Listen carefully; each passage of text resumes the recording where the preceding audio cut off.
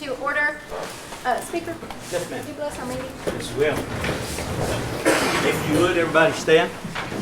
Most gracious Heavenly Father, we come to you today to take care of the business of the Cherokee Nation people at hand.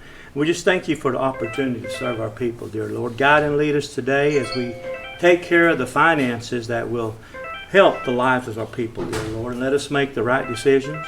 Just guide and lead us today. And we thank you for the leadership of our tribe. Guide and lead them and all of our employees. In Jesus' name we pray. Amen. Amen.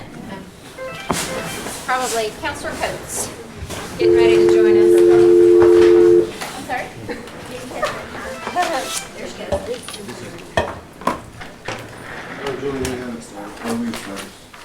Thank you. Counselor Coates? Yes. This is Janice. I'm just now calling the meeting to order, so you're right on time. Thank you. Sorry for the interruption. Oh, no, not at all. Prayer. I do want to welcome everybody to the ENF budget hearings for the Cherokee Nation for fiscal year 2020. We're going to have roll call first. Janice Taylor, Here. Chris Austin, Here. Harley Buzzard, Here. Joe Bird, Honey. Julia Coates, Here. Sean Crittenden, Honey. Joe Deere, Here. Mike Dobbins, Here. Kanan Duncan, Rex Jordan, Here. Darrell Legg, Here. Justin O'Fire, Honey. Laura Patzkowski, Here. Mike Shambaugh, Here. Mary Bakershaw, Honey. E.O. Smith, Here. Victoria Vasquez. Honey. I want to point out that Counselor Duncan is not here today because they are having a baby. So we'll add one more to the tribe by the end of the day. I want all of the new counselors and people in the audience that may not be familiar with how we do this to know that we're here to answer any questions that you all have regarding the budget. We will have representatives from each department come up. If you saw something as you were going through the budget that you had a question about, your questions will all be answered before we leave here, no matter how long it takes. So we're going to start with an overview of the budget. That's going to be this packet that you got. Who's going to do that presentation? Jamie Cole is going to do the presentation. So we'll go over that first. This is all of those two big books of budget condensed into about a 10-minute presentation.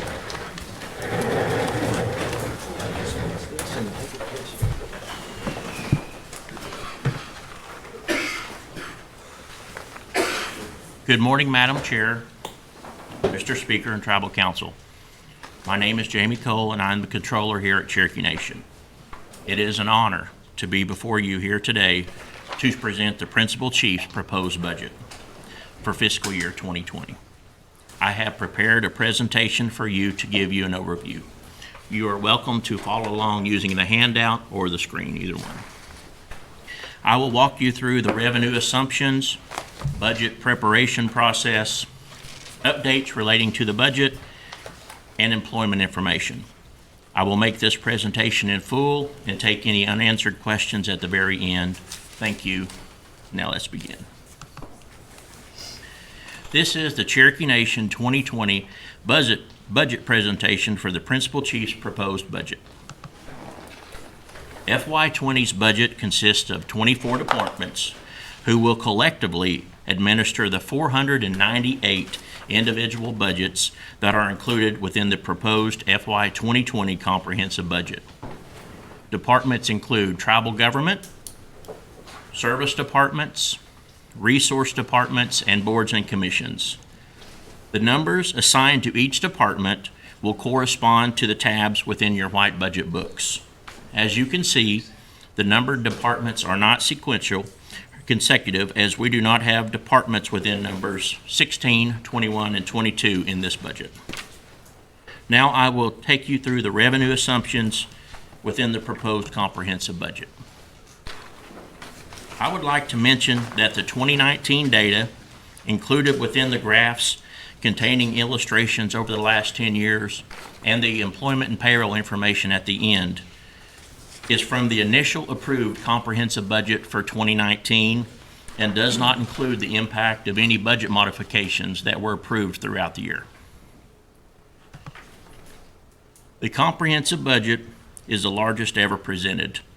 It consists of an operating budget of $928.8 million and a capital budget of $232.2 million for a total combined comprehensive budget of $1.16 billion. Please note that this proposed budget does not include any of the $30 million housing rehab dividend funding. Budgets for that will be submitted to the September meeting of the Executive and Finance Committee as budget modifications. This table gives an overview of the general fund. The green line reflects budgeted sources and includes tribally funded sources of revenue, including business dividends and tax revenues. The orange line reflects budgeted uses, and the red line is net position. In this proposed budget, all general fund sources have a corresponding use. This table shows the trends in grants, compacts, and tribal revenues. Grants and compacts revenue, the orange line, shows an increase of $217.6 million. This is due to a $143.9 million increase in IHS Health, a majority of which will go to direct patient care at the new outpatient healthcare facility. An $8.7 million increase due to the addition of the Trade, Economic, and Opioid Department of Labor grant, $9.5 million increase to DHHS due to the addition of foster care grants and increases in the NARCH programs, $41.8 million increase in Public Law 102-477 child care funds to assist our children in need, and a $16.3 million increase in Department of Transportation roads. Tribal revenue, the green line, increased $56.3 million, mainly due to a $39.1 million capital budget and $7.7 million increase in IDC and internal lease pools to accommodate expansion efforts. A $3.9 million increase in motor vehicle tax and motor fuels tax based upon projected revenues, and a $6.6 million increase in tribal revenue based on projected sales and tobacco tax revenues. Tax revenue includes motor fuels tax, motor vehicle tax, tobacco, and other tax.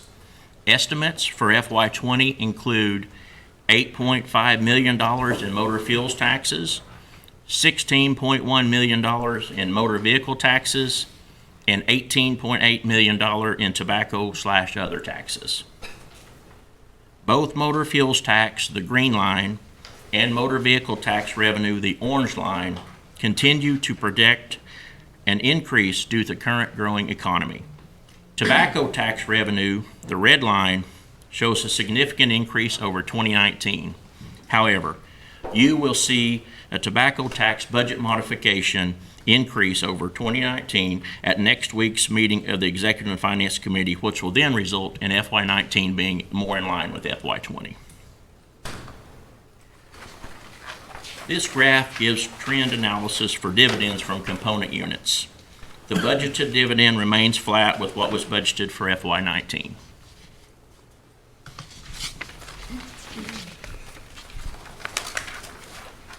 The next two pie charts give an overview of funding sources for the comprehensive budget. Micro. This table gives you a complete breakout of funding sources, both federally by agency and tribally by type. IHS is our largest source at 41.8%. Capital projects and tribal funds are the next largest at 9.5% and 9.4%. Macro. This table gives you a high-level overview. Federal funding of our budget is 69.7%, tribal is 24.3%, and tax is 5.4%.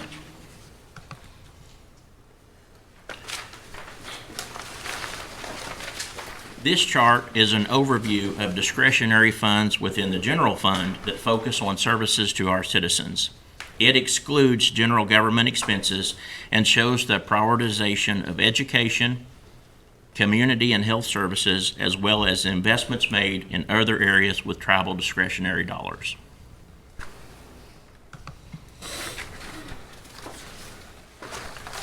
Now I will take you through the process of arriving at the Chief's proposed budget. This is an intensive process that takes several months to complete. The FY20 budget planning process began in April 2019. The Budget's office sent an email to the departments on April 5th. Departments were asked to prepare a flat budget consistent with FY19. The indirect cost rate or overhead rate was budgeted at 12.9% as opposed to the FY19 rate of 14.05%. The fringe rate applied to all full-time employee positions remained flat at 33.8%.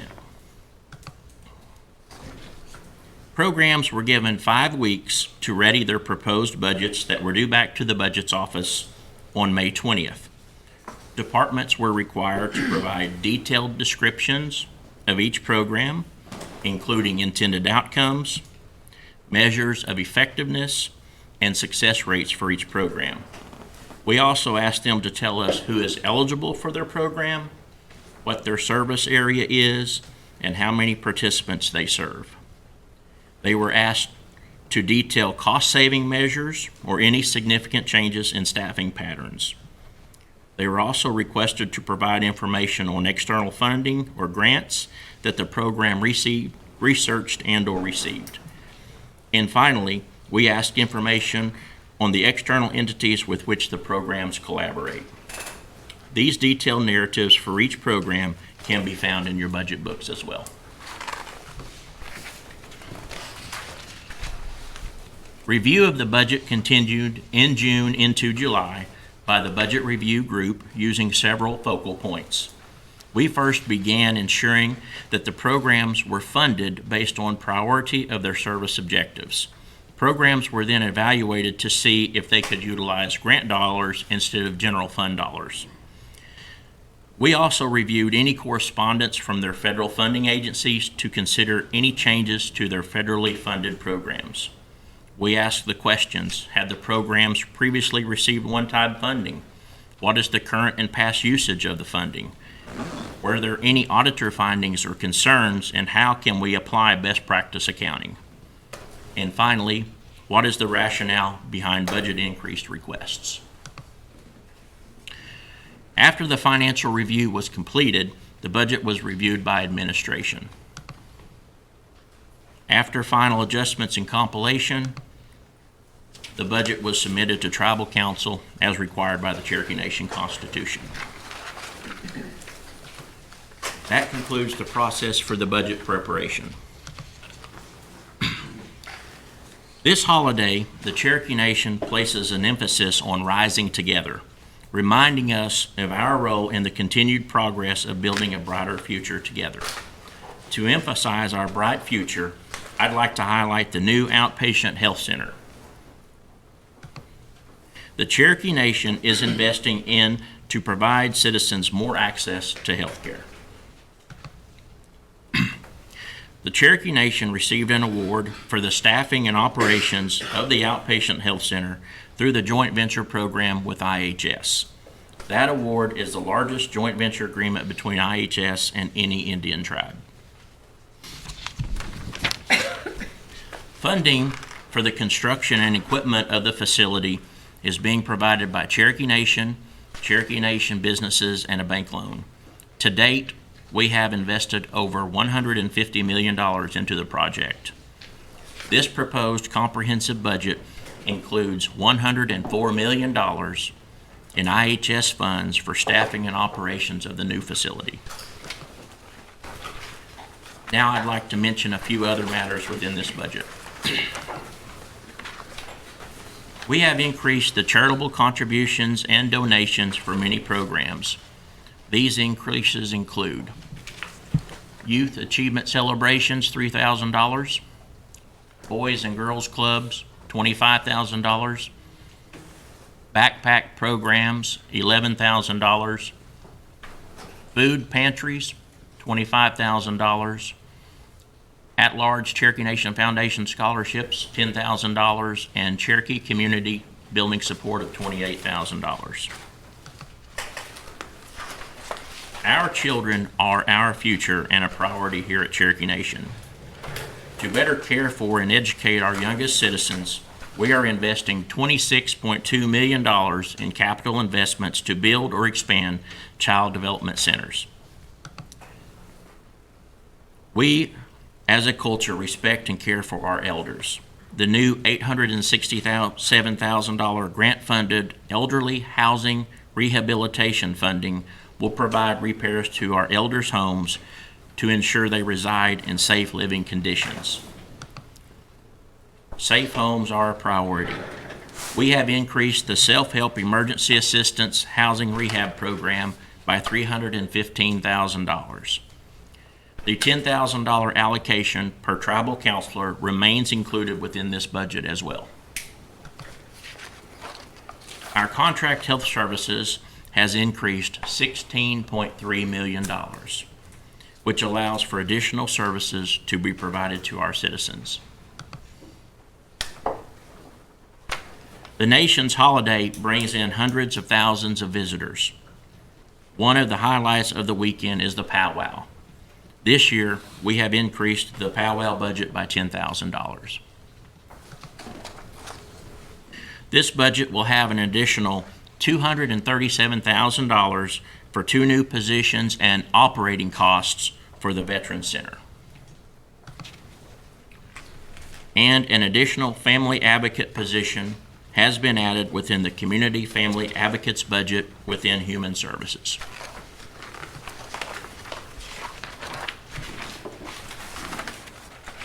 As I have mentioned earlier, this is the largest budget ever proposed. With the growth of the Cherokee Nation comes the need for more positions to better serve our citizens.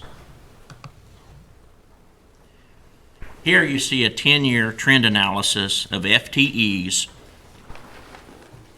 or full-time equivalent employment. FY20's budget includes 4,661 FTEs, which is a 1,256 FTE increase over just 10 years ago. This table gives 2 breakouts. The one on the left breaks out all employees by funding sources. IHS Self-Governance Health funds the most with 2,415, with the indirect cost pool in second with 436. The table on the right breaks them out by department. Not surprisingly, health is the largest department with 2,608 FTEs, and education services is second with 350 FTEs. This table breaks out vacancies and new positions by department. The table on the left shows vacancies, which total 603. Health has the majority at 324, and Human Services is second with 48. On the right, we have new positions by department, and there are 432 new positions included within this budget. The minimum wage is being increased from $9.50 to $11 per hour. This budget presented to you for your approval includes the funding to cover this increase. Christmas bonuses are also included within this budget and will not be affected by the minimum wage increase. The new pay scale shows increases for all levels of employees' salaries. This table is a payroll analysis quantifying and explaining the material impact of employment variances in FY20 compared to FY19. I will go down the list and give more information. The increase in career services is related to the increased funding in the Department of Labor grants and Public Law 102-477 compacts. The increase in financial resources is due to the addition of support staff to support the Hastings Outpatient Health Center.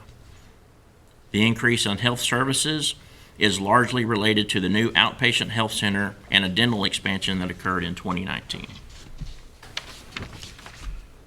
The increase in human resources is the addition of support staff for the Hastings Outpatient Health Center. Human services increase is related to funding increases in the Department of Interior and Public Law 102477 compacts.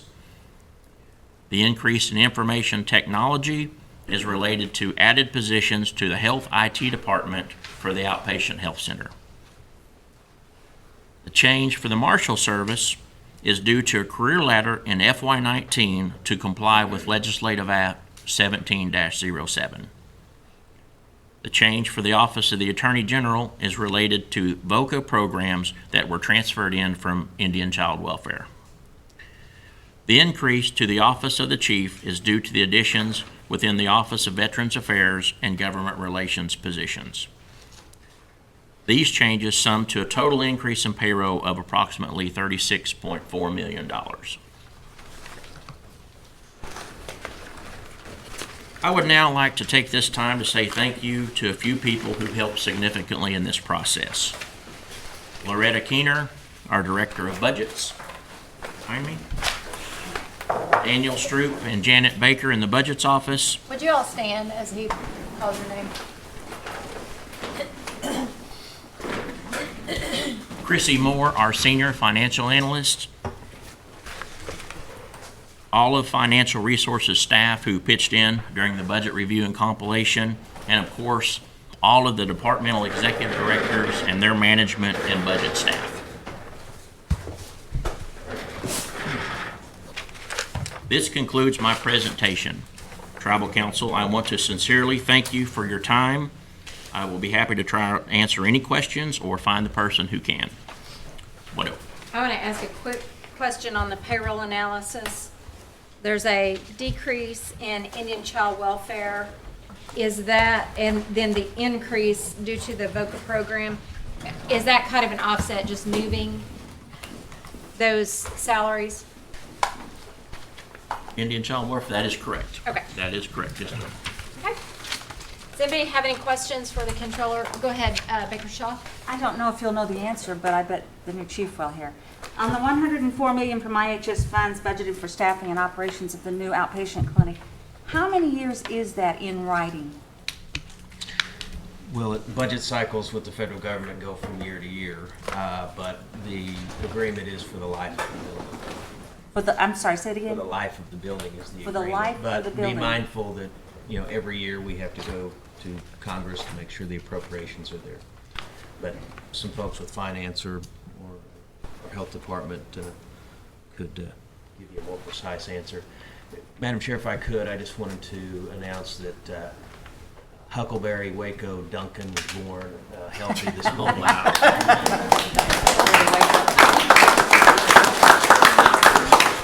Newest Cherokee citizen. Okay. And I'm going to step away for Councilor Shaw ask any more IHS questions. Okay. No, I just to clarify, I had just heard it been said that the $104 million was perpetual, and I just wanted to know, did we have it in writing, or did we really know if it was? So I understand better now. Thank you. Counselor Crittenden?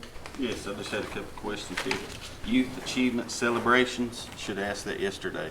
I just wasn't sure what that was. And he's looking at it. So, Councilor, there's a relatively small line item that's been in the budget. We bumped it up a little bit. From time to time, council members and people in the community will have a young person who is engaged in some sort of positive activity where to get to the next stage, Right. they need a little help, and that's just a way to do They it. called it the award or something, right?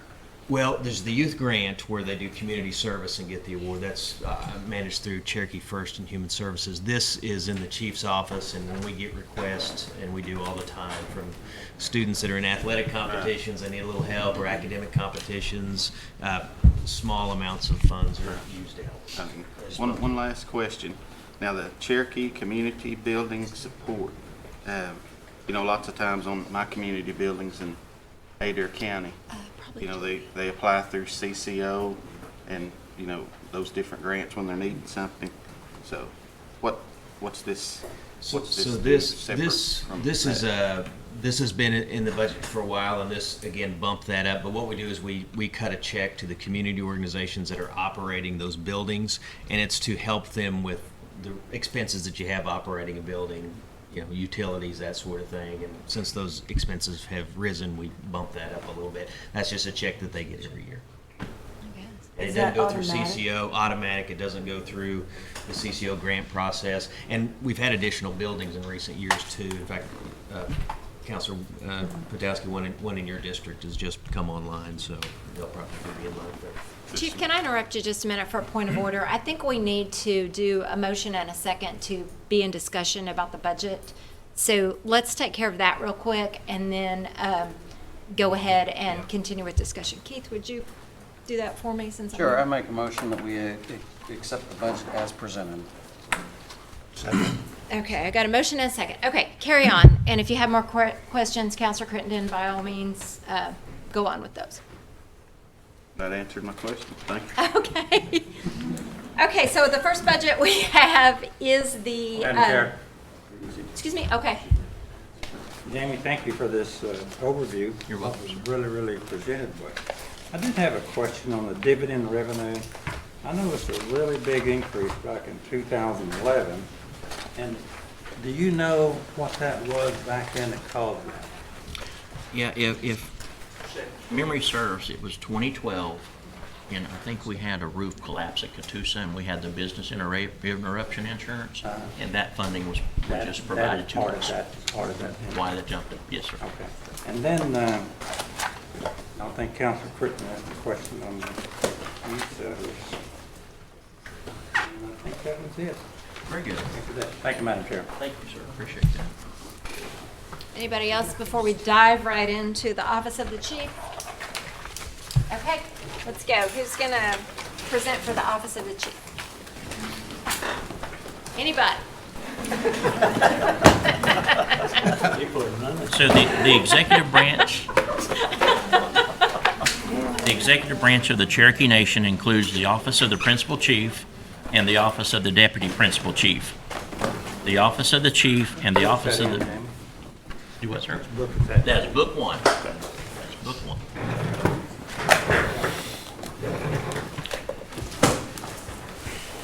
The Office of the Chief and Office of the Deputy Chief provide administrative support and direction to the Cherokee Nation and its departments and programs.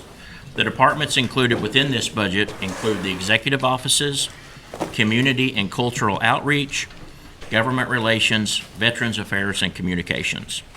I'd like to welcome Todd Enlow, Chief of Staff, to answer any questions you may have regarding these budgets. Does anybody have one? The only one I have is in, trying to figure out how to get you on the same page with me. It's in government relations. It's accounting unit 1010040. And there's a $70,000 increase in salaries. And then when you look at new positions, it's not even one full-time position. So I'm curious about that. Let me grab that book real quick just to make sure. Okay. It's page 15 and what I've got. I'm assuming yours is the same.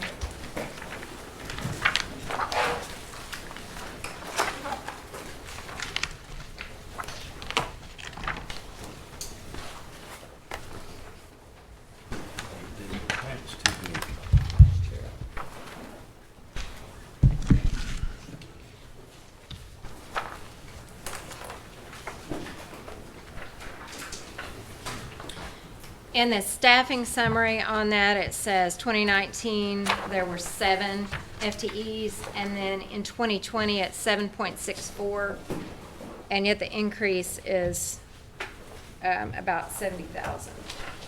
Yeah, I know that we did reallocate some positions that were being charged to get out the vote and reallocating some of that. That's why you'll see, in some of those, you'll see like a 0.6 and a 0.4 move on those salaries. But I'm trying to get you a specific answer on that.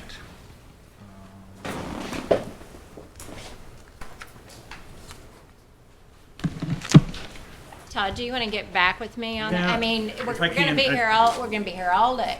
Yeah, actually, Mary's back here in the back of the room. I'll just consult with her and Okay, then I can I'll get back just to you later. leave my tab here and do that. Okay. Yeah. And some of that will be that reallocation adjustment, but I'll verify to make sure there wasn't something else that was in there. But that was the part of it will be that reallocation of some of those expenditures from other budgets. But I'll verify what the total difference is. Does anybody else have a question from the office of the chief? I did have one other question on page 93. Cherokee language curriculum, and are we 3 years into that grant? Yes. I'm sorry? My first question. No. Oh, but that's a grant, we're 3 years into it. That was my only question, was clarification on that.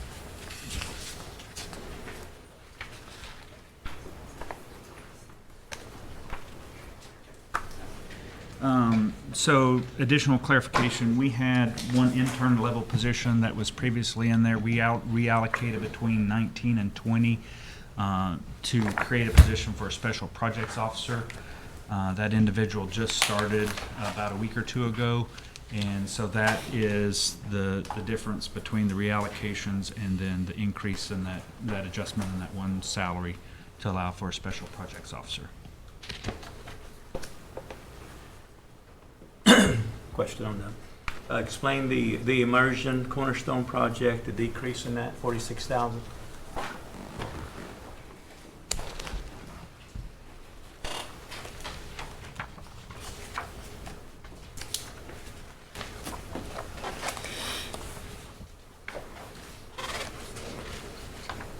So I don't tie up Chief's too much budget, of page 1.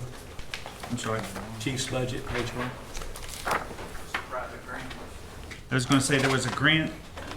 There was one grant that reallocated or terminated. Did that expire, Jody? Okay. Okay. Jody, it's good to have you around. He's pretty sharp. He Yes. is. We're trying to keep him. Keeps us legal. Okay, thank you, Madam Chair. Okay. Yes, go ahead. Wait, now that it expired, what do we do with it? What do we do with the program?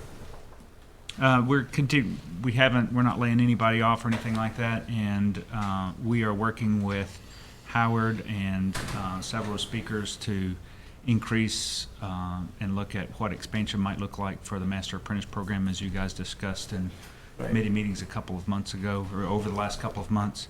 Keep us Obviously, posted. We don't want to cut that program. Okay? Absolutely. All right, thank you, sir. Thank you, Madam Chair. Mr. Shambaugh? I guess the speaker's pilot program are the same, would be the same thing? Yes. And I guess we just had inauguration money because there was inauguration that just comes around every 4 years then. Yes, sir. And that's the only, that's the only thing I see.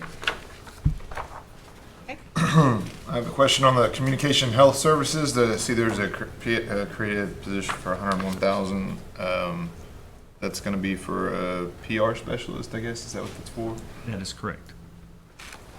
And so what our hope and desire is that with the new facility, 469,000 square foot facility, we want to make sure that we communicate well with patients, with new processes, as well as staff, and the overall healthcare system as patients go in and out of that. So making sure that people know what's going on inside each of those facilities and how best to access their health care. And we're just hiring one person for that position? That is correct. Yeah, that's all I have. Yes. Okay. Move on to our budget, tribal council budget. Thank you very much. Thank you.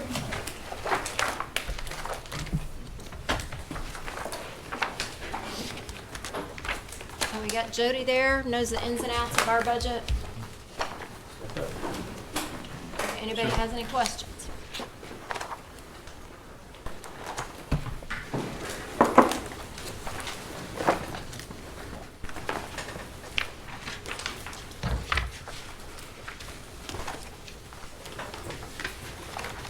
Didn't have many changes this year. We did go ahead and, as you guys know, we carry over any unused travel into your community assistance fund, and I did go ahead and budget an estimate of that up front this year, so if it's off by very much, we can come back with the actuals later on.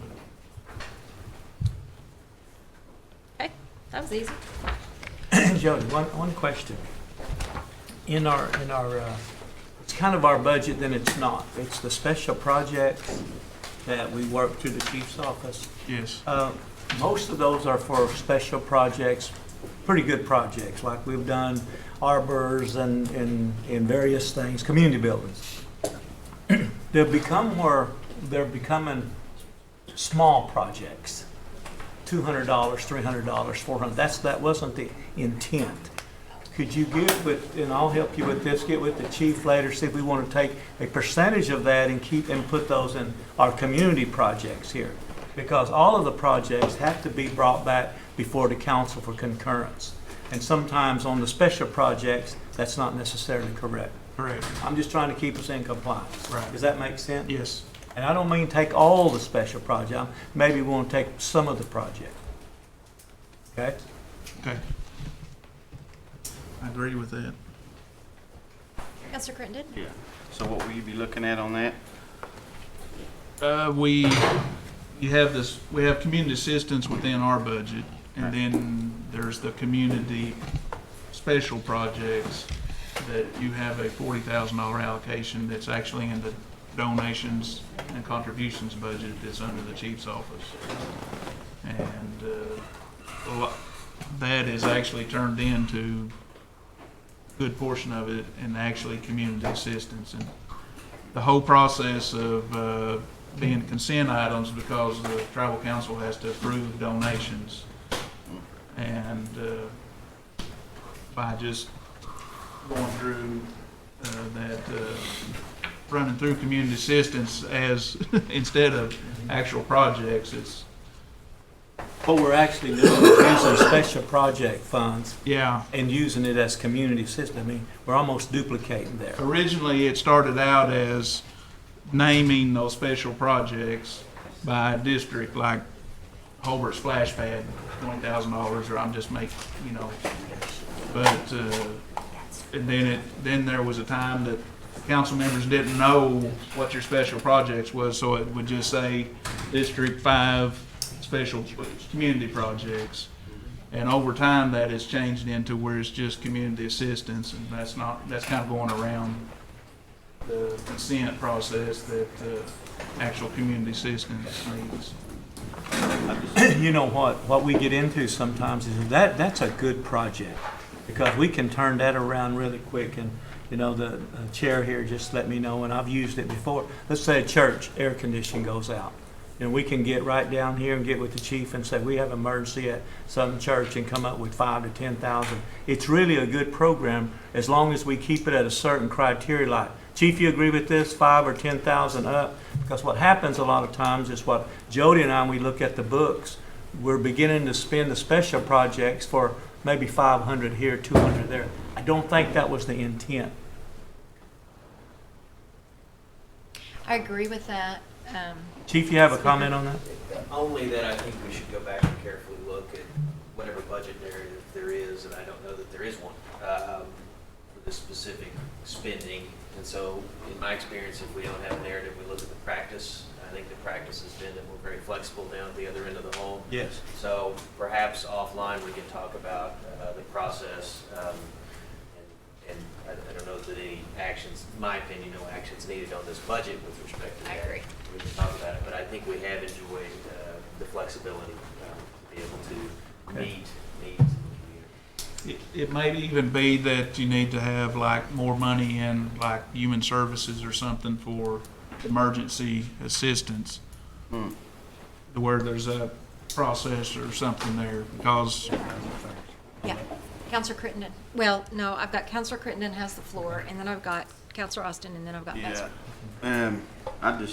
I'd like to say I love it how it is right here. Every district's different. We spoke with Chief a little bit yesterday on this topic. Every district is different. Sure. And where someone may need a splash pad, we've been able to use this money to help on that $500 thing that was, you know, big's a relative term. That was a big deal for them. So I would like to just say I like it how it is, and it's really helped my district. And to put a cap on it, or a maximum that you can, or minimum that you can give for something like that, would really hurt my position. So that's just my seat talking. Thank you. Counselor Austin? Yeah, I think we're trying to solve a problem that don't exist, frankly, with this conversation. The fact is, there is a process of check and balance on this. We pass the budget.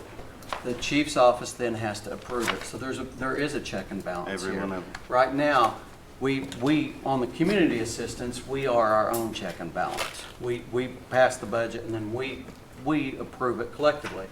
Now, with this budget, there is something we want to be sure that we don't take away from ourselves, and that is the fact that we have to wait till we have to wait till the next ENF meets before we can approve anything. With the chief's office, this has already been approved. So if they agree, we can act in between E and F with something, because that budget gives some flexibility. But this budget, we're trying to take away the flexibility that this allows us to use in conjunction with the chief's office. So I think we're trying to solve a problem by making it more complicated instead of simpler. And we're actually not trying to take away the program. I support the program. Oh, absolutely. Yes, I utilize it. We're just trying to put restrictions on it. Trying to stay in compliance. Okay, Counselor Buzzard? And I understand about being compliant, and I think Councilor Austin gave a good example about being in compliance, about the approval and going to the chief's office for the approval for the checks and balances on it. But I just want to say one thing to follow up on what the Councilor Britton said about Adair County. I've used this project to the best that it can be used, because in my district up there, most of those towns cannot afford a splash pad. Matter of fact, I've tried to get a splash pad for some communities. Well, the communities couldn't afford it. Also tried to get a skateboard park, and they couldn't afford it.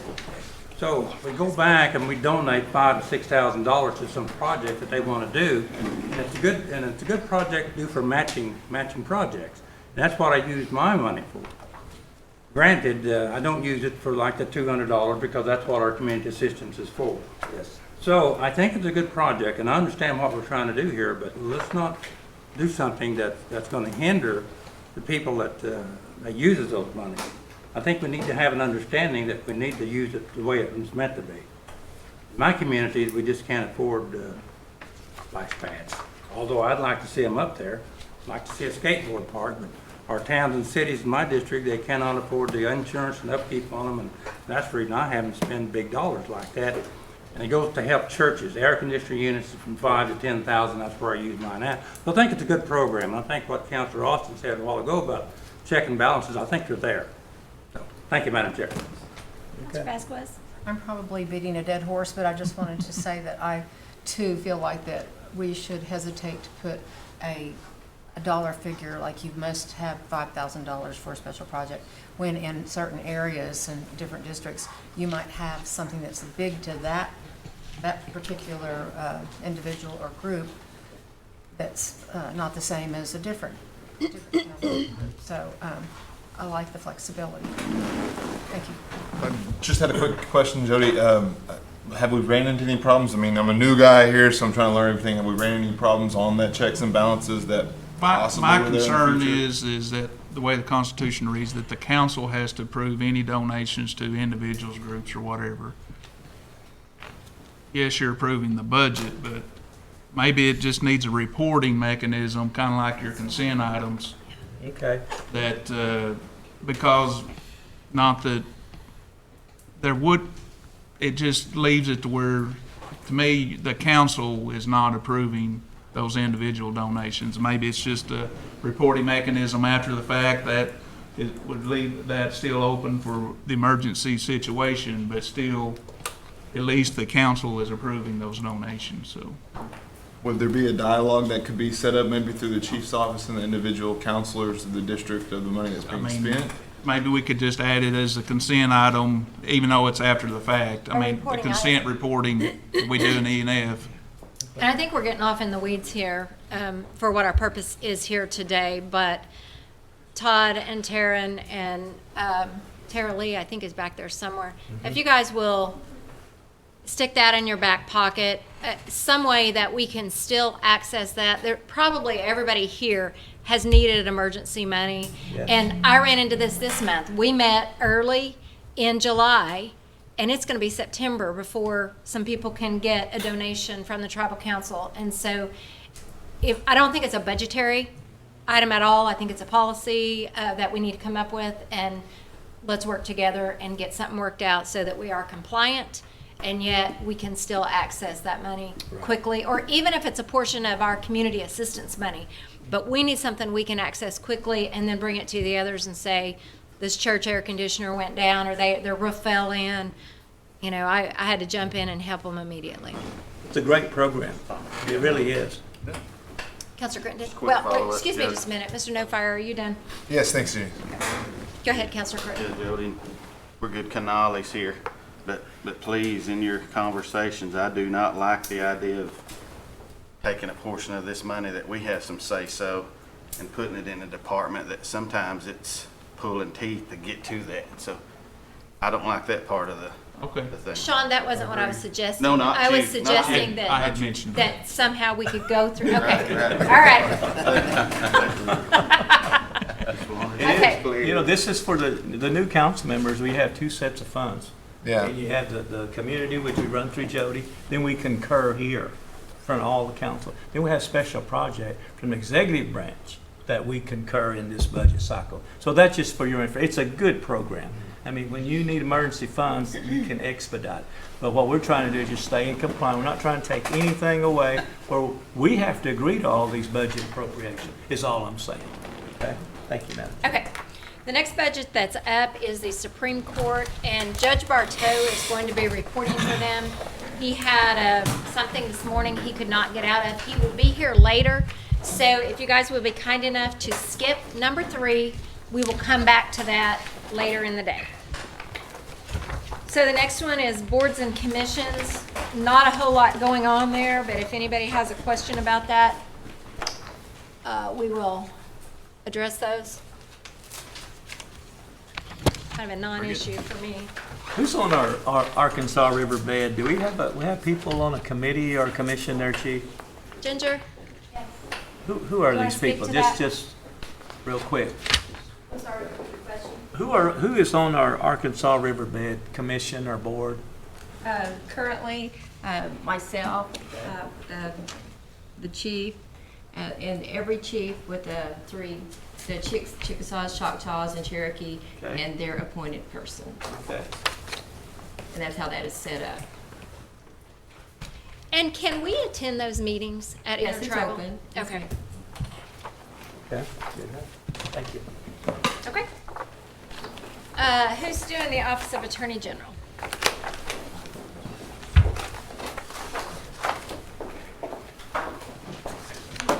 And it's all decreases, so that'll be easy for you. Usually means we don't get any questions, right? Almost $500,000. Well, we did. Yeah. My only question is litigation. There's a significant decrease there. Would you speak to that? So we actually increased this year. We did a budget mod last month, mainly because of the ICLA case. We thought we were going to get a decision. We did. We will see in the next couple of months ratchet up in that budget. We expect them to appeal that case, and we asked for the decrease anticipating that. So next year's budget didn't have that extra. We'd asked for an extra $300,000 in our litigation budget, and that's taken back out for the 2020 budget. Any other questions there?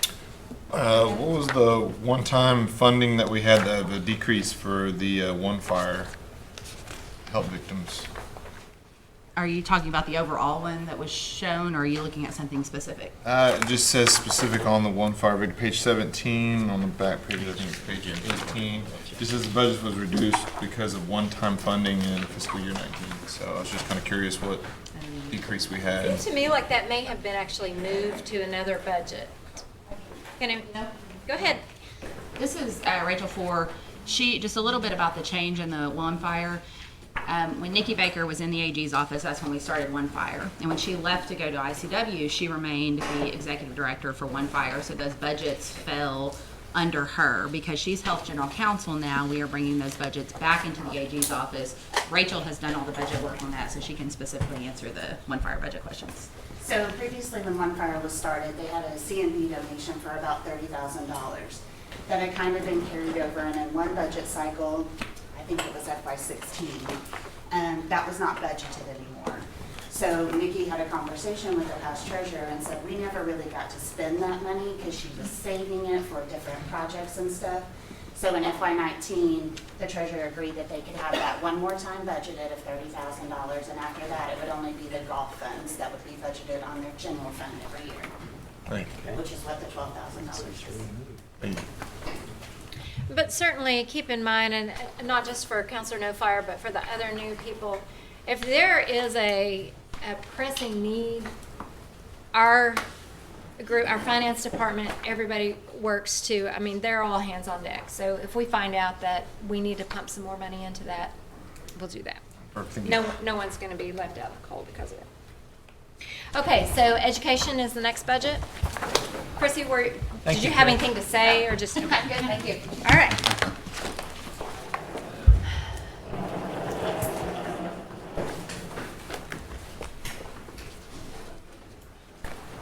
I know you guys are busy because it is the heat of scholarship, getting those out.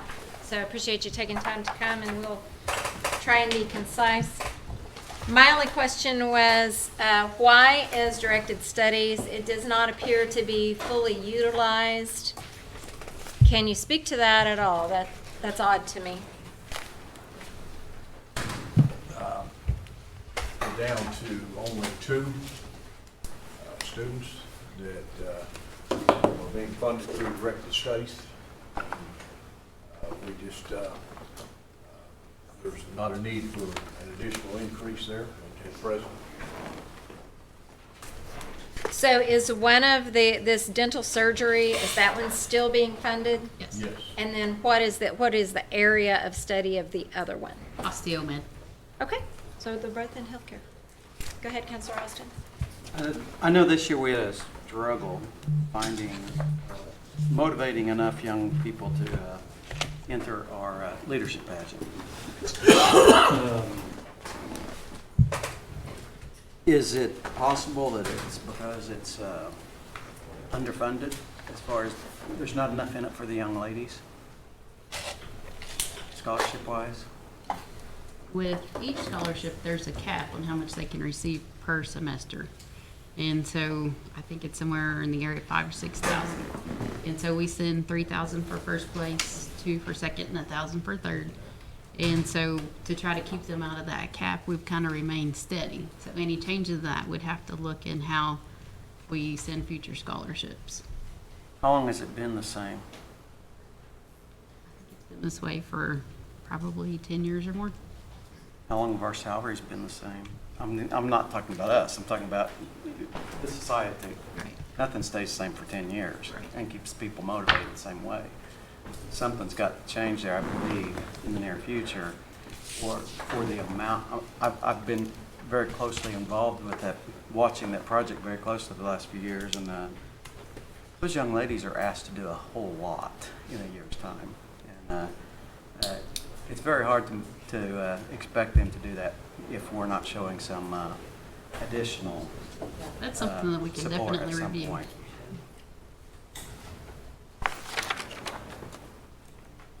That's all.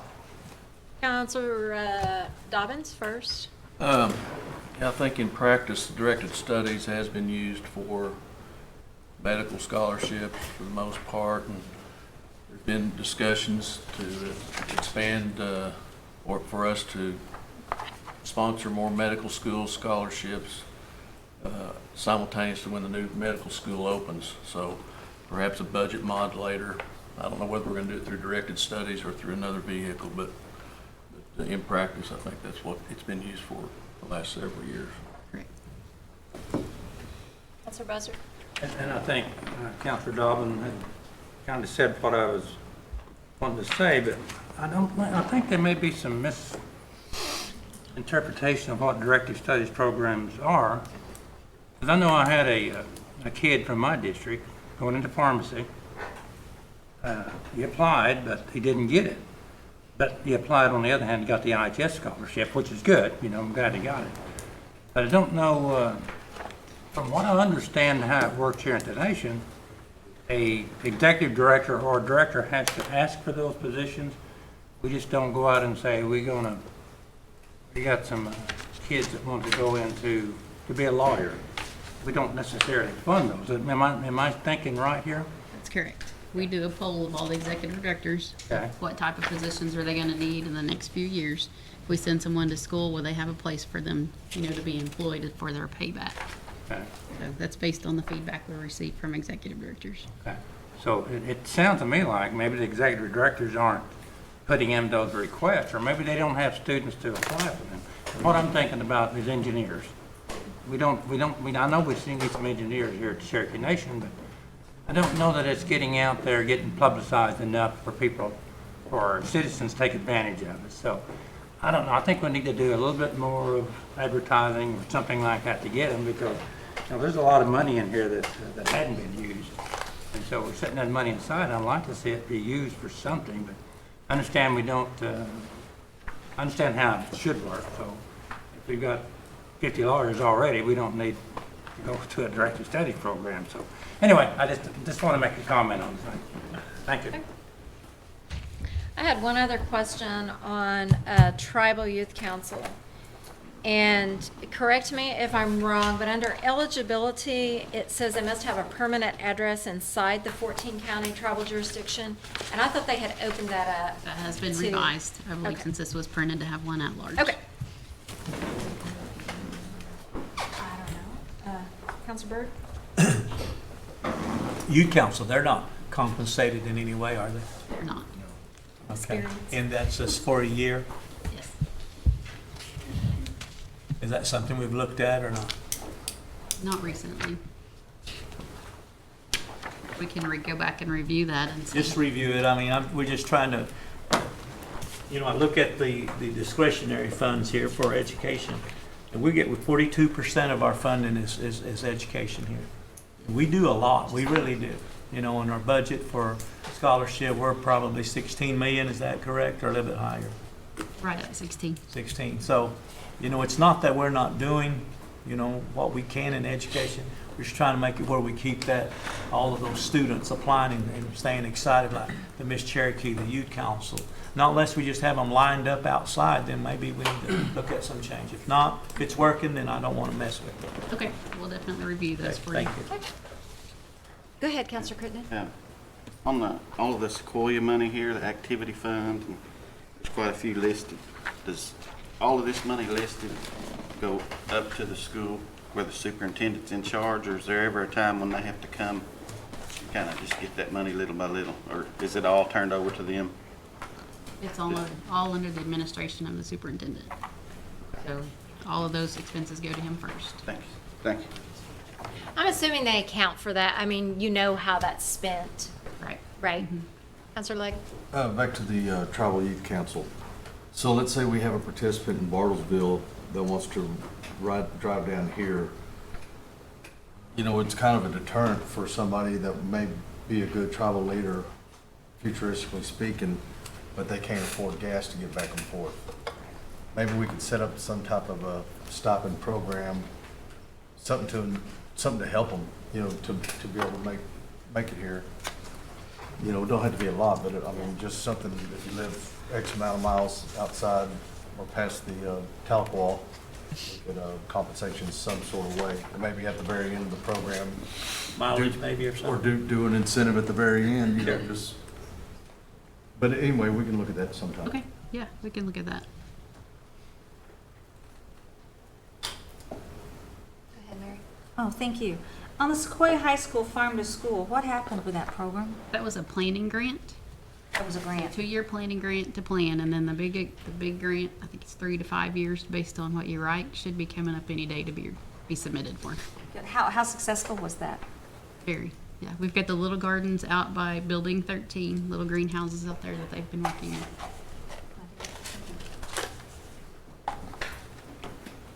Okay. Ready to move, thank you. Ready to move on to health.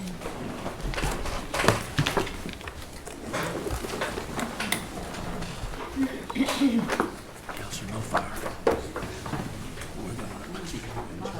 Oh, it's all us, sure. Absolutely. Yeah. No. We have a contract. All right, I'm sure this budget was very challenging because we're in uncharted territory here, and I'm sure it's impossible to anticipate what you're going to need in the next year. But I appreciate the effort that went into it. So go ahead, Counselor Baker-Shaw. Sure. This has been quite a study. I have a question. On Hastings revenue and Hastings outpatient revenue, on patient revenue, we're expecting a decrease of $35 million. Why is that? All the outpatient services are moving over to the joint venture building. So that's why the yeah. increase is there. So technically, it'll be Allocated to a new Okay. location. Tell me about the diabetes grants. Are they all coming up for renewal? What's going on Excuse with me that? just a minute, Mary. I forget we have new counselors. Would you guys go ahead and introduce yourselves and your positions? And I should be doing that for every department, so go ahead. I'm Dr. Steve Jones. I'm the Acting Executive Director for Health. This is Amy Sam. She's our Senior Director of Finance. Okay, go ahead, Counselor Shaw. Oh, yes. Tell me about the diabetes grant situation, because if anybody needs some money, it's us for diabetes. I'm trying to find the page real quickly to see what the grant period is on this. We'll split it. 331 looks like where it starts. Ours are numbered a little bit different Oh, than okay. yours are. So if you'll bear with me for just a Sure. second, please. Oh, goodness. We've got so many in here.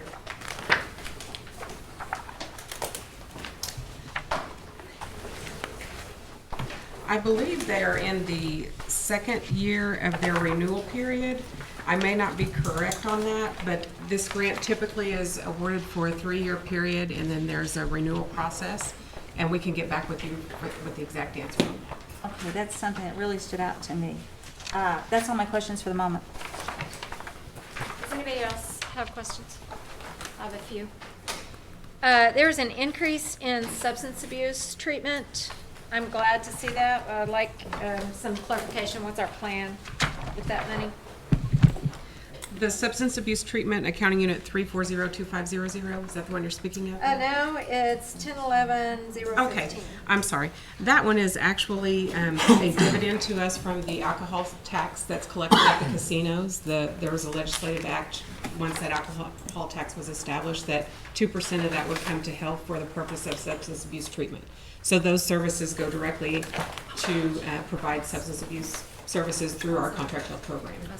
So that is just a projected increase in that tax collection? Yes, ma'am. Then I had another question on the units 340-1360 through 362. And I think as much as anything, what is that program? NARCH it's a research program. Sohel Khan is the person that directs that program, and they do a grant application, and they submit research projects where they get approved through our IRB here internally, Internal Review Board, and we also work with a lot of universities on these projects, typically like the OU Health Sciences Center and different things. Unfortunately, I don't know off the top of my head the exact projects. They may be described a little bit more in the narratives, what each project is focused on. He's been with us for some time, hasn't he? Yes, he has. Now, is he just on contract, correct? No, he's an employee. Okay. He's the director of health research. Yes, okay. He does a good job. Okay, and then our hepatitis C grant is over. So my question is, I understand that was extremely successful, that we've really made some headway with that. Do we intend to continue with that research, that testing. Can you speak to that, Dr. Jones? Yes, we are continuing with that, and I'm aware that we got an additional grant for HIV elimination program that we're starting that runs in conjunction with that. So, yes, we are continuing that project. It's been very successful. There are some other parts to it that we need to implement that we're not to yet. A needle exchange program, that type of thing, that in order to be completely successful, we've started a pilot program to allow the disposal of sharps for our diabetic patients and at our clinics that we're just now getting off the ground. So it's baby steps and trying to get to a program that allows us to eliminate Hep C.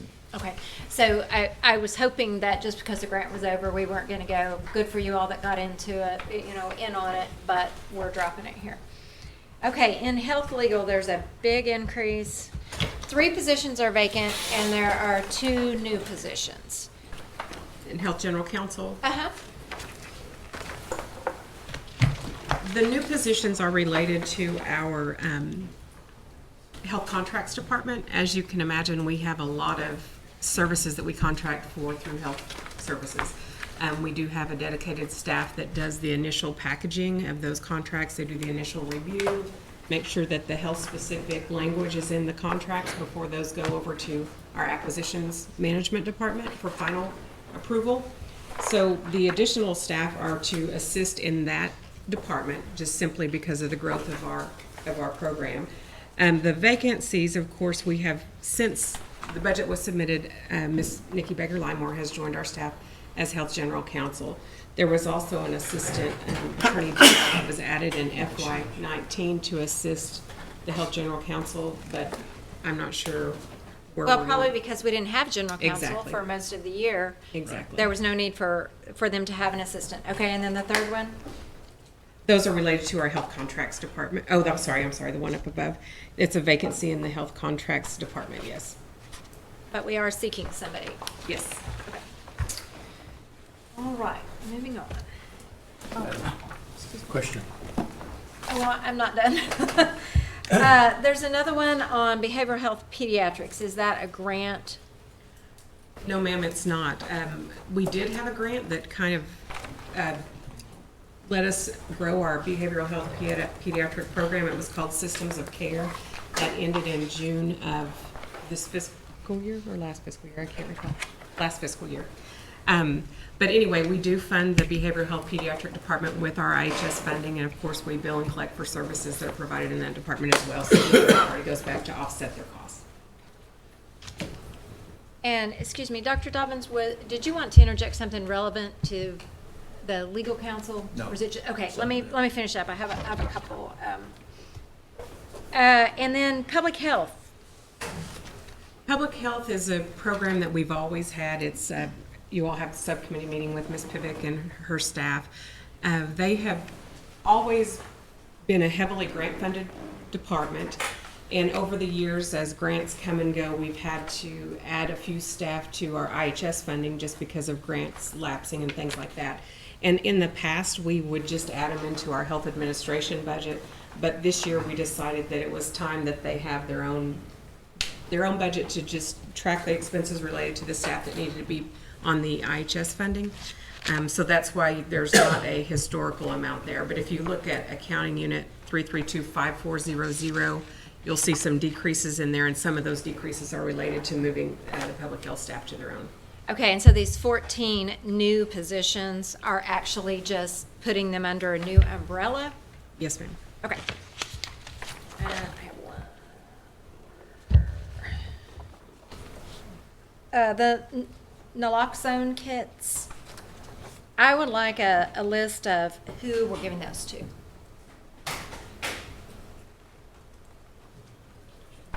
I mean, I'm assuming they're law enforcement and that sort of thing, but Services. I would just like a list of who those are going to.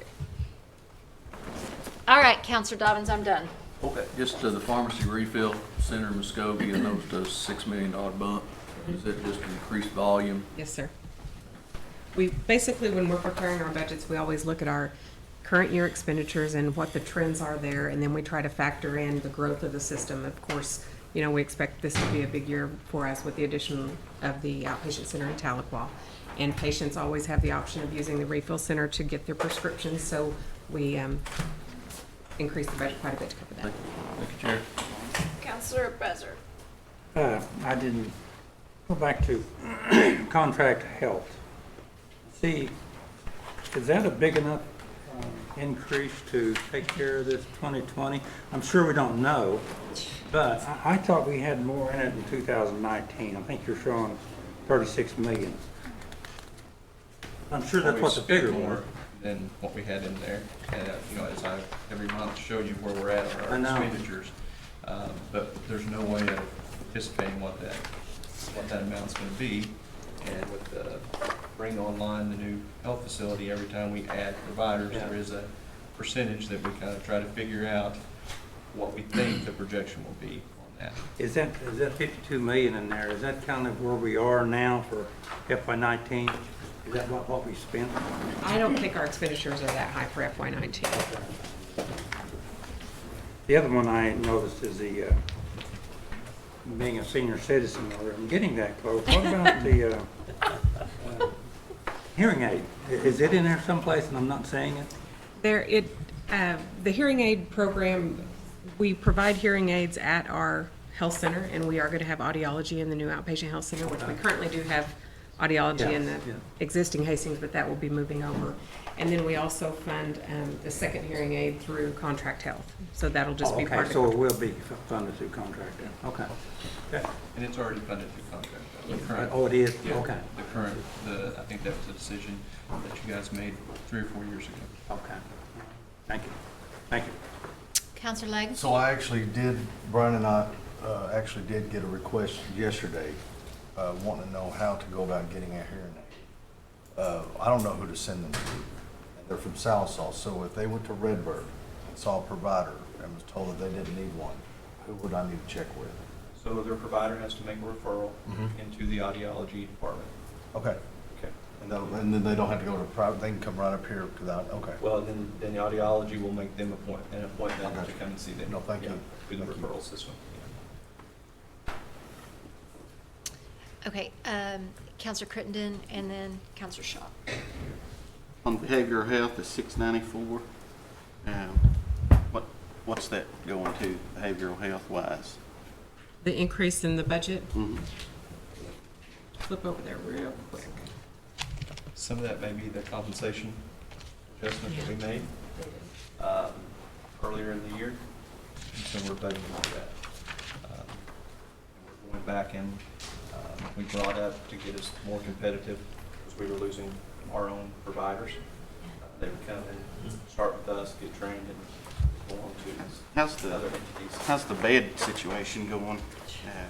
Where they contact me, I send them to the emergency room, and there for a while there were no beds available. Is that looking up behavioral health wise?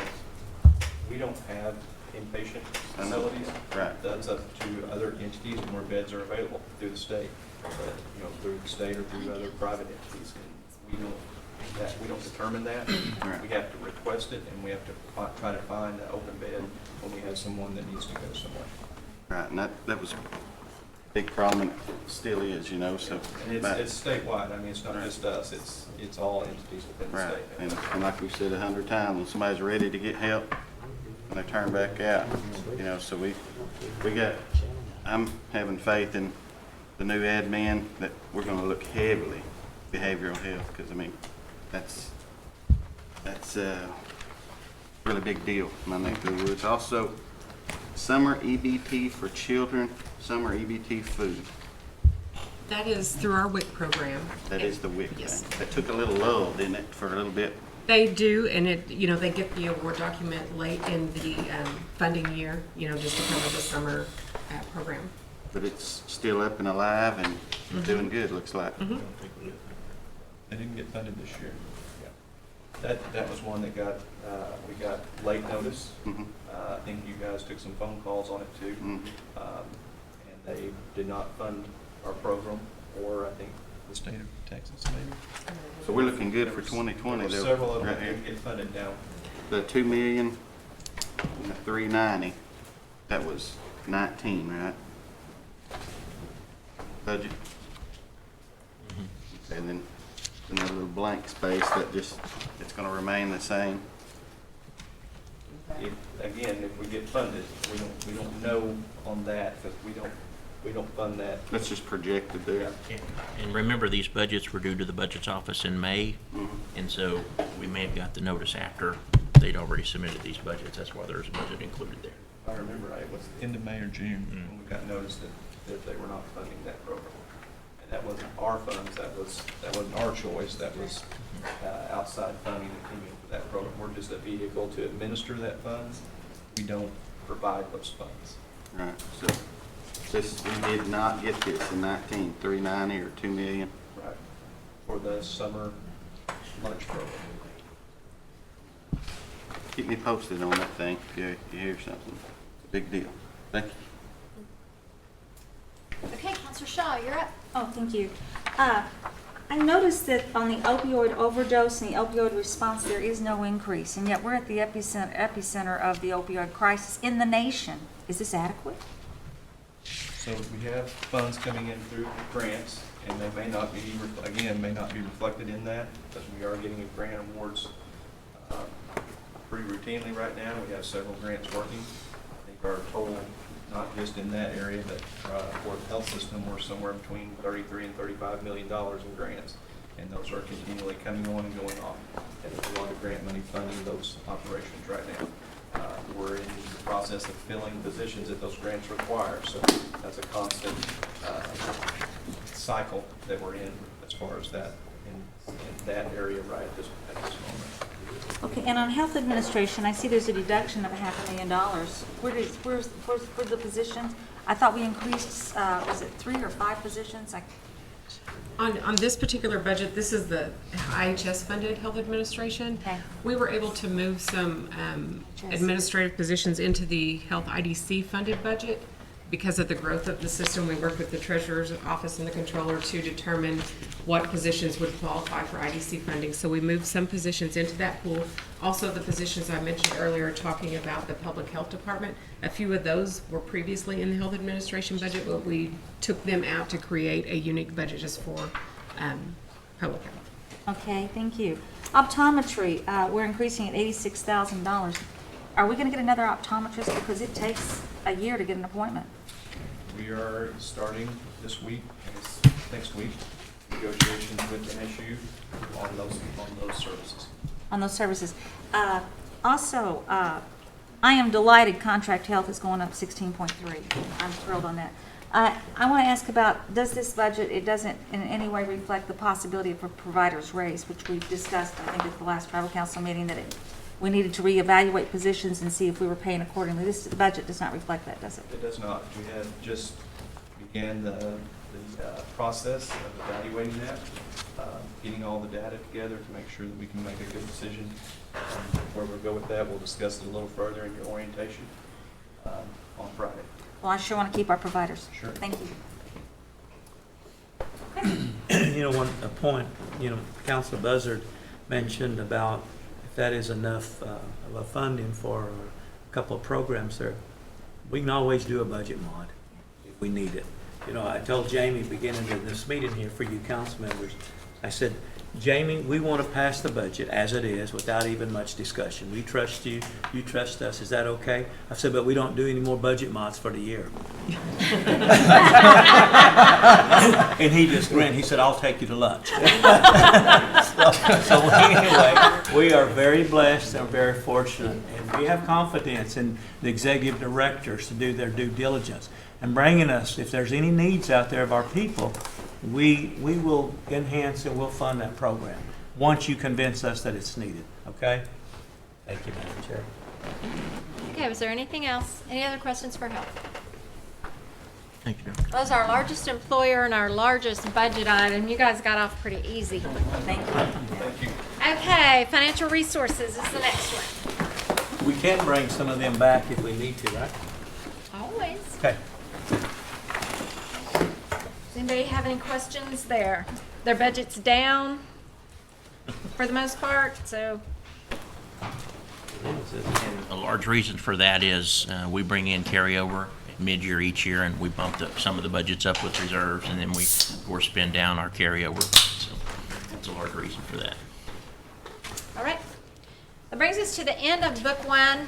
But before we take a break, I want to go ahead and have Marshall Buell come up and do his budget. A little bit out of order, but he's sitting back there staring at me. Can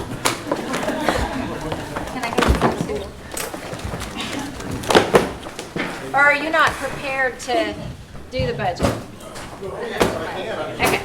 He's in Book 2.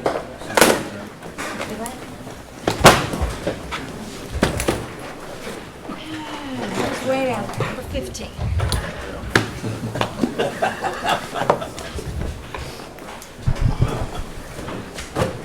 You guys are all right. You ever see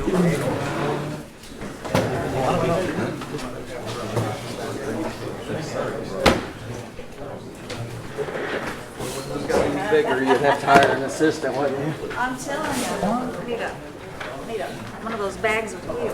Those are truly huge.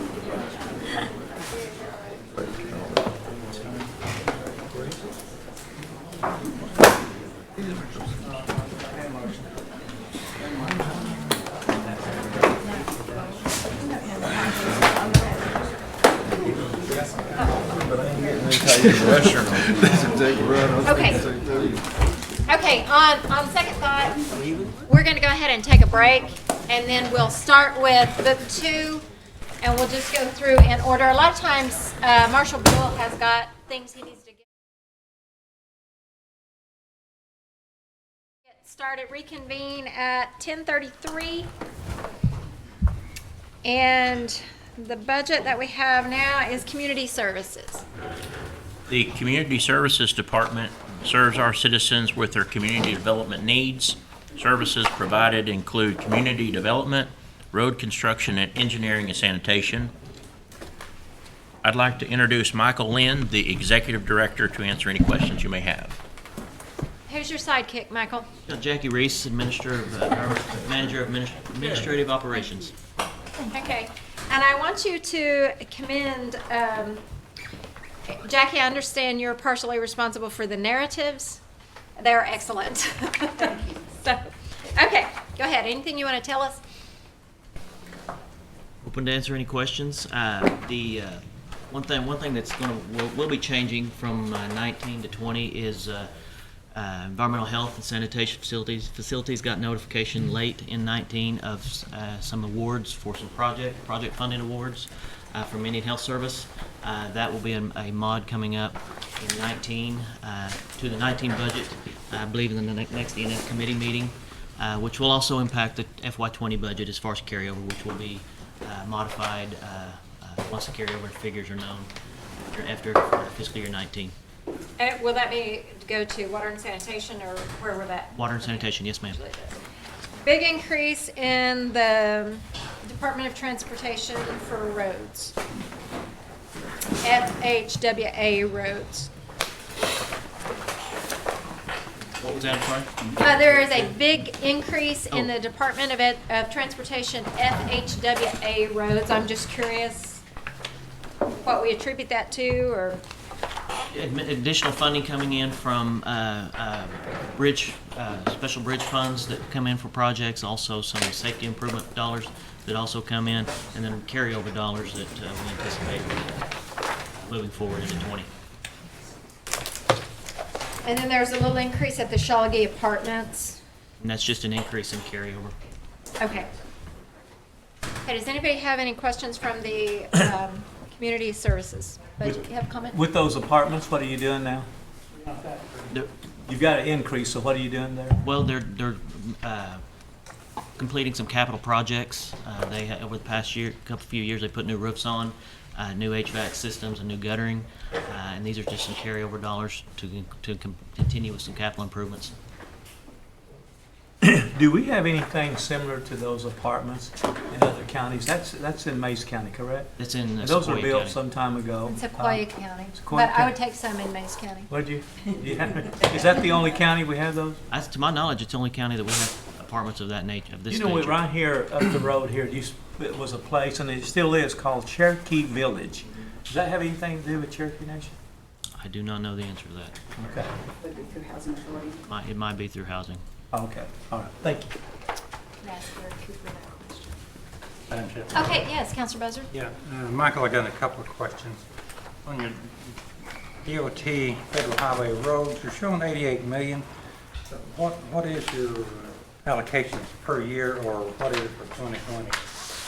The formula allocations for the federal highways is around 13 and a half, 14 million. Okay. It does fluctuate a little bit, but it's typically around that area. Okay. And then, and I take it the 88 million, that's total budget. It is. That includes what your money you got, okay. The other question is on the DOI road construction. You got 5 million in there. Is that, what is that? What's that mean? That's a great question. Those are the old BIA funds that Okay. went through the Department of Interior. Those are funds that, once they're gone, they won't come back. Okay. We're spending those on some old projects right now. And again, once those are spent down, then nothing. So those are funds that might be years old. Definitely, yes, definitely.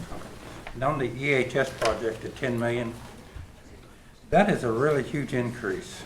And I know we got some grants from IHS over this year, but usually that doesn't run near that high. I see in the 19 budget it's 14 million, and that was due to those increases, that the grants that we've got, I think. 10 million still seems high, and that's good, that's a good project. So. Okay, that answers my question, thank you. Did you have some, okay, sorry, Nicholas. Congratulations again, Michael, on this position. Thank you, sir. Who's our go-to now? Is it Debbie? In the department? That took your... It'd be Andy Quitone, be the Andy director. Quitone. That's right, that's right. That slipped my mind. And Michael, one thing, we mentioned it before, I'm gonna be looking at the policies that kind of prevent us from, the septic pumping out. Just looking at the policy where we may be able to designate a vehicle that, Cherokee Nation services that can just help those people in a bind. And Billy does, good work, great work. I appreciate him. He's always tried to help. But I kind of get in a bind there where Elder may be backed up for, it went 2 weeks and longer. But I'll be looking at those policies. And Chief, on our conference call, there's a good thing that's going to be going on where we talked about some plumbing and some electrician work and different things where they're going to be utilizing some folks to kind of meet those emergencies when they come up. And might be a conversation, kind of maybe include something like that because, each different district's different, but that comes up quite a bit on my end, just those old Honeywell problems. Sure. But we can visit about that, and congratulations one more time. Thank you very much. Thank you. Counselor Shambaugh. What is our road budget this year comparable to last year per councilman? Is it going to be about the same, or? Should be, motor fuel tax will be the same. I believe the special bridge and vehicle access fund will be the same. Motor vehicle tax is subject to fluctuation because it is based on the tag revenues that come in. So we really don't? Really don't know. Jamie may have a better answer. We'll know that number January, February time period, but I do expect a slight increase. Okay. We're projecting higher motor vehicle tax revenues, so expecting that would translate into more allocation for roads. All right. Thank you. Counselor Legg, did you have something? Oh, no, ma'am. Okay. Is that it for Michael? All right. Appreciate you, sir. Thank you. All right. Brings us down to Human Resources. The Human Resources Department provides support to the nation's departments and employees. Human resources include recruiting and training of new employees, administration of the employee benefit programs, and risk management. I'd like to introduce Nason Morton, the Executive Director, to answer any questions we have regarding these budgets. Good morning. Anybody have any questions for Nason?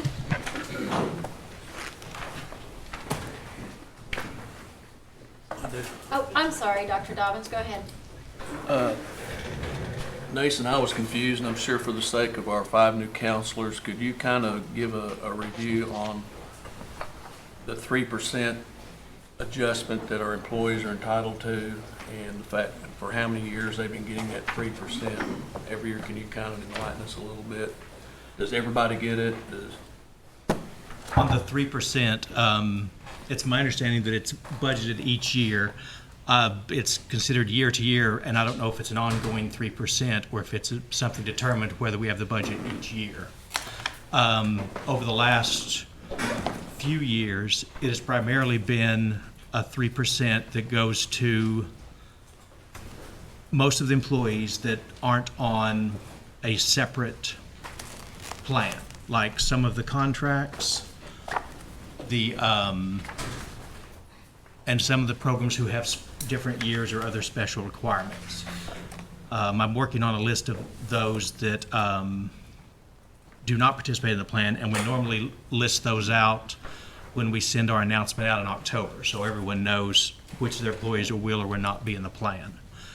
The 3% in the past primarily has been an option of the employee doing 3% either as a lump sum or as added to the base.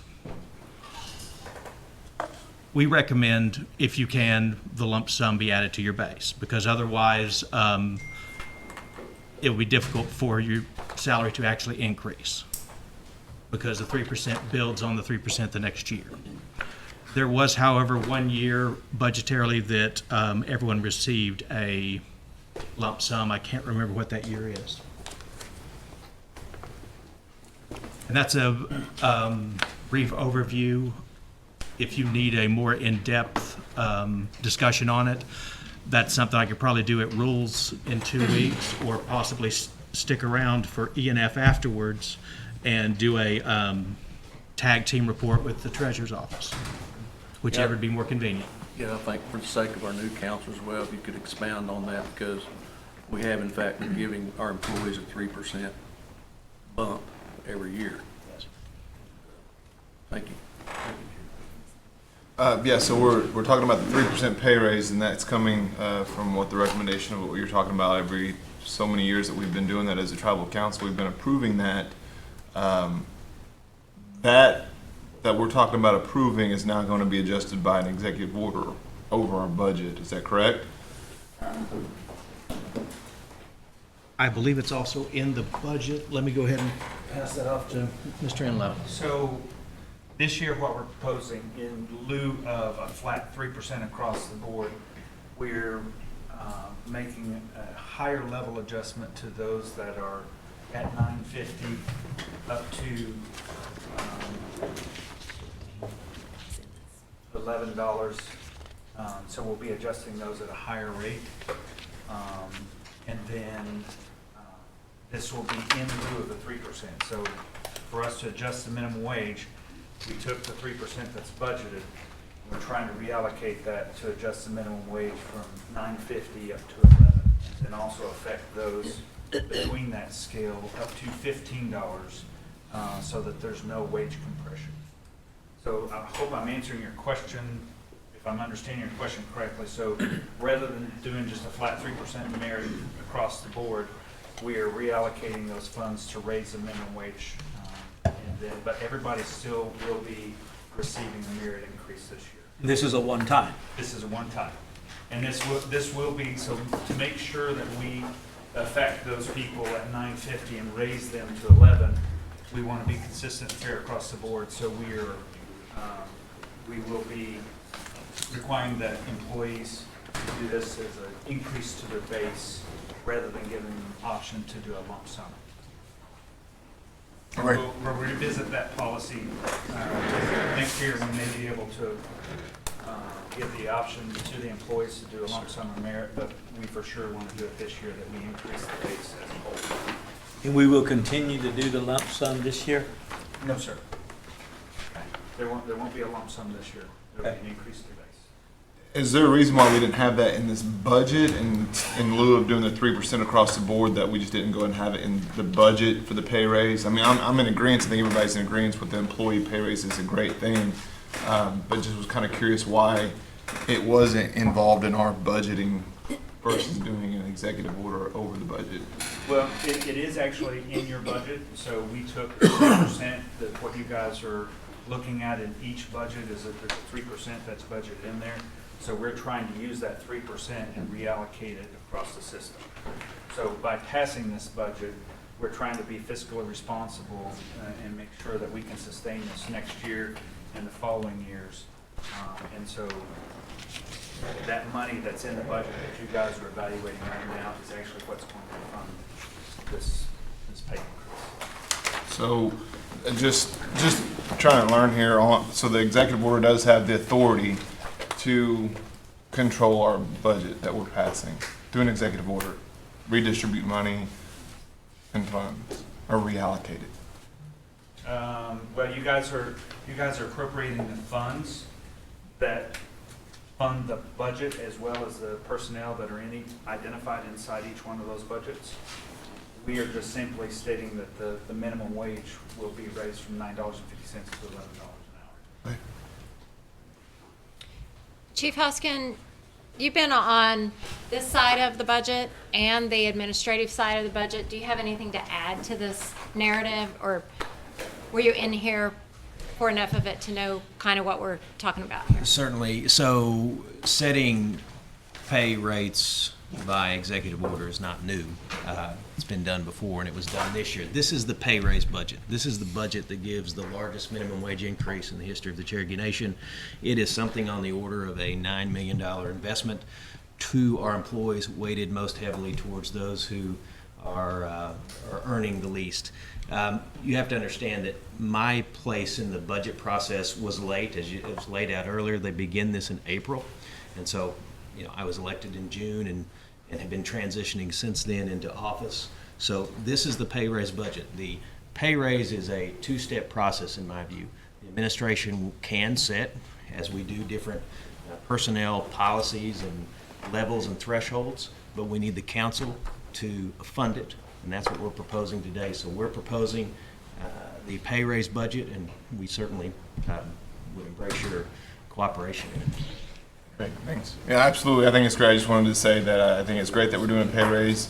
I just was trying to get a little clarification of how we were getting to that process. So, Jody, do you have something to add? Yeah, as has already been talked about, of course, this budget process started several months ago and was budgeted 3% across the board.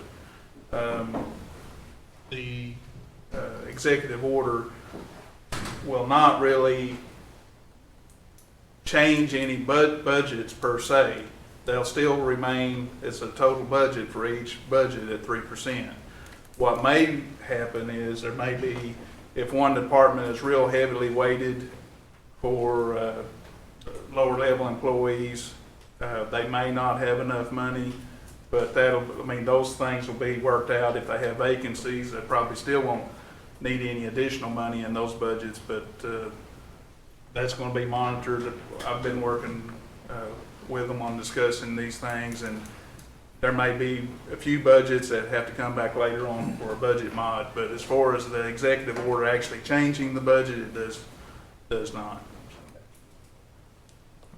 thanks, Madam Chair. That's it. Yeah. Thank you, Joe. Councilor Buzzard? Did I hear Todd right that there was no lump sum payments going to be made this year? That's correct, sir. And so a person at their top of their grade, are they not seeing anything? I'm sorry. Generally, they will not be given the option to elect to receive a lump sum. If we have somebody that is at the top of their salary and they cannot receive any additional wage because they're at the very max of their scale, they will receive a lump sum. Okay. And so there will be a few variances to that, but we're not allowing employees the election to choose a lump sum over increase the base. There will be a few exceptions where we will have to give a lump sum to those that are maxed out. Thank you. But that number hopefully will be very small. Thank you. Jamie? Thank you, ma'am. One of the slides in my presentation today, thank you, Madam Chair, kind of gives the pay scale that's being included in the executive order. Any other questions for Nathan Morton? Does the lump sum, does it save us money if we have, does that affect our budget? Sure. Okay.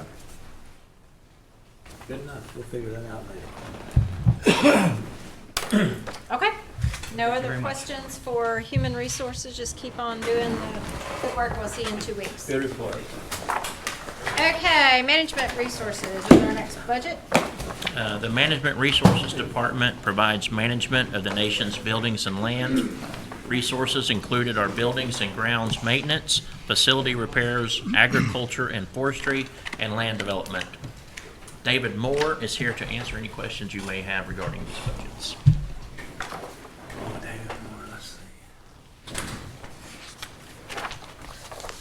Any questions for Mr. Moore? I just want to thank you again for the ramp in the council chambers. Yep. Glad to Very see welcome. We tried that for years and you pulled it off. That's right. Not me. There's a bunch of us involved. I don't like to take credit like that. I mean, this is about the nation as a whole, everything we do. So, You know, this is not a big request, but it's a constant request for like a handicap ramp. We get those all the time. And I know your department does that. If we did not have that in a budget initially, CCO did some of that back when Rob Daugherty was there without increasing their budget. And then we asked Housing Authority to do some of that. It's good if we can get all that collaborated and see when we have that need, and we will. Oh, yes. Who we call and how quick can we get these done? Because usually when an elder calls, they need it like yesterday. yes, sir. But we appreciate all that you're doing, David, you and your staff. Well, I appreciate y'all, and something we've looked into internal in our department is maybe getting an aluminum ramp that we can use temporary until we can get something built for them. We're just thinking about that and seeing how much the cost would incur, so that's something we can look at. That's a good idea, because a lot of times it is an issue of somebody broke a hip, Right. and it may they're just at the be- hospital now, and they cannot climb steps when they get home, so They may that- just that's a need very it good for idea. a month or two. Yeah, even, so. exactly, so we can get them fixed up. Okay. Good plan. Thank you. Go ahead, Counselor Crittenden. Dave, I'm thinking that what I have a question about is natural resources. I see some ag stuff here, but the river cane, that's gonna fall natural resources, right? Mhm. Yes, sir. Thank you, thank you. Any other questions for Mr. Moore? All right. Thank y'all Thanks for very coming in much. today. All right, brings us down to commerce. So Commerce will be, I believe, tab 12 in your white books. The Commerce Services Department provides assistance for developing communities and promoting economic security and self-sufficiency for citizens. Services included are the small business assistance, mortgage assistance, and self-sufficiency programs. I'd like to introduce Anna Knight, the Executive Director of Commerce Services, to answer any questions.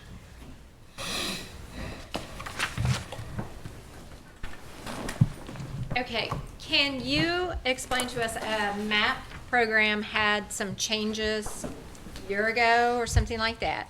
Yes. There's $25,000 left in that budget, and I believe that was for somebody that was already on the program when the changes were made, and we're just holding that until they're ready. Is that an Well, accurate?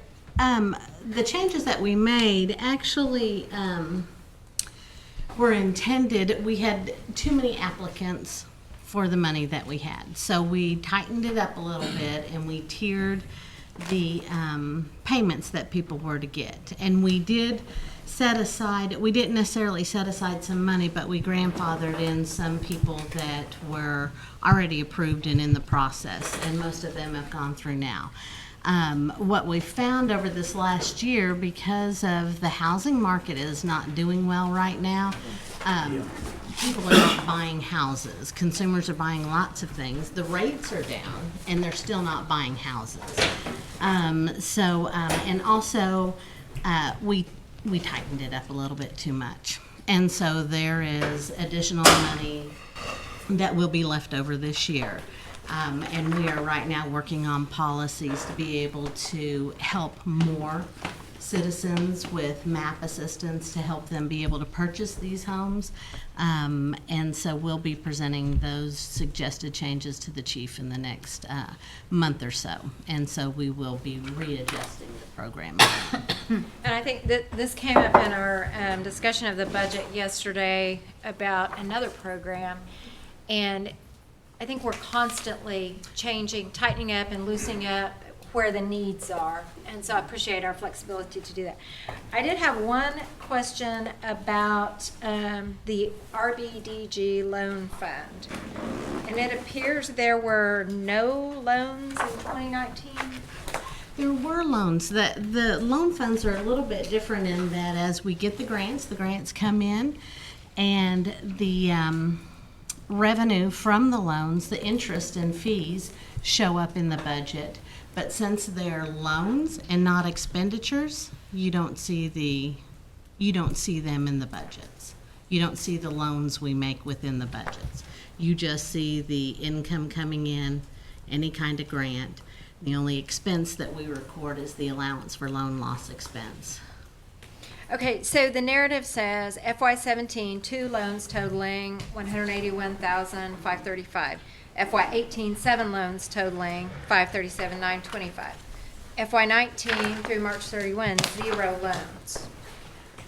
That's potentially right. One of the things we had to do this last year, might have been the year before, we had to separate out the RBDG loans. That's a grant we received from USDA, and we had to separate them into their own loan fund. But our loans are projected to remain stable over what they've been in the last several years, and the loan activity has not gone down. Okay, so it's just where the money's coming from? Mm-hmm. Yes. Is that a fair statement? Yes, it is. Councilor Vasquez? Yes, I think I know what it is, but could you expound a little bit on the intermediary relending program? Mm-hmm. I understand it's for commercial loans to entrepreneurs.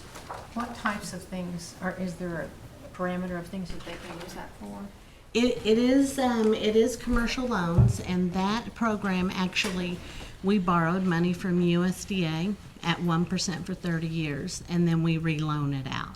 And so on that particular budget, you see an interest expense because we pay interest and principal on that every year. But otherwise, it's pretty much like our commercial fund. As loans come through, we use a lot of the same measures for every loan, so it depends on which program we have the money in as to how we make the loan. We have one program that was a little bit different, and it's the money sitting in the commercial loan fund, but it's for low-income micro loans. And so that, other than that, all the other commercial loan programs are about the same. As little as 100 up to 500,000. We participate with banks taking a subordinate position on some of the collateral. We make high-risk loans with all of our money. Thank you. Thank you, Madam Chair. Councilor Dobbins? Yes, I noticed the cafe pilot, the budget was almost doubled. Mm-hmm. Mm-hmm. Kind of fill me in what's going on We there. originally started the Kawi Cafe as an entrepreneurial training program targeting primarily reentry folks. We partner with Career Services, so we received an A&A grant to start it, and that's what we used for the first couple of years. And then every year since, we've been able to get a Small Business Administration Prime grant to run it. And every year we use some gen fund and then the grant. And every year we request enough money to run the entire program with the general fund, because although we've submitted a new grant application, we don't have an answer yet. We'll get an answer probably in October. And so when we get that grant, hopefully we'll get the grant, then we'll reduce the gen fund budget for the Kawi Cafe. Do you see that as just ongoing? Is it perpetual? I hope so. I hope so. We are also constantly trying to make changes to increase the revenue at the Kawi Cafe. We're a little bit limited based on the location of it, not a lot of foot traffic, but we are always trying to increase the revenue and in hopes that one day it'll be more self-sustaining just based off its revenues. Thank you, Chair. Anybody else? Council President? Back to the commercial loan fund. And see, we didn't make any loans in 2019, I think that's what you said. No, we've made several loans. I thought Neary said you didn't make any. Yep, or not. Yeah, it was the rural business, the USDA Rural Business Development Grant that through March 31, there just haven't been any at that. And then I see in the FY 18, there was 9 loans. 17, there was 11 loans.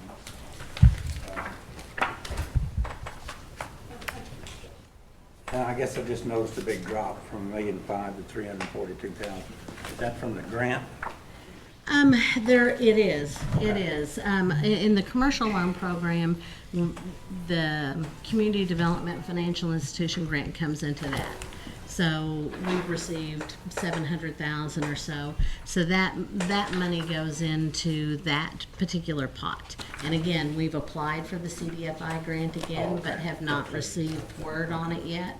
So hopefully we will get it, and it will be put into the commercial loan fund to build the lending capital. And back up to the, I think it's the Cherokee Holiday Fund, $487,000.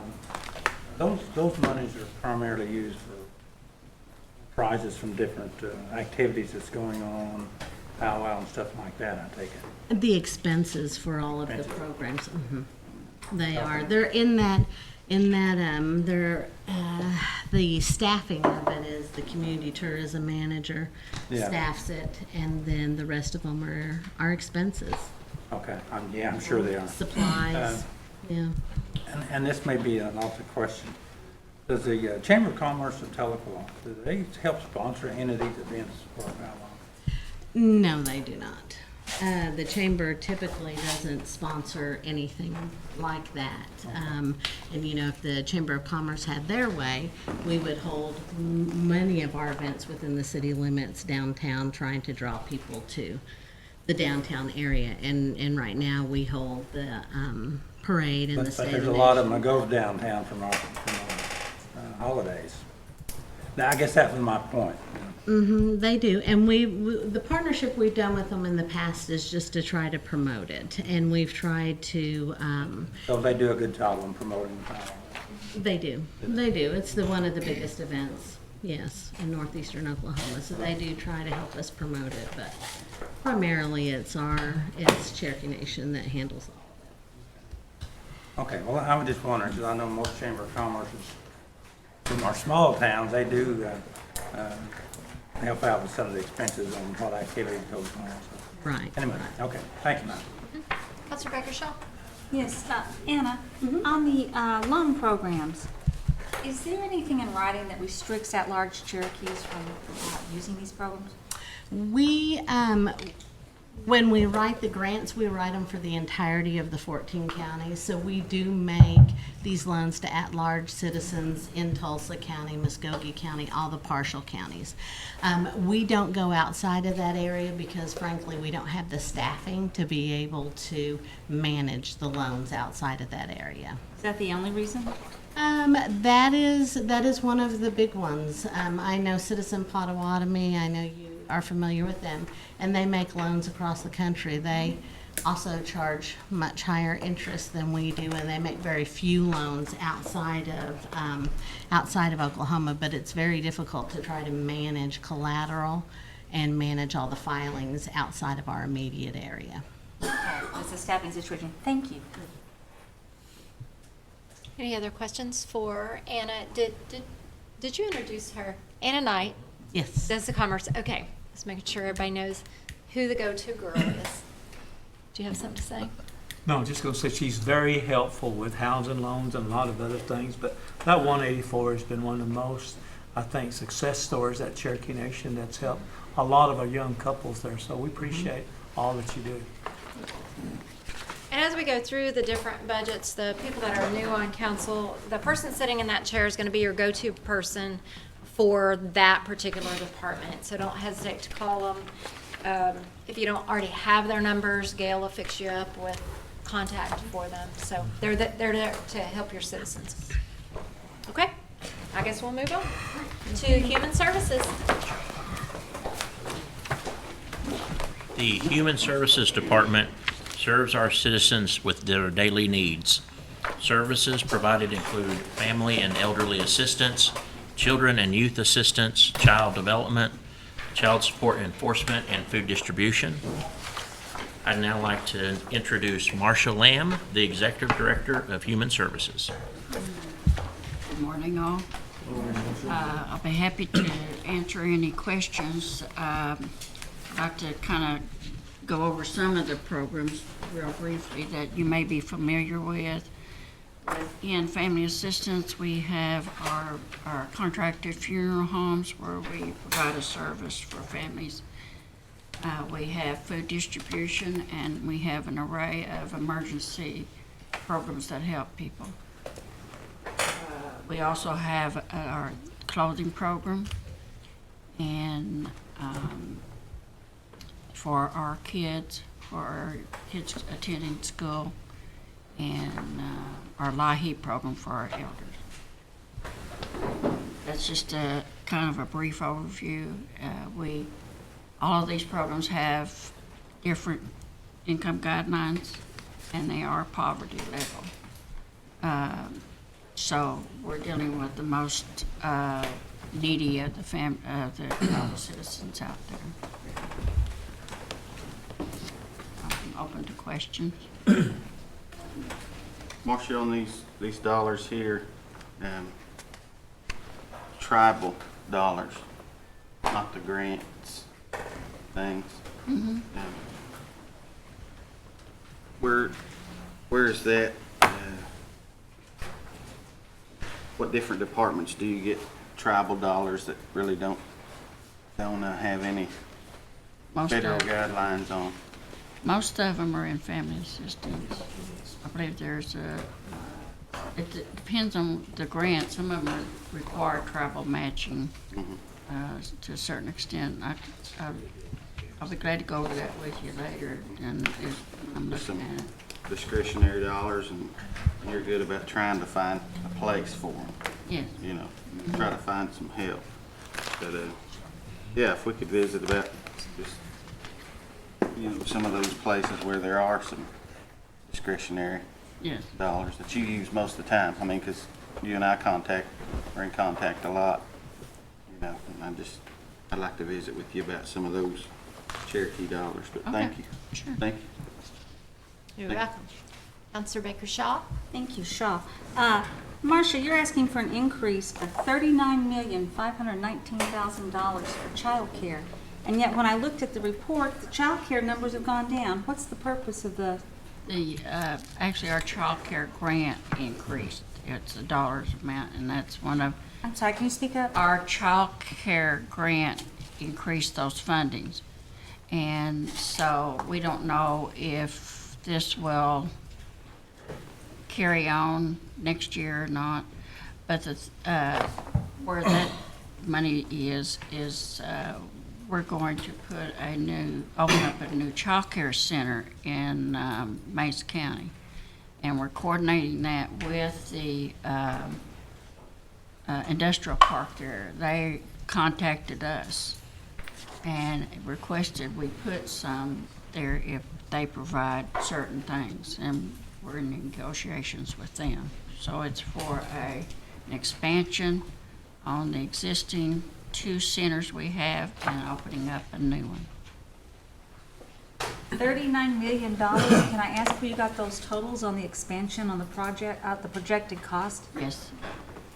I'm sorry. Can you tell me where you got the projections on the cost of building these extensions? We always, there's a formality we have to go through. We work with our finance department. We work with yeah, thank you. Ma'am, if I may, I believe there's only about $26 million of the 39 that's going to be used for the expansion and construction of the new facilities.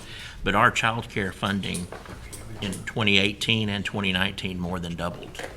Both of those years, from less than $20 million to around $40 million, both 18 and 19 and I would expect 20 also.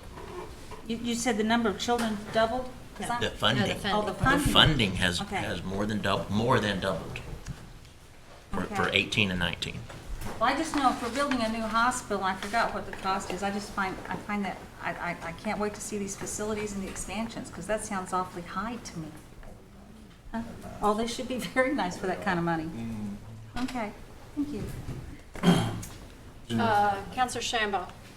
I have a question about the cash in lieu. Does that fund our nutritional centers? Is what? I'm sorry. The cash in lieu, does that fund our nutritional centers as far as them getting food? Yes. And that's been cut by 18,000?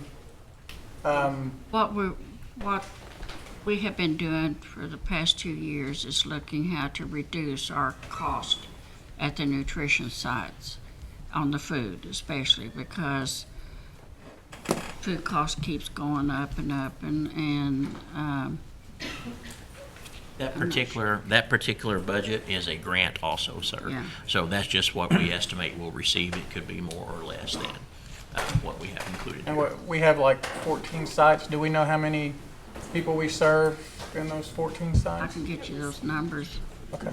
All right.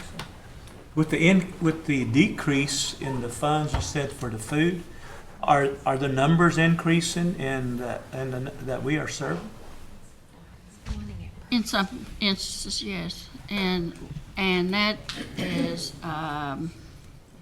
actually some of us are doing because we want to increase the activities. Okay. It's a well-known fact that elders need to be active. They need to be in their community doing things, and so we're trying to use our centers to do that. And we're trying to actually we have been challenged by the Chickasaws to do a elder Olympics, and so we're We're going just trying to be a healthier nation then, correct? yeah, and so they've been doing it for years, and I've already signed you up, Joe. Yeah. So we're gonna cut back on the biscuits and gravy and Yes, donuts yeah, in the morning? We're gonna do some of We that? accepted their challenge. Now we gotta figure out how we're going to do it. But we want to start doing it in our centers, just on a low thing. So that's one reason some of our Senior activities. Olympics, okay, that's a good deal. You can qualify. We can do horseshoes, golf, free throws. Yeah. and- One of the things we would like to do is, they call it chair volleyball. Oh, Yeah, and Leave so, that to Shannon Buell and his staff. yeah. Yeah, so I'm anxious to see how that's gonna happen and the activities, and a lot of it depends on the communities, but we figure if we can get one generated and broadcast it and show it, then the others will get interested. Counselor Legg. Yes. Marcia, on our burial policies, does anything that we have offer headstone assistance? No. It's for the service that the funeral home provides only. Okay. I don't know, but something we could think about if we could find someone that offered us a decent rate on maybe a $200 headstone.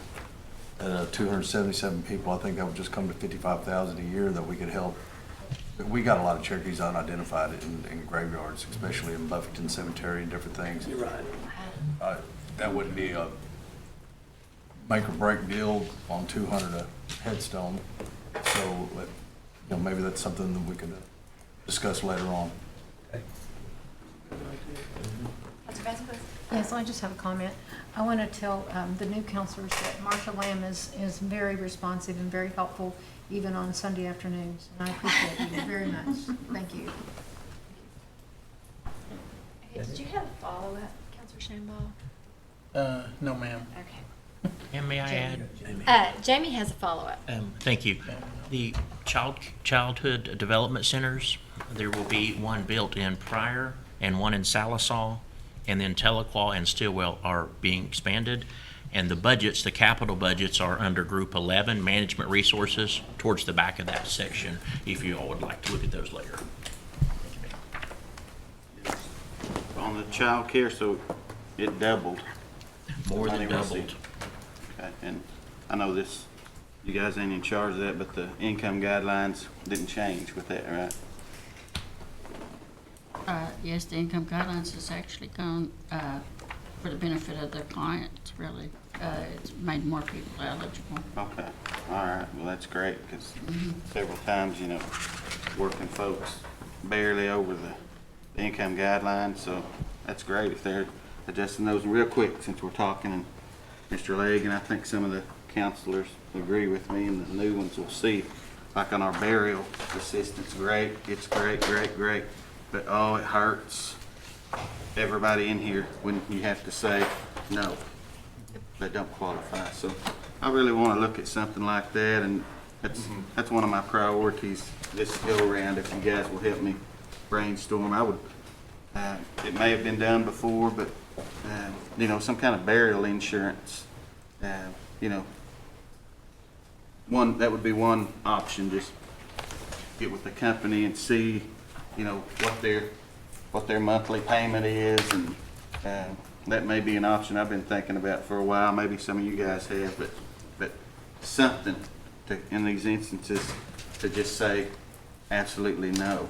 And I know everybody here wouldn't be here if they didn't have a heart for this place and the people. But help me do some brainstorming on that if you would, and I appreciate you. Thank you. Do you have something to say? Yes, if I may. I just want to add that the expansions in Tahlequah and Stillwell Child Development Centers are actually going to be FEMA-rated safe rooms for the kids in those areas. So they'll double as classroom and play area spaces, but they'll also be, primary function will be a safe room for That's those great. things. Counselor Shambaugh, did you have a follow-up? Just real quick, Marcia, thank you for your help here a while back on some burial assistance. And I know that, you know, federal guidelines are tough. Yeah. And you know, that's what kind of we get in those sticky places with housing and burial when you're a little over income, and man, that puts us in a bad place when you have to tell a family no. But I know that, you know, you worked with us the last time and you got it worked out, but you've done a good job in trying to do, you know, what you can. I won't say get around it, but to work with the federal guidelines. Not get around it at all, but to work within your federal guidelines. And that's difficult, and it puts us in a bad place too, because it's kind of restrictive at times, and it puts families in bad situations when they want to have something done to a loved one and time is running out, you know, to get them embalmed or things like that, and they're waiting for funding, and they're having problems, and boy, that puts a lot of stress on the families. So I would like to thank you for your help. But yeah, if we could, it may need to be something that we look at, because that's difficult to, you know, to tell families no when they're trying to get something done with a loved one. But you have done a good job. I just want to tell you thank you for your help in the last one, the last several actually. Right. I just would encourage the new council people to, if you get a chance, go by our nutrition centers. That's something else in our distribution centers. Because we're helping the neediest of the needy, what they were saying a while ago. And we're working with the least educated people there, that people really need help. And her staff does a great job. They get tired of me calling, I'm sure they do y'all, but you almost have to call her every day, someone in her staff. And they'll bend over to help you. So, but you need to go look at them and say it's something to be proud of. Our distribution centers. Well, those nutrition centers are more than just feeding those people. Oh, yeah. It's an outing for them. Social interaction. I had a quick question on your transitional emergency housing 3566060. It shows you had a decrease from last year of 292,000, and I flipped back to look what the decrease was, and I don't see any decrease there on the page. Each year for the last few years, we've been submitting a budget modification in late spring to fund that, and it kind of depends on what the need is. But that may be the same, prove true for next year. It may be our budget modification. That's the reason there's showing more funding in 19 as there was a budget modification approved earlier this year. All right. All right, thanks. Yep. Can I ask one more question? Have we got a site picked out for the CDC unit in Salisal? Child Development Center? I'm sorry. Is there a site selected for the Child Development Center in Salisal? There's a couple of acreages that are adjacent to the existing clinic. Yeah. We're looking at just to the south and to the east or the west. Probably the preference would be to the east so we have greater road access. But we're also trying to work with Brian Jackson and his archery program as we're looking at expanding into that community as well. So the balance of those two. But we've got the acreage just to the south of the clinic. What's the size, the square footage of those facilities? That's a question I don't have right off the top of my head, but I will get I can get that. Here, just a few minutes, I'll get back to you. Excuse me. I'm sorry I don't have it, but I'll get it to you. Okay, yeah. And I assume they're going to be the same at both sites? Pretty similar. There is going to be a little bit of variance between the two, just based on the population that's served. But they'll be pretty similar in size. All right. Thank you. You're welcome.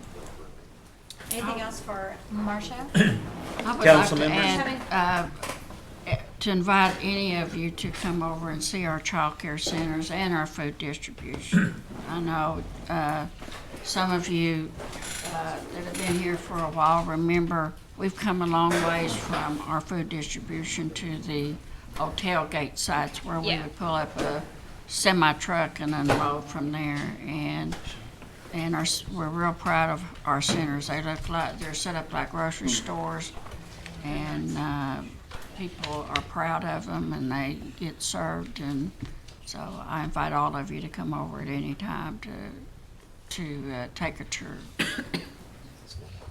Okay, I noticed you are adding a family advocate.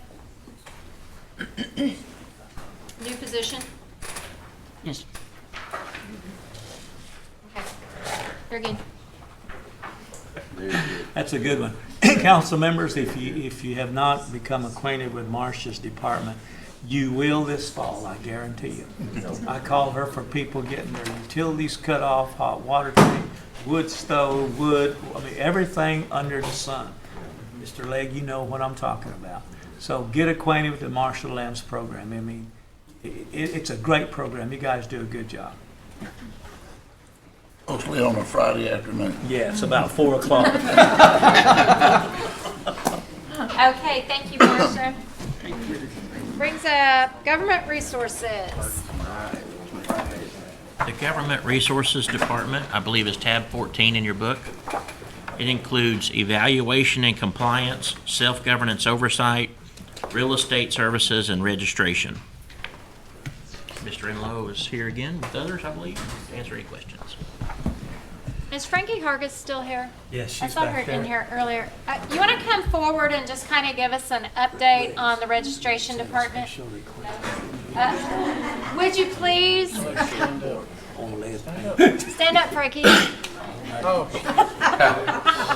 Here's something. What kind of update do you want? We're at 379,000 members. Wow. Plus one this morning, Plus Kanan. one this Well, he's not registered yet. The registration department does not routinely report to this body, and so anytime she's in the room, I like to call on her to just kind of give us an update what's going on in her department, because I think all of us are interested in that, and the number of phone calls I've personally been getting have gone down tremendously in the last couple of years. You guys are cranking them out pretty fast. We are. When I first went over, we were running 3 to 4 months behind. We are caught up and processing applications as they come in now. Yay. Yeah, that's awesome. Slow it down a little bit, Frank. And then, was it last year that we were updating your storage, a vault or something? It Yes, kind of escapes me. Can you? We are running out of space. There is a vault in planning. Okay. It hasn't been started yet. We're hoping to do something soon. Okay. Is it proposed? There's a budget for it. Yeah, and we've everything. already Yeah, it put the was already- funding aside. Okay. Frankie's just dragging her feet. I I want a new building. That would be Frankie. I just was going to provide an update. I visited with David Moore just last week about getting that project underway pretty quickly. I will have to visit with some of the council staff because I believe council has some stuff stored in that area as well. So that for us to make way for that, we'll have to move some stuff around. It's probably just stuff Frankie took with her when she left. Yeah, it could be all. It could be all. It's just all her stuff. I need a new building. Okay, any other questions for registration? Go ahead, Councilor Frankie, Crittenden. do you have a schedule for the upcoming photo ID events, or do you just kind of announce them a few weeks ago? That is all scheduled through Ed Crittenton. We don't have a schedule on it yet until he gives us one. Does he keep track, or your office, of if they go to a certain place, how many photo IDs they do? We keep track when we go. We keep track of those, of how many we do, but we don't know the schedule until he starts planning. So get with Ed on the schedule. And I'd like to know just the different places we go to, how many IDs we actually do, and I'd like to see that if that information's available. You mean like the in-district or the at-large? I'll just say on the last trip they took was to Seattle, I believe, in Portland. They did 189 in Seattle and right at 100 in Portland. Well, and if that's something you can just kind of click and... If it's in district, Ed Crittenden does schedule those, but if it's at large, CCO schedules those. Thank you. Thank you. Go ahead, Councilor Shaw. Since you're never here, I want to tell you something, because I travel with so much of your staff to all the at-large communities. You have an amazing staff. You're very, very fine people. Thank you. Do a great job, and I want, yeah, and I want to share that with you. Thank you. Are we all good? All right, Frankie. Welcome, new council members. Thanks for coming in. Good luck. Okay, is there anything else that we need to discuss as far as government resources go? I think Ginger is still here. If there's any questions of realty, which falls under that. Karen Ketcher that are also. And Karen Ketcher. Why don't you guys come forward just for the sake of introductions? Some of these people will know you, but if you would just introduce yourselves and kind of what you do here at the Nation, just for the benefit of our new council members. Hi, I'm Ginger Reeves. I'm the Director of Real Estate Services, and we have a staff of 13 that we work on anything and everything involving real estate services. I'm sure you will get to know me very well in the upcoming months or years. And I noticed you have allowed in your budget for the changes in the Stigler Act. Yes, ma'am. And I was glad to see that you're being proactive, anticipating an influx of applications there. Yes, we do. You might explain to the new council members what the Stigler Act is. Up until December 30th, December 30th, 2018, if a person reached half blood, it went unrestricted. So the Stigler Act amendment removes that, in that regardless of the amount of your blood quantum, you are, if you inherit or if you receive land that is restricted, it will remain restricted. Is that good enough? That was good. There's a lot of other things that it does. That's the main crux of it. We worked on that amendment for some time. Do you have something to add? Yeah, that was just a great thing on the Stigler Act being amended. Do we have some way of notifying possible heirs to their property that may have not known that? I know that there is a lot of people, me being one, just falling just a smidge underneath the half, that may have not known that they can receive their parents' restricted land if they were to pass. We're going to start our networking. That's with some of the funds that we have. A lot of people were waiting to probate their property until because it would become unrestricted. Great. We have a lot of those we're contacting and trying to be proactive about that. All right. Thanks, man. And I want to kind of shout out to Kim Teehee, our Vice President of Government Relations too. I know she did a lot of the groundwork on helping to get that passed and some changes. And so I appreciate her following that all the way through until the last hour. And as well as our new Secretary of State, Ms. Tina Jordan, did enormous amount of legwork for that.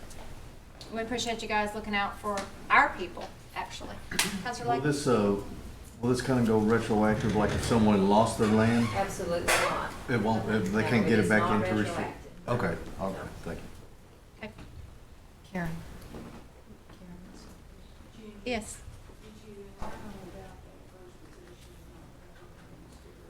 Right, the only thing that the Stigler Act did cover was that blood quantum.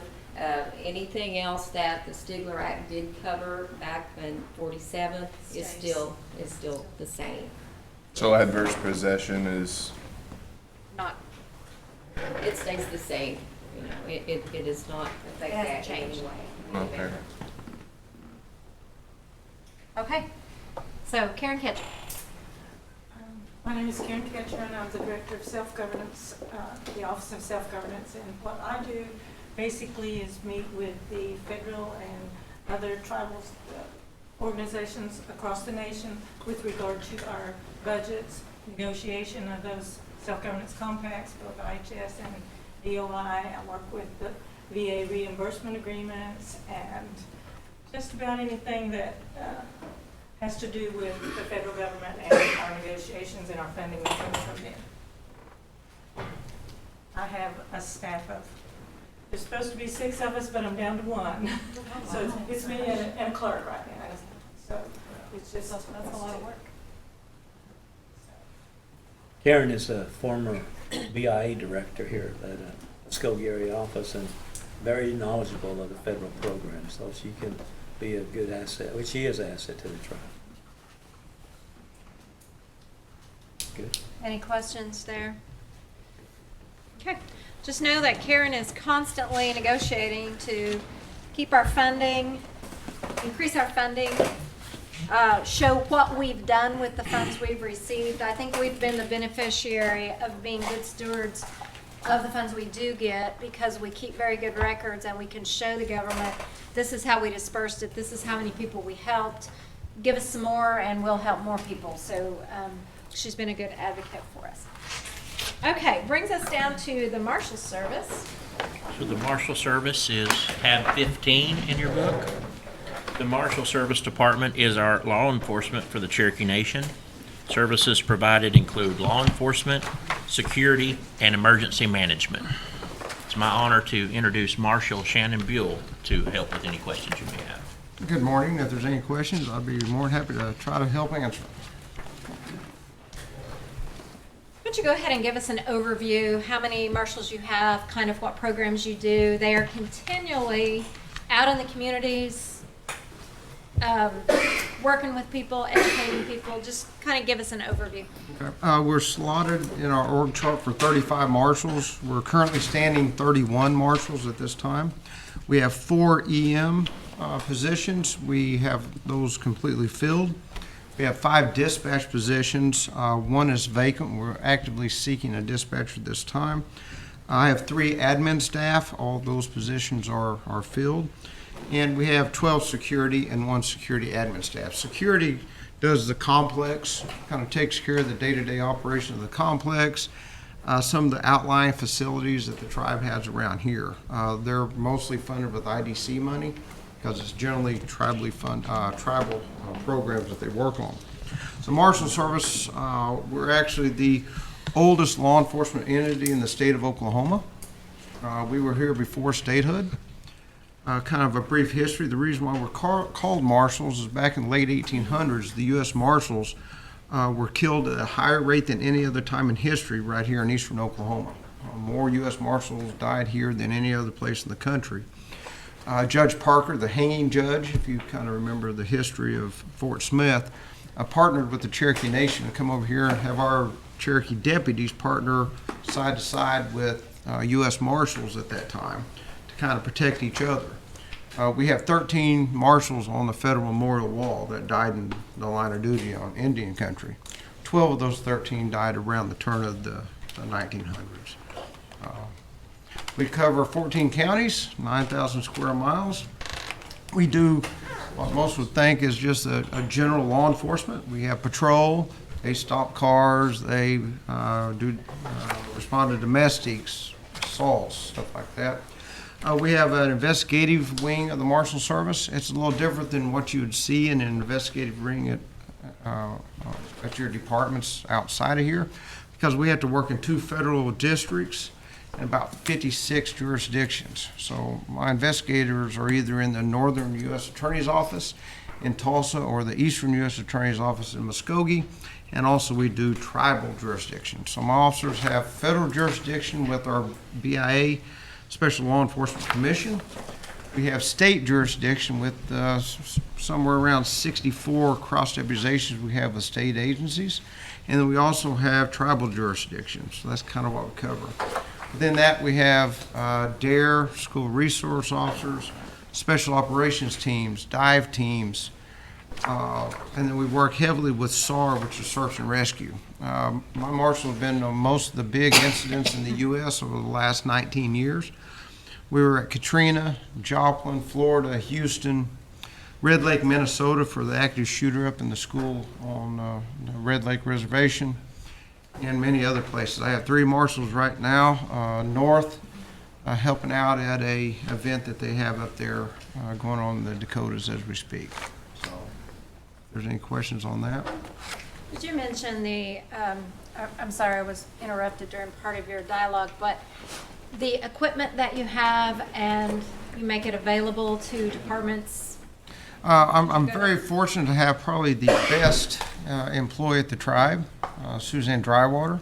She brings in a ton of money to the Marshal Service writing grants. She writes all my grants. She manages all the grants. She tells me exactly what I can spend money on and when I can spend it and when I'm broke, so that's nice. But what we've been able to do is bring a lot of resources to the tribe through our grant dollars to bring equipment that pretty much no other agency has. We have SAR vehicles, we have command posts that are state-of-the-art, we have uplink communications, we have dive equipment to get us. We're one of the top 5 dive teams in the country to recover bodies and evidence. We have specialized boats for flooding, SAR operations. Those of you who kind of watch the news kind of watched us at Fort Gibson. We spent a lot of days down there.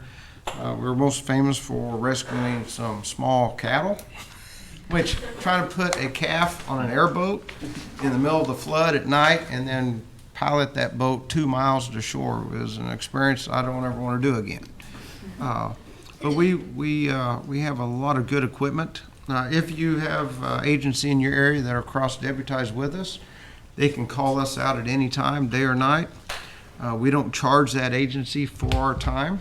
Our overtime dollars is within our program budgets, and we don't charge them for the use of our equipment. So it's a huge asset that smaller local agencies can utilize a 20 officer special operations team with armored vehicles and FBI certified hostage negotiators and all the stuff that comes with that package. And it's at no cost to that agency. Any questions for Marshal Bill or about his budget? Yes, Counselor Shambaugh. One comment. I don't know if I told you, but thank you for sending your people up to cruise night at Jet. It's kind of depressed you didn't mention you were at cruise night too, along with these other disasters. But you do it every year, and it wasn't a disaster, but we sure appreciate it. So thank you. You're welcome. I have a comment. The other morning at Marcoma, you had Hastings Hospital, I think security or people up there training. They say it's required. Now, is it once a year, twice a year? It depends on that hospital. We train once a year. That's one of the budget increases you see in security is we've spoken in rules a couple of times about bringing the standard of our security officers up, the ones here. So we've implemented that they all have to have a certain state certification through CLEAT, and with that comes continual training that they have to do. So that budget increase that you see under security, $59,617, a lot of that is training dollars to meet that standard for CLEAT. But yes, the hospital went through some some fun-filled training, I believe. In the beginning, they appeared like F Troop, but in the end, they really came along. But, I, for one, in all seriousness, with the current environment that we live in, if we need more training, then I don't think I would be hesitant to put more funding in that area, Marshall. Oh, thank you. And I think it's needed, and we just can't have enough security. Thank you, Lance. Go ahead, Councilor Buzzer. And just to follow up on what Councilor Byrd talked about, Shannon, you put this money in security, and I know of a couple of security guys that have left our security forces because they weren't making enough money.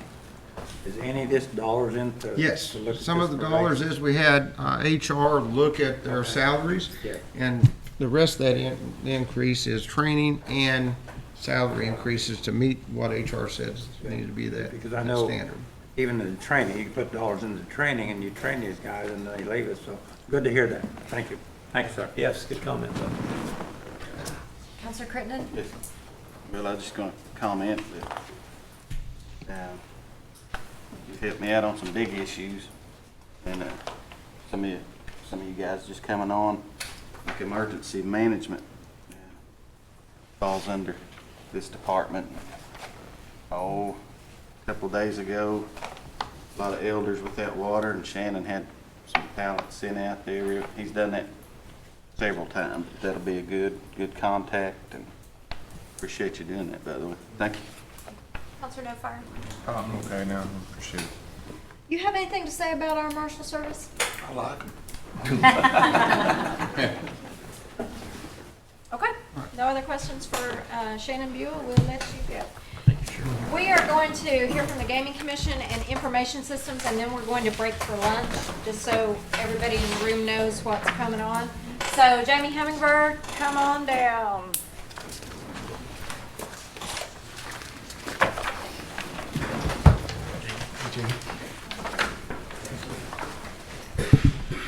Good morning, Council. Morning. My name's Jamie Hummingbird. For those of you that have not been able to meet yet, I'm the Director of the Gaming Commission.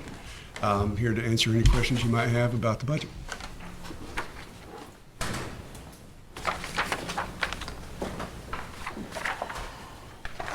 Why don't you go ahead and give us an overview of what your department does? Okay. First of all, primarily for those that are new, if you're thinking that we are fishing game, kind of gaming commission, that is not us. That is Dale Glory and his group.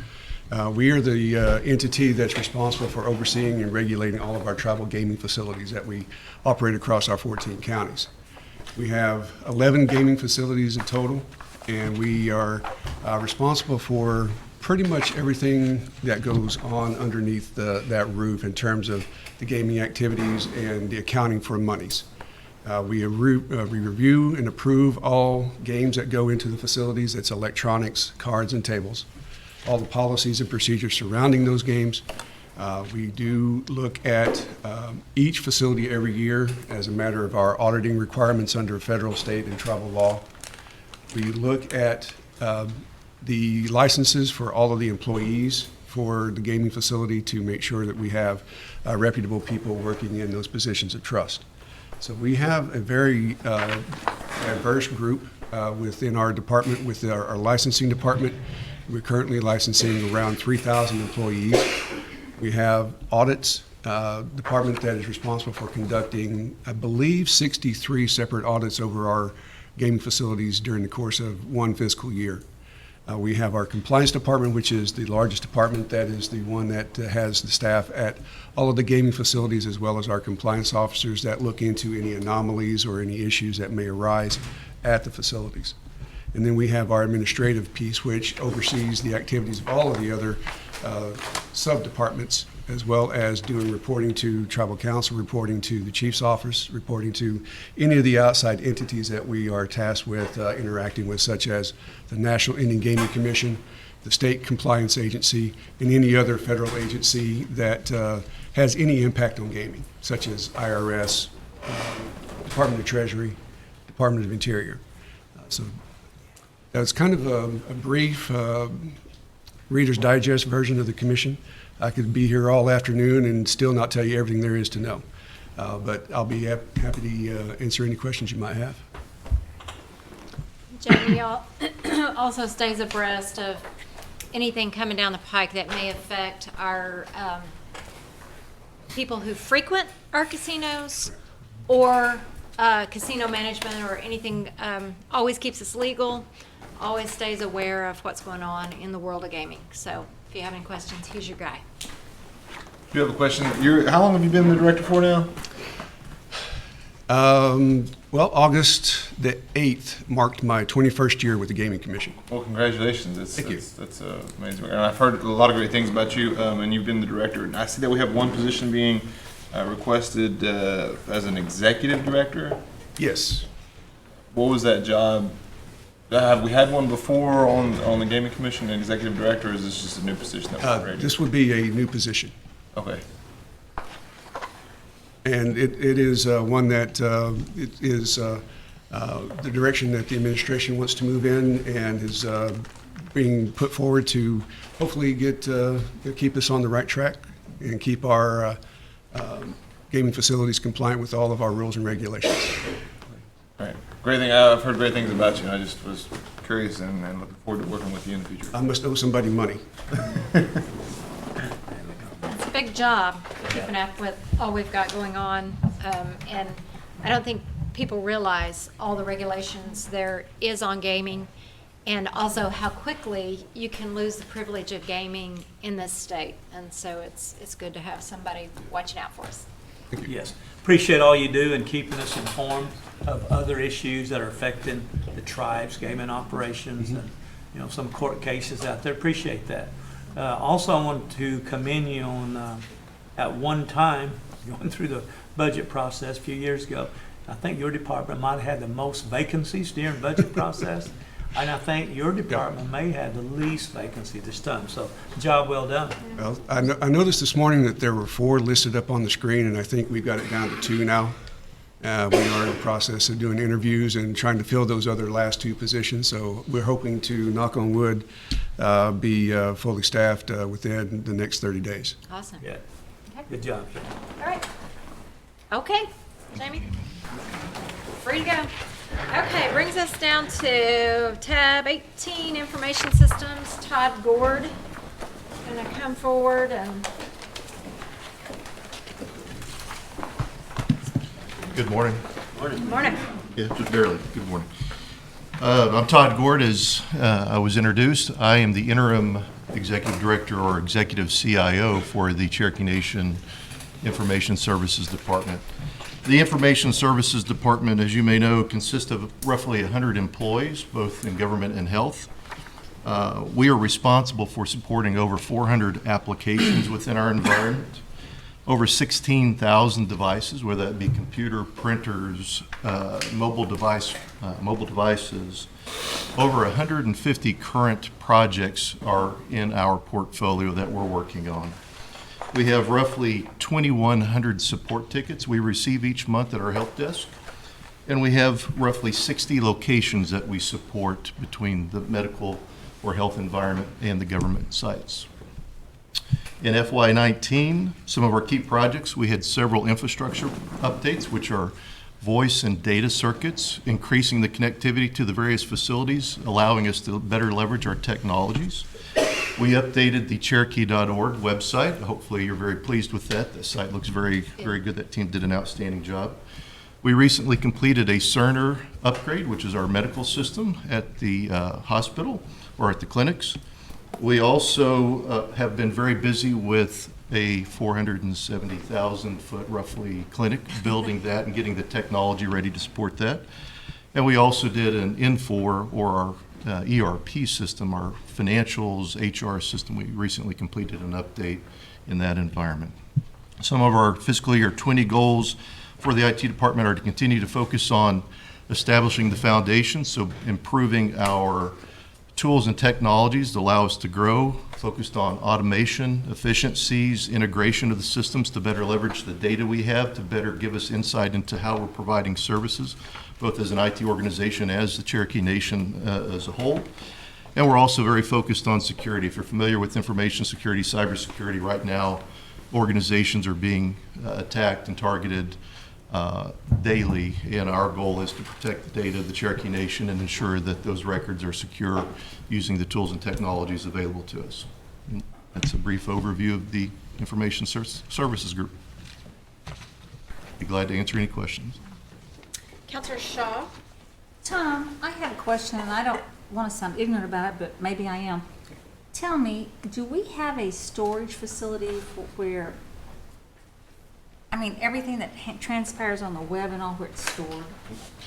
So we do. We leverage many different types of storage. So we have media that, we have disk media, we have tape media, we have offsite replication that occurs as well. So the data that is located here that hosts all of our key critical systems is also backed up and replicated to remote sites, so that if there were a natural disaster at this facility or at any of our main facilities, that data would be protected and recoverable. And that is part of our initiative for FY20 as well, is to improve that. There are some new technologies available to us that will allow us to do so in a more timely manner and in a more efficient manner. And so those are some of the targeted goals for fiscal year 20 in our budget. Okay, so these remote sites, though, the tribe owns these sites? That's correct. And we don't pay a third party for storage or anything like that? Let me be certain I answer the question as transparently as possible. I've been here about 3 months. To my knowledge, I don't believe that we replicate anything off-site to a non-Cherokee facility. What I'm aware of today is we leverage our West Siloam Springs facility to replicate data as a disaster recovery site. We also, within the health environment, I believe, replicate between the clinics.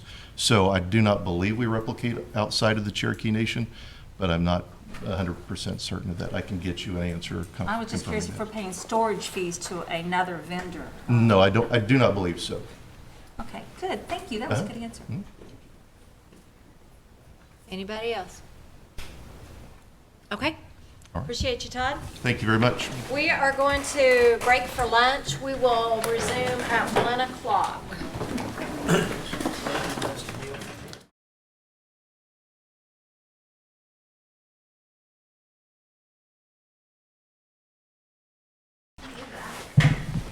All right, Diane knew she was up. We're going to resume with tab number 19, Career Services.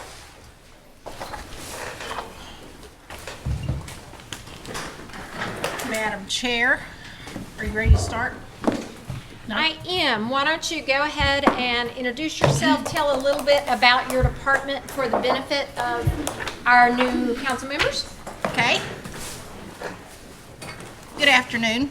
I'm Diane Kelly. I'm the Executive Director for Career Services, and I'm very honored to present my department, my budget to you today. Career Services is the jobs training program and some economic development. We are the 2-week to 2 years training programs and customized training working with business and industry. And then we also do on-the-job training with business and industry. And we work with everybody in all these programs that you see that's on your sheet. Every one of these programs is either a training program or it's a jobs program. And we have a couple of job banks that we work with within our department. The Tarot department, we have a job bank. All of the employment training counselors refer clients up there for the contractors for any of these jobs that you see, the work that was being done on the clinic. The workers, the laborers were called upon through our department, and we actually supplied referrals for those labor jobs. We do this with all of the construction that we do within the Cherokee Nation, and the Terrell office does all the monitoring for Indian preference for all of the construction programs that we have, whether they be through C&B or they're internal through force account through the Cherokee Nation. We work with well over 1,000 clients per year. Most of them are on our federal programs through the OJT program, the work experience, or the tribal training services program, which used to be referred to as the day work training program. We have 9 field offices. You'll be getting some information tomorrow in the orientation that will show you where those offices are located, and we have counselors and job developers that work out of those offices. working with clients in those areas. We have a couple of programs that we work with everybody, not just Native Americans, and they are grants that we competed with the states. And we also have in-house training programs that we operate for purposes of getting people jobs. Most of the people get jobs through the Cherokee Nation. We're working on some projects with the health department right now. Our department touches just about every program inside Cherokee Nation to some extent. We do a lot of referrals over to our HR office. We do a lot of referrals to C&B. We work in conjunction with C&B on a lot of their hiring fairs. We have quarterly meetings with C&B every quarter to talk about our coordination and collaboration on the various jobs. Back 8 years ago, Chief Baker had asked us to look at working closer with C&B and to look at economic development. And Chuck Garrett and his team do some of the front end with trying to attract a business to locate in this area. Then we work on the end of it where we actually do some of the recruitment fairs, referrals, and we also offer the OJT program for some of these businesses. So we work hand in hand with just about everybody around here. So do you have any questions about any of my programs?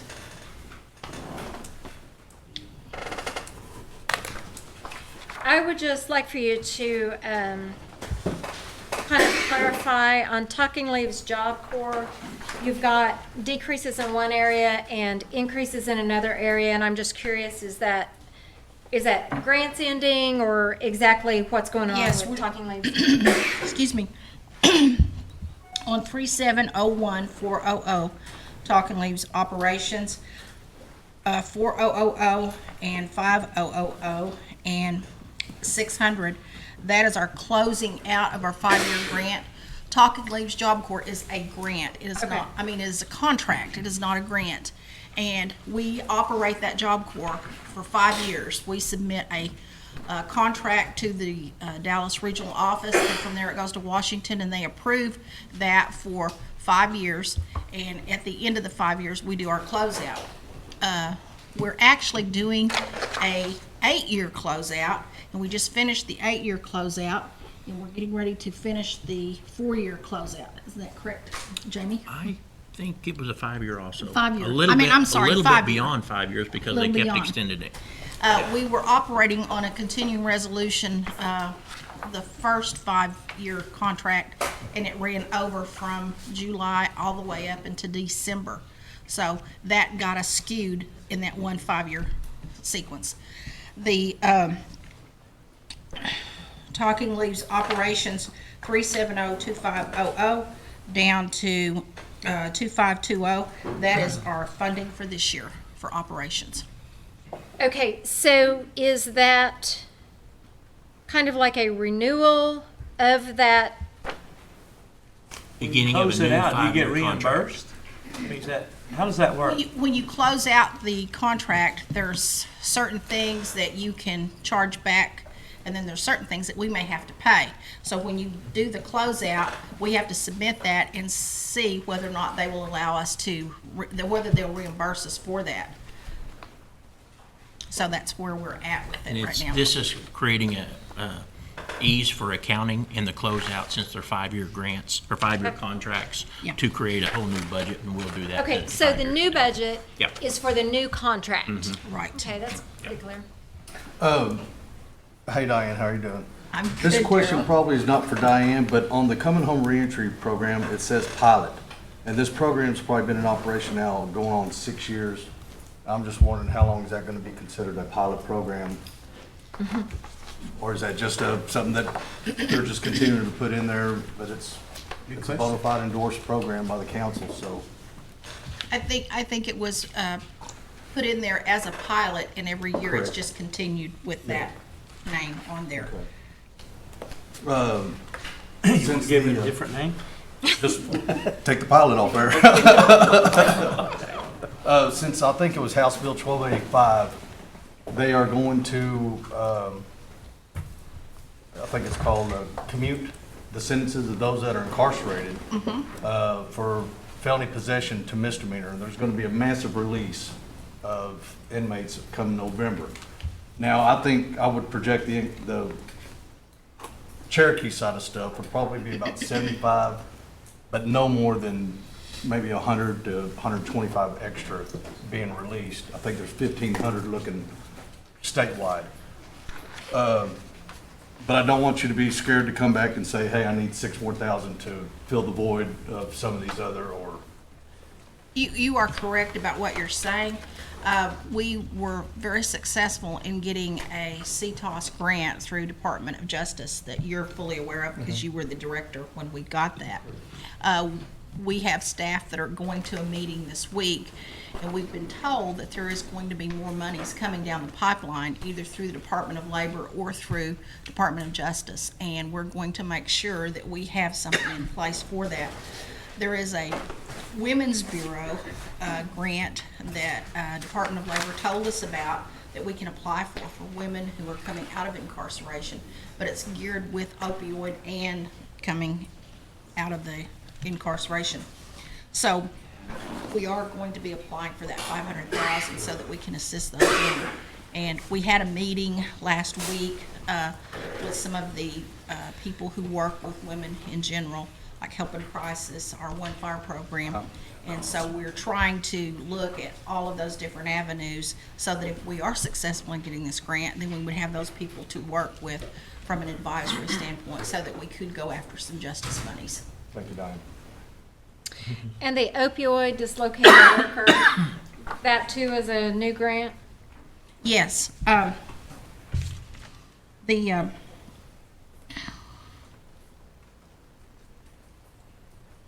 It's called Disaster Recovery Dislocated Worker Grant, but it's actually geared toward opioid addiction or any family member who has a family member who is on opioids. And that's a 2-year grant. It's through the Department of Labor, and we were successful in getting $5,996,501. This past year, all of our DOL grants were a Disability Employment and Training Initiative. That's a 2-year grant for $2 million. Trade and Economic Transition, which was the downswing of retail, that was $3.964. And then we had the CTOS, which was $749. And we got the opioid. And then we've got the contract with Department of Labor, which is going to be $6 million plus every year for 5 years. And then we're also going to get the TANF, which will come in, and it's geared toward jobs and training. That's one of the reasons why we went after it, was because when the secretary was here 2 years ago, he said that they're gearing all of those welfare to work programs more towards training and jobs. So that was one of the reasons why we stepped out there to go after TANF. So it will be somewhere in the neighborhood of $6 million every year. Good job. Are there any other questions of Diane? Go ahead, Harlan. Diane, back on tribal training services and job training program, what's the difference in those two programs? Give me the number that you're looking at. Okay, the first one is 555. Okay. And the other one is 5,000. Okay. The 5,000 is Taro Jobs Training Programs. That is Willard and Barney through Taro. I thought that. And then the Tribal Training Services, that name has changed. It was the day training. Okay. But it's now called Tribal Training Services. Okay. Which really fits it a lot more because all of the people that's placed for the program are placed within the Cherokee Nation at one of our programs. We don't place them outside the nation. Thank you. Go ahead, I Wes. just had a question on the Department of Labor Disability Employment Initiative. That ends, I guess, a 20-year grant that we've had. Is there any knowledge of what we're going to happen after this year, after the grant ends? We had our project officer, Ms. Green, and one of the other project officers from Department of Labor here about a month ago. And then prior to that, we went down to Dallas, and the Voc Rehab regional director was there in our meeting.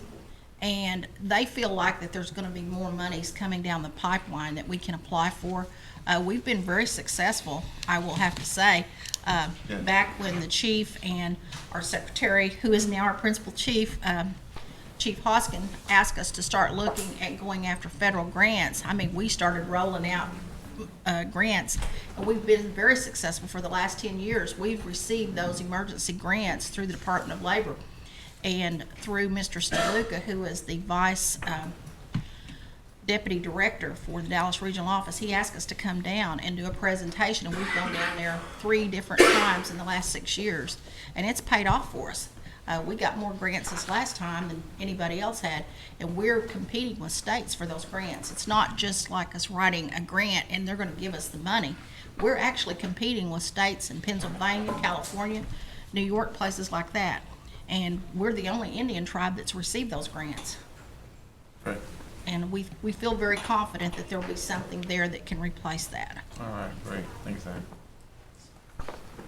Anything else? Okay.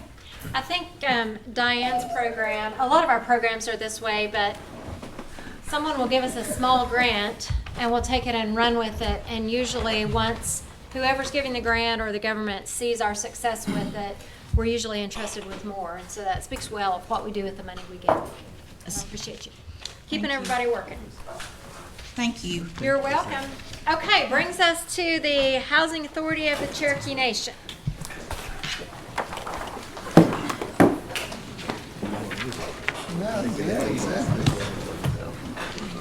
Introduce yourself and tell us what you do. I can do that. Good afternoon. Forgive me, I'm a little bit stopped up. My allergies have started way before I came here, so it's nothing here that I'm allergic to. But anyway, my name's Gary Cooper. I'm the Executive Director for the Housing Authority of Cherokee Nation. I have been with housing for almost 21 years. In addition to serving as the Executive Director for Housing Authority, I also serve as the Chairman of the National American Indian Housing Council. So it is the sister organization to NCAI that handles just housing issues. So it's an organization for the housing professionals. And I've been a part of that organization for a long time, and I'm currently in the middle of my 2-year term as chairman. You have before you, I'll go through a little bit more of what all Housing Authority does, where we're at, all of that good stuff tomorrow during your orientation.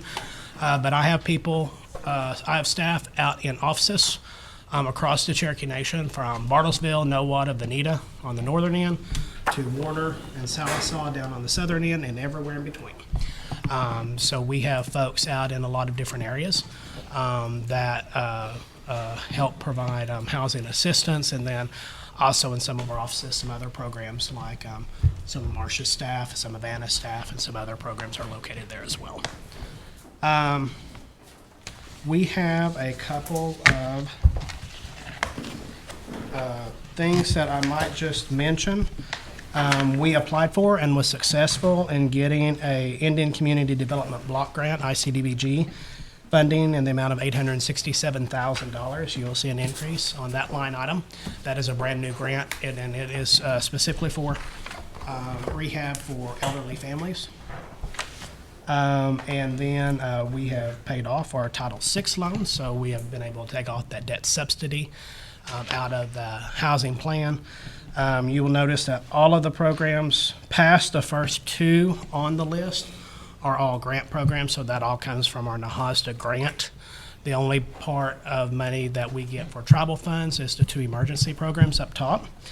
The top one is where we do emergency work, and where we also have a pot of money that you all can do emergency work, that y'all can access and do work.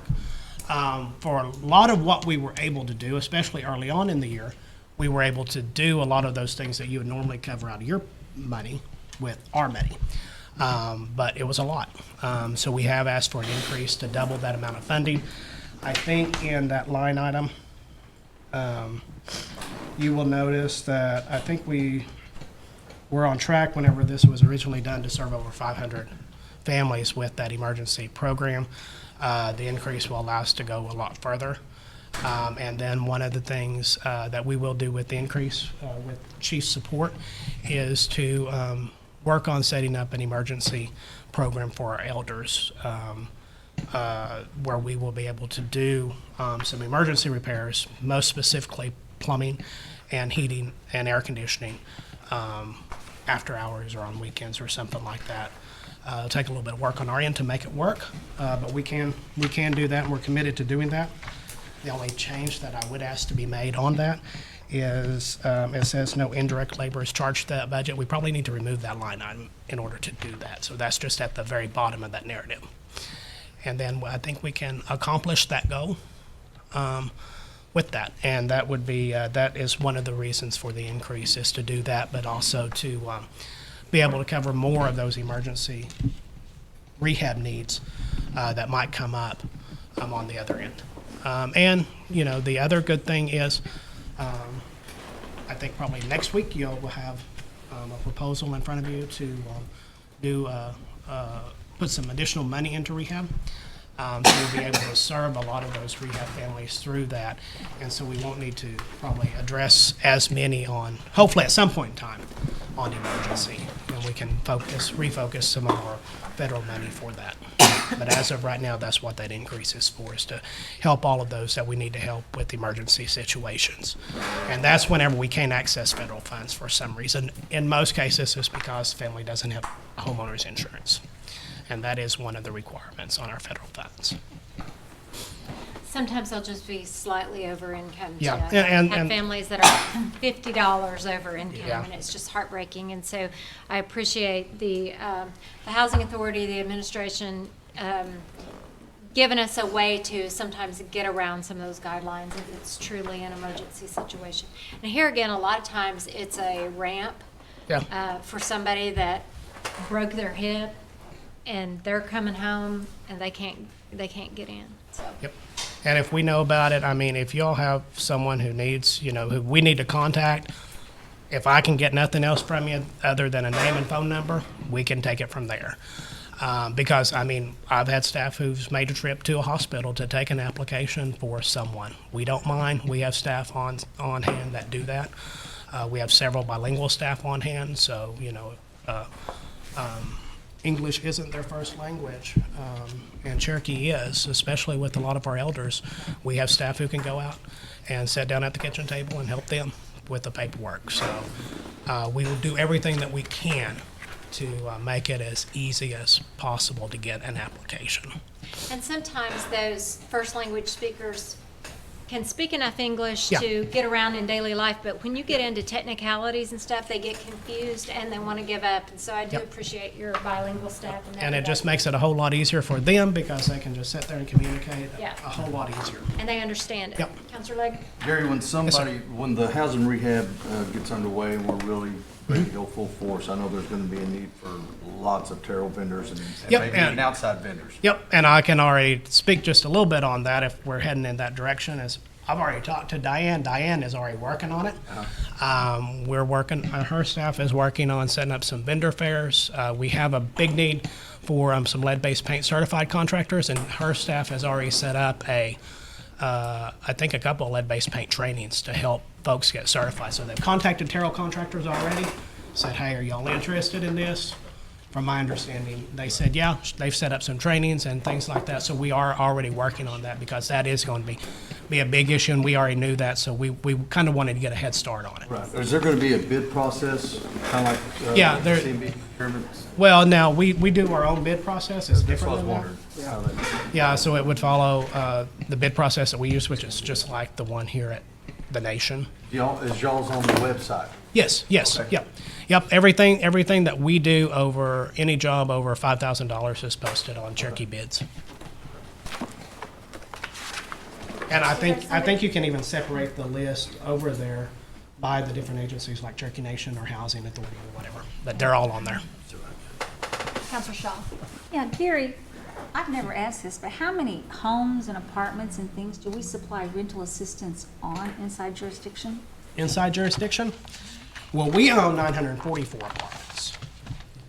And we have, I don't have the number in front of me, it's on the council report I provide you, but I want to say probably somewhere in the neighborhood of 1,700 to 2,000 homes, maybe more. I'd hate to guess because I don't have that number in front of me. And then we supply rental assistance. If you look there in the budget, it's to the tune of right at about $4 million. There's 3.7 for regular rental assistance. They're all combined together now in one IHP line item. And then there's 299.5 in temporary assistance. And the temporary rental assistance is for emergency situations, usually between 30 and 90 days.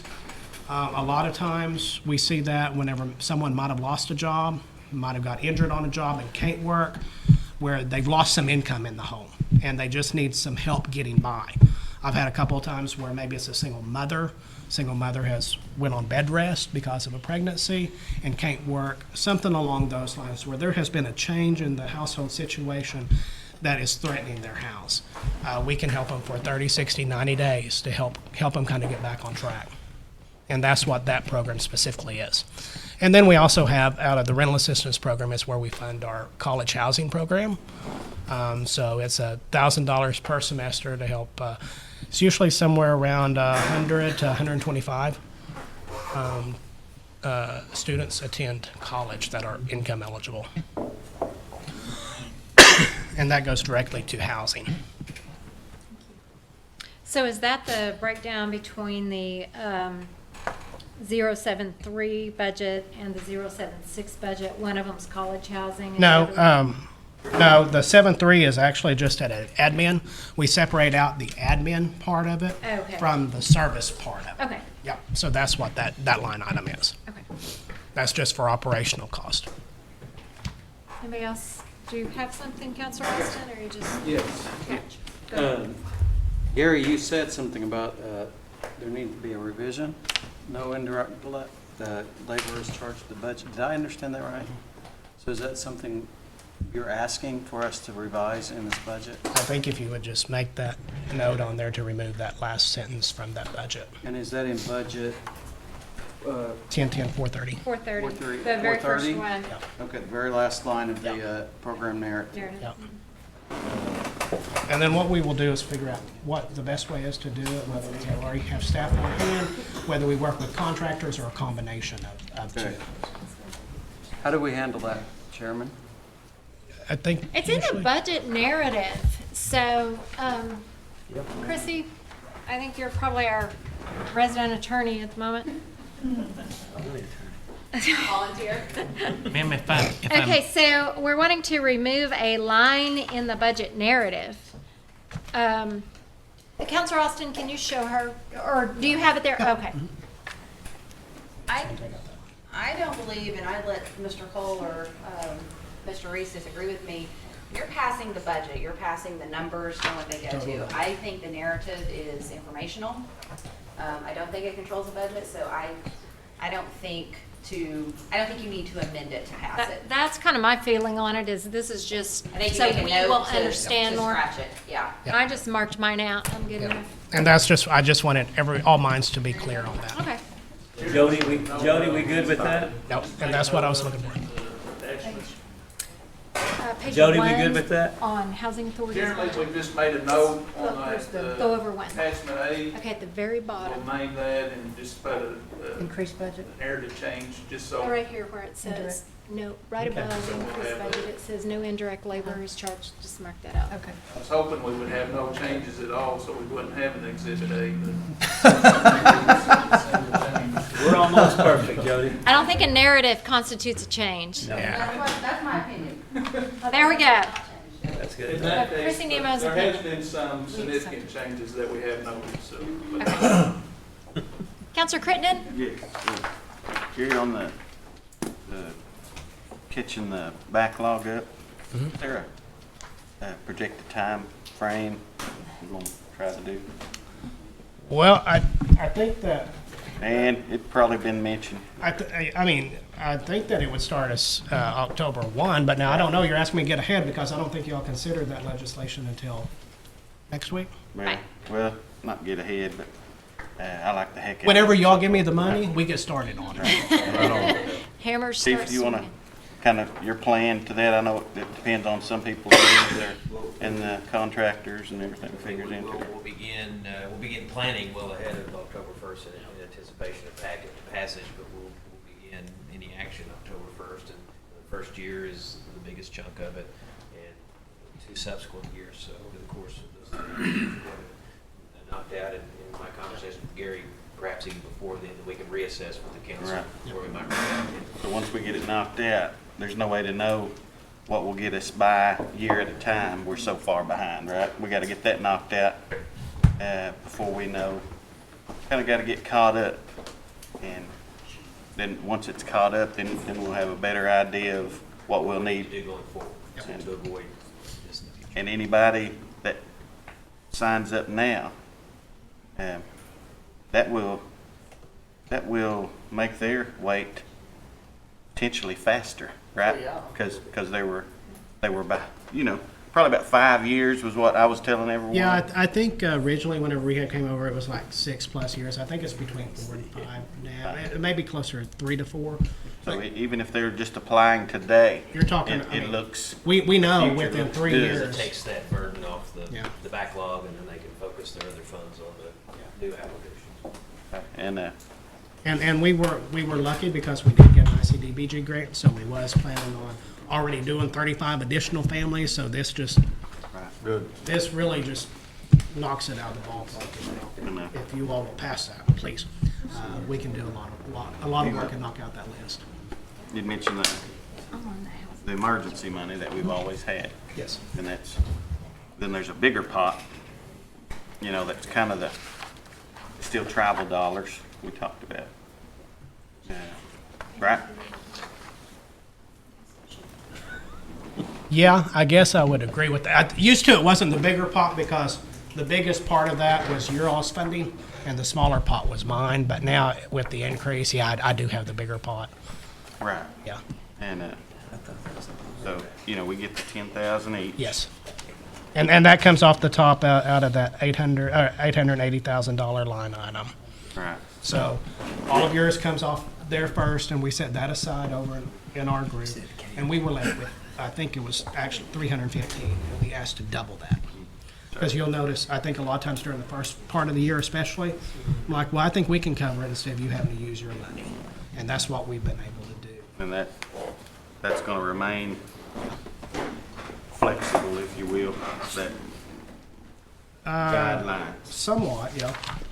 Well, I mean, that was the whole intent of, just being able to help when housing authority couldn't help. And, Yes. right. Yeah. I like it a whole lot. Yep. And but I like the flexibility of it.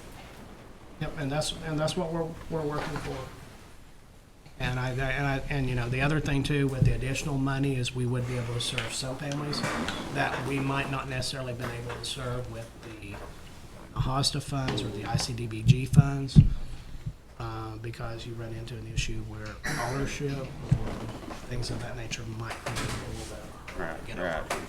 So I'm clear. I mean, if they're HOSTA eligible, yeah, that's what money's going to be used. Not this money. yes, for the emergency, yes. Thank you. Yeah, I just yes, needed yep. clarification. Thank you. I think you're always going to want to use NAHASDA funds first We if try they're to. eligible, because And what we try to do is, for instance, someone has a leaky roof. We will try our darndest to repair it, to get it repaired, the leak stopped, using this money, the smallest amount possible. Get them to the point where we can use NAHASDA funds and then replace the roof. Yeah. Yeah. And use those funds for that rather than your emergency funds, Sure. and make more of that accessible, stretches further. Yep, it does. Anybody else? Go ahead, Councilor Broser. On the veterans, Yes. is that a permanent part of our No. budget? No. Still, It's still considered a pilot project that has been refunded for several years. The Senate has passed a bill that would make it a permanent program, and hopefully sometime between now and the end of the year, the House will take it up. But there is a measure underway to get it to be a permanent program. But it's still just considered a pilot program right now. thank you. Did we get some additional slots in that though from the original funding, or are we No. still at the same? Still the same. And I think last time I checked, I want to say that we had served somewhere between 65 and 70. Really? With the 20 slots that we have, we've been able to serve that many. That's great. That met that criteria. And I mean, the thing that I like about the BASH program more than anything else is it not only gets these folks housing, but it gets them the services they need through the VA. Yeah. And we've seen folks that went from being eligible for the homeless veterans program to being able to do home ownership. Great. So it's made a difference in a lot of lives. It has. You got something to say? I do. Have at it. That program, is it housing anywhere, or is it, Veterans? yes? Uh, Does it have guidelines too? Yeah, within Cherokee Nation. Now there is a, Real quick, or would it take too long? Is there just like 3 guidelines, like, is it federal, same type yes, of guidelines? well, on that, it is federal. They have to be a veteran eligible for services through the VA and currently getting services, or they have to work with the VA to get to that point. The VA certifies that the person is eligible, and then once they certify the person is eligible, then they say provide this person housing assistance. So the VA makes the determination, and we have a caseworker who is assigned to work just with Cherokee Nation. Thank you. And are you going to be around just for a minute after this? Yeah, for you I will. right. Yeah, I will be. Are there any other questions for? I'll take 2 minutes, that's it. Okay. Gary? I'll stick around. Any other questions? Okay. Gary's your go-to for housing stuff. Okay, we are going to, Judge Bartow is here now. We're going to go back up to the, And also, I forgot, Supreme for Court. some of the new counselors, let me introduce my deputy director. Yeah, I was gonna do that, but I didn't want to get out of line there. Yeah, y'all got me. This is Erna Reeves. Erna is deputy director with the Housing Authority. She's been with us for 5 years now. She worked with Housing Authority before, left for about 12 years to go and do training on a national level. And then came back about 5 years ago to Housing. And if I'm not around and y'all need something, she'll take care of it. You'll find her to be very helpful. Irma is very Thank you, helpful. Erna. She's very good. Appreciate you. All right, introduce yourself. I'm Tell us what's going on. District Court Judge Luke Bartow. Chair, Speaker, Deputy Chair, thank you for allowing me to appear out of time or out of order. I'm a full-time judge here, right upstairs. I'm here most weeks, 4 days or 5 days a week. I actually have an emergency hearing upstairs right now that I've taken a break from to come down here. District Court handles basically any type of case that, we're the first place that you go. And then if you don't like what we say, you go up to the justices. But, that's about it. Since I've been here, we've started, the only specialty court we've started is a Safe Babies Court in conjunction with ICW. And it provides more services for our citizens on how to get their children back and time with their kids while they're in custody. We've been doing that, I think, for about 3 years now. I think our budget from last year to this year is relatively flat. There's, I think, 3 different line items. 2 went down, 1 went up. The increase is from, y'all approved a deputy district court clerk, which we've never had this past year, and it was funded halfway because it was halfway through this past year, and now we're just asking for that to be completely funded for this next year. Any questions? 17,000. Their budgets are in budget book number 1, tab number 3. I think that's a fair request, don't you guys? I mean, it's not. We appreciate what you do. Yeah. You've already made some, for what time you've been on the court, some difficult questions. I mean, cases that you've had up there. So no, that's a good request. We can do that. Thank you. Anything else? Anything else for Judge Bartow? Okay. Thank you. Thank you for being here. Thank you. Okay, so the next one is the Tax Commission. Ms. Sharon, there she is. Kind of Sharon's website. Yep. Oh, Why on the spot? Got news about more money. Good afternoon. Introduce yourself and give an overview. We do have some new people here. I'm Sharon Swepston, and I am the tax administrator for the Tax Commission. We operate all of the tag offices. There are 6 across the 14 counties. Of course, we also tag our citizens throughout the state of Oklahoma. And then the other portion of the Tax Commission is that we license and regulate all of the tobacco, alcohol, and retail sales that are located on restricted or trust land, including the casinos. One question that I had was in the presentation we had this morning, there was a very large increase expected in tobacco tax. Yeah, and tobacco and cigarette tax. Yeah, I'm just curious about that. That's because the tax rate jumped in the middle of the year from $10.30 a carton to $20.30 a carton.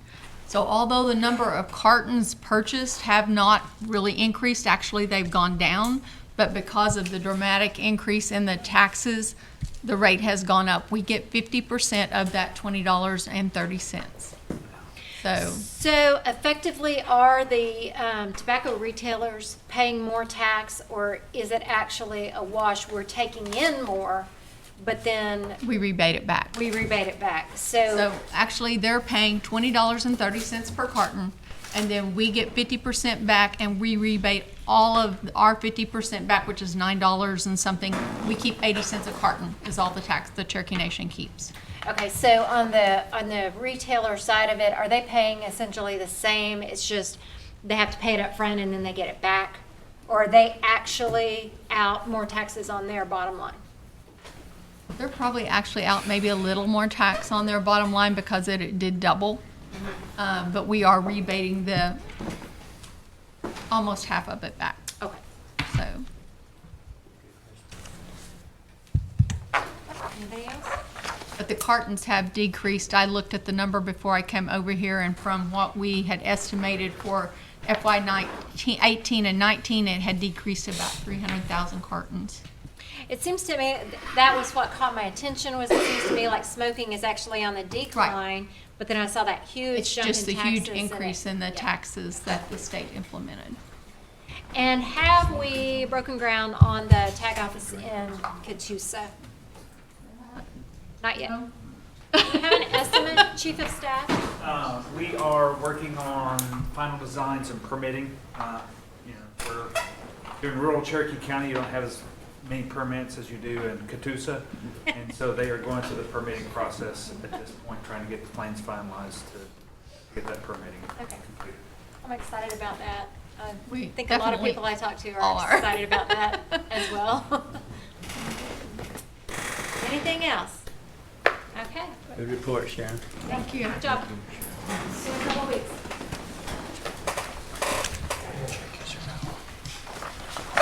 Okay, Election Commission, I saw him come in.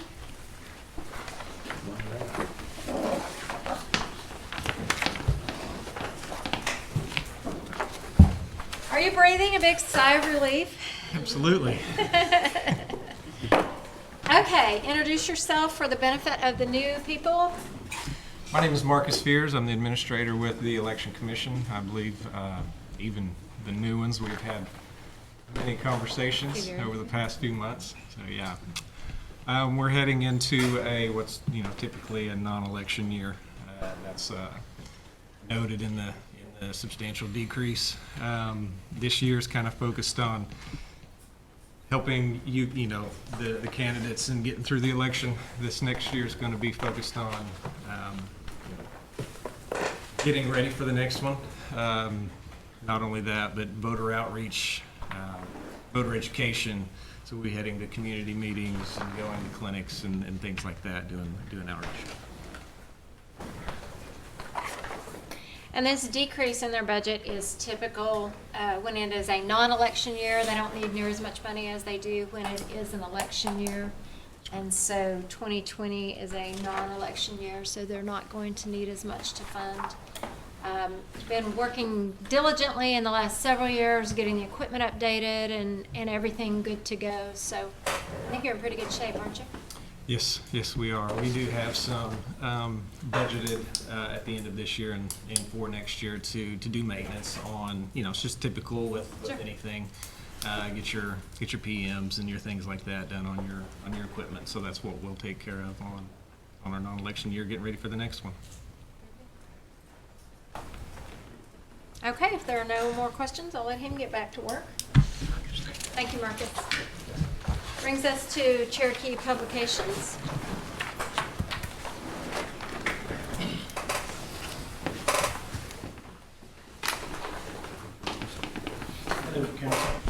Hello.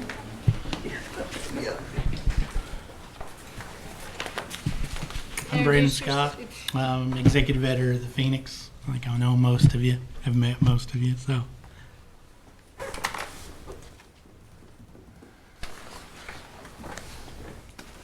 Okay. Any questions? Brandon, I mean, it's You do, Brandon. Give us a brief overview of your staff and. Staff, we're pretty much the same. We lost our videographer, Roger Graham. He went over to a different. Where's Roger going? He came over to communications here in CN, so he's still around. You'll still see him everywhere. Still good to see you. He's a good hand. He's, but we're looking to hire that and fill that position is sooner, than later. Everything seems to be going the same. We've got the only real big change that probably our subscription module was a little archaic. We used to have people call in and give their credit card information over the phone. We've worked with IT for over the past year, so now they can go online. So that should open up some more opportunities. Instead of having to mail out cards and say your subscription's due, we can send out email blasts, send them a link. Just makes things easier for the subscribers. So we hope that there was a fluctuation in the numbers of subscribers simply because of the Cat 2 and the Cat 1 agreement from the past 2-3 years. So those ran out, and so we had a dip in that artificial bubble of subscribers. So now we're trying to build back up that number, which it seems to be an upward trend. It's just I think there's still a broad misconception that the Cherokee Phoenix is free as it was in the past. And tell people, well, it's not free, but it's really close. Still there's a small subscription fee, but just getting those people to jump back on board, it's taken a little time, but we're getting there. Councilor Austin? In the last year, you changed the web to where there's actually a fee. On the PDF, yeah. Yes. Has that been received well? If people yeah, initially I think there was some confusion. I think they thought we were going to put up a paywall on the website, which is kind of the reason the subscriptions had gone kind of stagnant, and so it was like, well, we're giving it away in a PDF form for free. So we kind of made that equal to, we called it the electronic edition or the print edition. The stories are still on the internet. They're all there on our website. It's just mainly to avoid the circumstance of that paywall you see like Tulsa World and some others do, where if you read 3 stories, it says, hold the phone. It's going to cost you $2.99 to subscribe if you want to read any more stories. I don't want that. I don't want to limit people's access. So that door is still open for people, but it was kind of one of those necessary evils. It was either a paid-for subscription for the electronic edition or a paywall, and I really want to avoid the paywall. Well, has it generated decent revenue, or is it's ramping up. I think a lot of people still read the majority of the news online. Facebook, probably our biggest audience is on Facebook. Our second biggest audience is probably just online people going to our website and reading the news stories there. And then our third biggest audience is our print edition, and then probably last is the electronic edition, because it's essentially new, but it hasn't really moved. It was kind of in last place, the PDF anyway. So. Well, I know that the changes of the world are that everybody's getting their information electronically. Correct. But the problem is, of course, trying to figure out a way to monetize that so that the folks who are actually doing the work. And we've done we've done some things where we tried to figure out our audience. And our audience is primarily, it's Cherokee females over the age of 60. So we know that they're our primary print subscriber. So with that, the younger audience tends to be going after the electronic only, and for its relative ease. They can pull it up on their phone. They get a newsletter. So we push out the news in 4 or 5 different forms, but it still seems that that main demographic that we're trying to capture, as far as the print paper goes, we're kind of catering toward that older demographic, which, as I've said, I think in the past 3 budget meetings, as long as I'm here, I don't want the print edition to go anywhere. That's safe, secure, and sound. I don't want it to ever go away. So, but you know, the Phoenix has such a long, important history in the Cherokee Nation, and then to have a free press that actually tells the news as the news is, not as others want it to be. Correct. Is important as well. I agree. And I don't ever want that to be jeopardized, but we know that this electronic business is making it hard to figure out how to actually afford to do it. Yeah, and it's in the world of newspapers today. I mean, it's not just a challenge for us. I think it's newspapers across the globe. We're kind of in a unique situation where we're subsidized by the Cherokee Nation, so it kind of gives us a little bit of a cushion that we can rely on, that we don't have to worry about. I mean, we still worry about ad revenue and things like that, but it's not the. I've gotten assurances from the admin and current past that the Phoenix is a priority. So I mean, I don't think we're going anywhere. But I think that's important why we have these creative ways to get people involved. In Yeah, that. that's priority one is getting it in front of people. It's my job to keep the doors open and make sure everybody's happy and the paper's running efficiently and profitable. But at the end of the day, my number one priority is we're there for people to read and see, and that's I want to get the paper to as many people as possible. Thank you. Councilor Shambaugh. Well, I think you answered my question earlier when I think a lot of people do think that publication is free.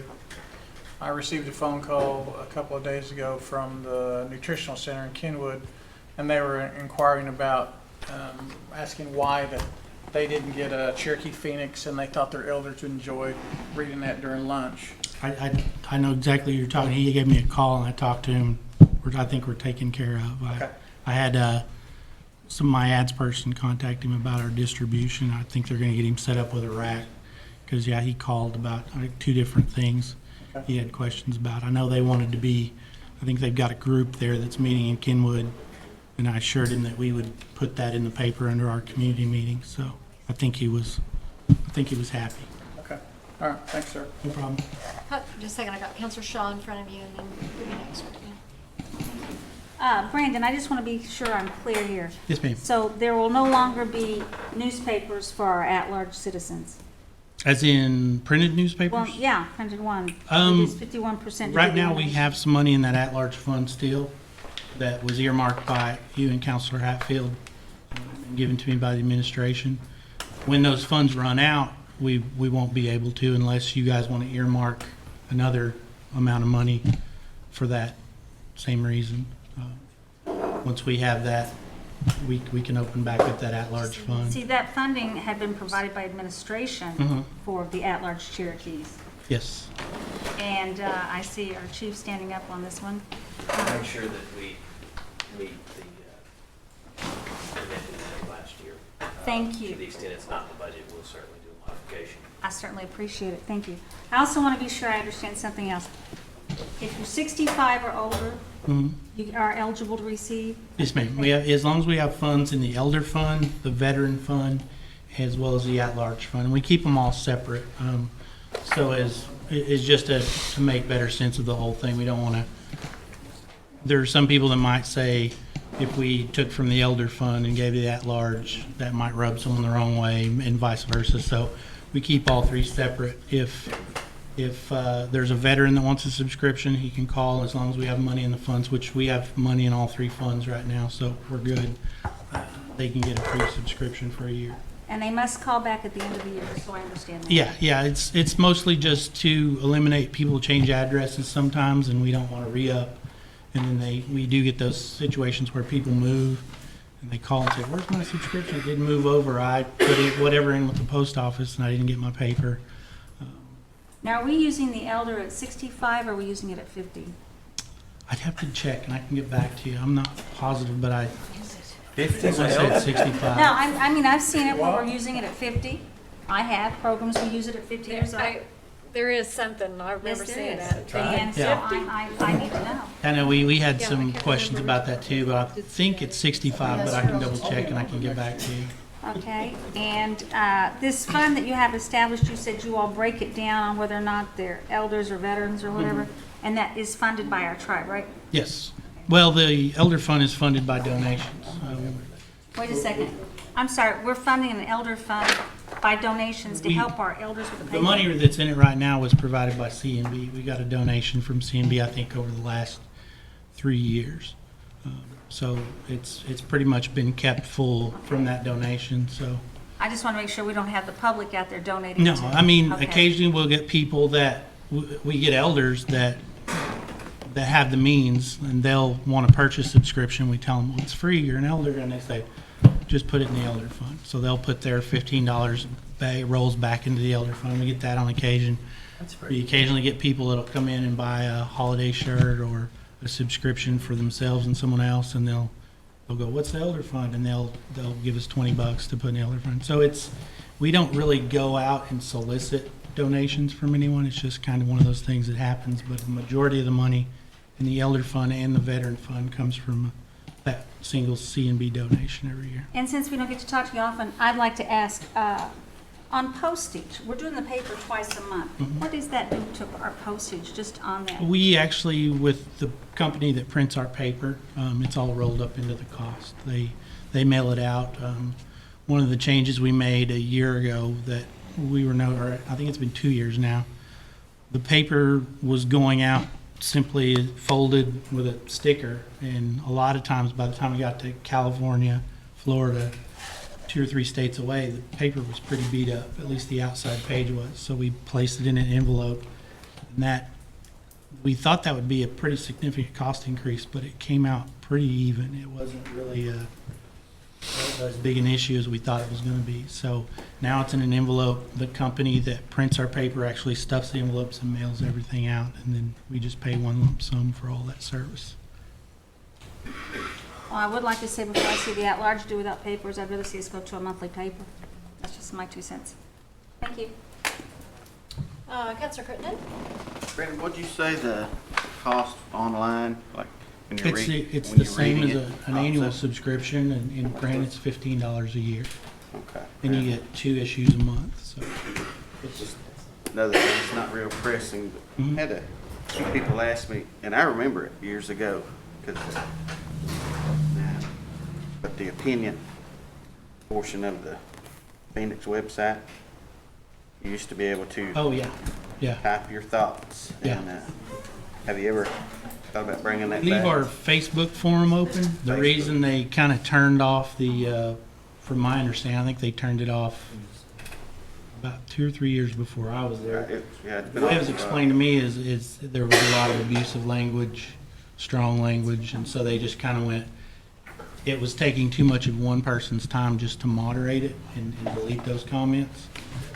People using foul language and things like that, so they just said, on the website, we'll turn it off. Facebook has some built-in moderation. If someone uses curse words and things like that, it automatically filters out that message.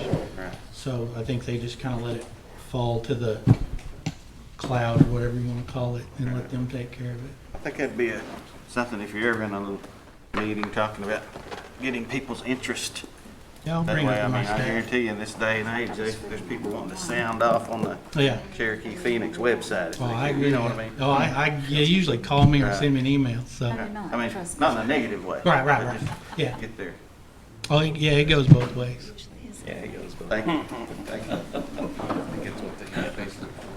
I know. Anybody else? Oh, you going? Just to be clear, you have to buy a subscription to have the paper online. It's not free online, available The online. website has all of our stories online, so you can go to the website anytime and see any story, For free. anytime day or night for free. Good. To get it's a PDF, it's essentially an electronic version of the paper as it's laid out in print. To get that, if you'd rather have that sent to your email to read versus picking up a print paper on an iPad or whatever, it's an electronic subscription, so. And I think a lot of the reason for charging is to keep the list current. We received a paper for someone that had been deceased for probably 10 years. And so when they're having to pay or check in, it keeps it current, keeps the addresses current and everything. Yeah. So that, go ahead, Counselor Austin. I was on the editorial board of the Cherokee Phoenix before I was on the I'm Tribal aware. Council. Yeah. And we dealt with this, we were dealing with that issue. I went on right as that transfer was taking place, and it was, very unpopular in thought, the fact that it was no longer going to be free. But the thousands and thousands and thousands, literally, of newspapers that were going out to bad addresses and were being thrown away by post offices was simply irresponsible of the Cherokees. Yeah, I've heard the horror the stories of nation. stacks of just My dead paper. sister-in-law is a postmaster in Westfield, and the stacks and stacks of newspapers she would end up throwing away was just, it just hurt her, literally, to throw those away, knowing the amount of money that Cherokee Nation spent on putting those out. The demand for the newspaper it's a cultural thing. We must have it.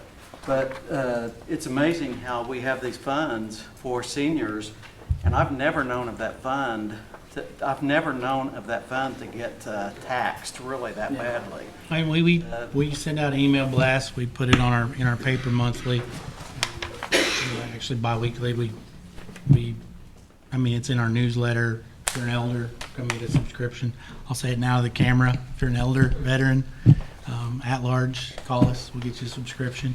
There's just no excuse for few citizens that want it, couldn't find a way to get it with the various funds that are there. And then all the information is available online. I do miss the format is what you get with the PDF, is you get it formatted like a newspaper. Correct. Thank you. And Councilor Shaw, to answer your question, the age is 65. That's appropriate. Yeah, that's better. Anything else? Counselor Vasquez? Just a comment, I do receive the newspaper by mail, and I so appreciate the envelope. It makes Yeah, a big difference. it Thank is you. nice. Good deal. Thank you. Okay. I'm telling you, this may be the last time you see Brandon until next year, so That's why we talk so much. let's get tough here. Okay, budget 26 is Indian child welfare.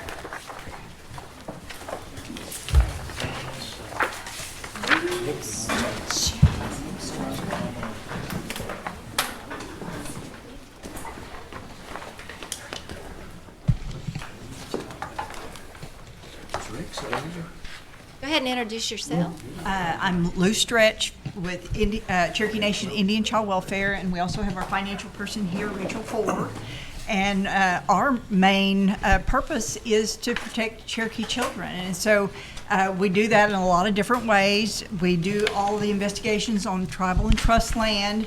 And if those children are found to be at risk, they're removed and go before our tribal court. We have people that work with those families toward reunification and other ones that provide services. We have a unit that does home studies that we can look at families where these children might be able to stay safely until what time is they can either return home or another permanency plan is determined. We have a group that works with prevention services or services with those families to try to correct the conditions that led to those children being removed. And of course, Indian Child Welfare works under the federal law, the Federal Indian Child Welfare Act. And so as a result, we're involved across the United States with our Cherokee children that may come into custody in other places. We have a dedicated staff that work with every county within the 14-county traditional reservation of Cherokee Nation, but we also have staff that work all across the United States, and at any time we almost always have 37 or 38 states where we're active. We work with a lot of kids, probably about 1,400 at any one time, and we're very busy over there. So does anyone have any questions that you might wonder about Indian Child Welfare? Just the foster care maintenance payments? Foster care maintenance payments are paid two different ways. One of them is through the state of Oklahoma because we have a contract with them. And the other way is because we have become 4E eligible, which is federal dollars coming down. And so those dollars come down from the federal government, but they are paid directly to our foster homes. I've just seen the big jump there. Yes, that's kind of turnover money. So although it comes down to us, it's paid out to our foster homes. Same way with the adoption assistance. We haven't made those payments before, so January of 19 is when our direct 40 was awarded. And so FY20 is the first time we're actually budgeting those dollars. Right. So that's why you see the increase. And April and the July payments that we made, we started April 1 on all of our new cases. We started making those foster care maintenance payments. And last month we paid out about $8,000. So my estimate might be a little under. Appreciate what you guys do. Thank you. Could you talk just a little bit about the adoption assistance, exactly what that is? I'm not real clear on that. So the adoption assistance dollars are like a foster care maintenance payments, but once a family has gone into permanency and adopted that child, they get adoption assistance payments going forward. Really? And so we have been accessing those through the state previously, but now as a direct Title IV agency, we'll be able to issue those on our home. Okay, and must they be difficult to place children? For adoption assistance? Right. Okay. That was quite a victory for Indian country. That come out of Fifth Circuit, or that? Yes, Zinke and Brackeen. Yes. We were very fortunate that we had some really good AG's office on that also, but I will tell you, I don't think it'll necessarily stop. I sure hope it slows down the attacks on ICWA. Sure. And so It's a big hurdle. I know it's not going to stop, but we're always going to have to be a mindset of people trying to usurp our sovereignty there. But you know, AG's office, Chrissy, you guys did an outstanding job with that. I think only a few tribes were able to intervene, correct? 5. 5? Longo, Cherokee Nation, Oneida, Navajo, and At least they included us. Yeah. it was actually originated with one of our cases, and there was never a misstep in any part of that case that our workers were involved in, but they were looking for a case to, and it seems like somehow Cherokee Nation's quite frequently the target when they start looking for a case to fight ICWA. Sure. But ICWA stands very strong now. Yeah, if you can sidetrack the largest tribe, then you can go after everybody else. Yeah. So Right. we have to be the model. Appreciate you guys, what you do. Thank you. Any other? Go ahead. Question on the foster home pilot program. I see that we're paying for some utility costs with a foster home, which I think is great. We definitely need as many homes to place our foster children in. I've got some friends and stuff that I talk to on a regular basis that are part of a program. These kids that are staying in the home, are they being counseled through the Hero Foundation, or where are they being counseled at? There is a counselor that is affiliated that does go into that home and provide counseling. Okay, great. Is that person that's doing the counseling, are they also affiliated with the Home Foundation itself? I don't really know, do you? I think in our last conversation that since the children are, all the children that are in the home right now are Cherokee children, and they're in our care and custody, there's not one direct contract with any counselor, and that's kind of set up through, we go through the Hero Project first, and they might contract out based upon availability to get over there. So we did ask the question when we met with them the other day if there was just one person doing it, and those children have different counselors. Most of them right now, when they have access to somebody in Stillwell, those counselors can come straight to the home, which helps that foster parent. She has 6 children placed with her right now, not having to transport them back and forth. Some were going in Tulsa, and they were transporting those kids that distance back and forth.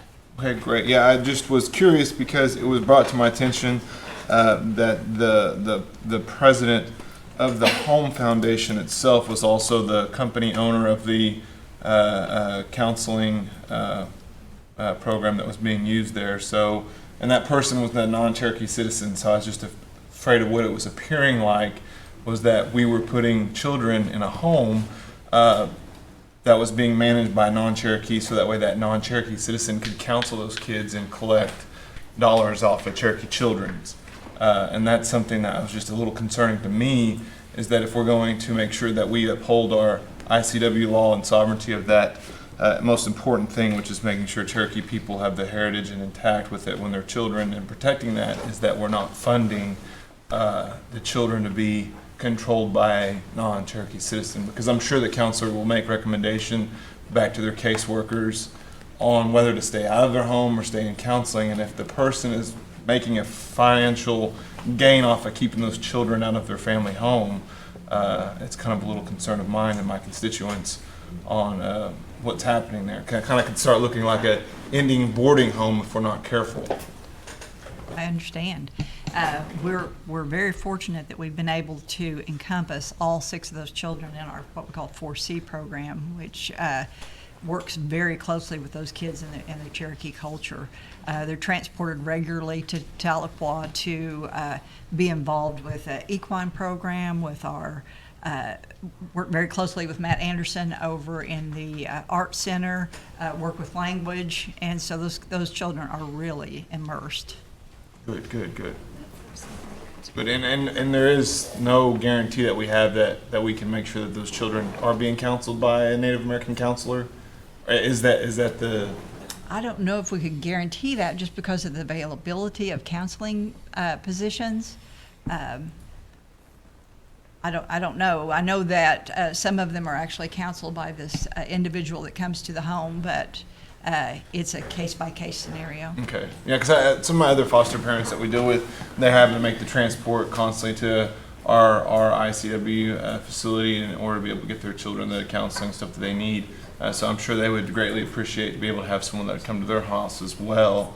What kind of program can we go to kind of help those houses out? To also maybe possibly look at doing if we're having a foster home that we're having to fund, I'm sure some of these other foster parents would like to probably start receiving some sort of utility fund as well, instead of just being one specific home. Is there a reason why we want to keep it with that one specific home? Our HERO program is not able to visit at the homes, and so that's kind of a unique situation with these kiddos. All of the kids in that home are considered a little harder to place, and so it's one of those situations where they really require intense services and working very closely with those children. Okay. Well, just a recommendation moving forward, I think that our kids, just making sure that we protect them as much as possible. I think it's great what you guys are doing. Any way that we could possibly make sure that we have the kids getting counseled by Native American counselors. I mean, I have them in my family. I think there's probably quite a few that could be out there that would love to reach a hand out to make sure that we get them what they need. So, I'd appreciate it. Good point. Good. Any other questions for Ms. Stretch? No, we're good. Would you hang around? Sure. I just have one question for you after this. Thank you. Okay, moving on to Secretary of Natural Resources.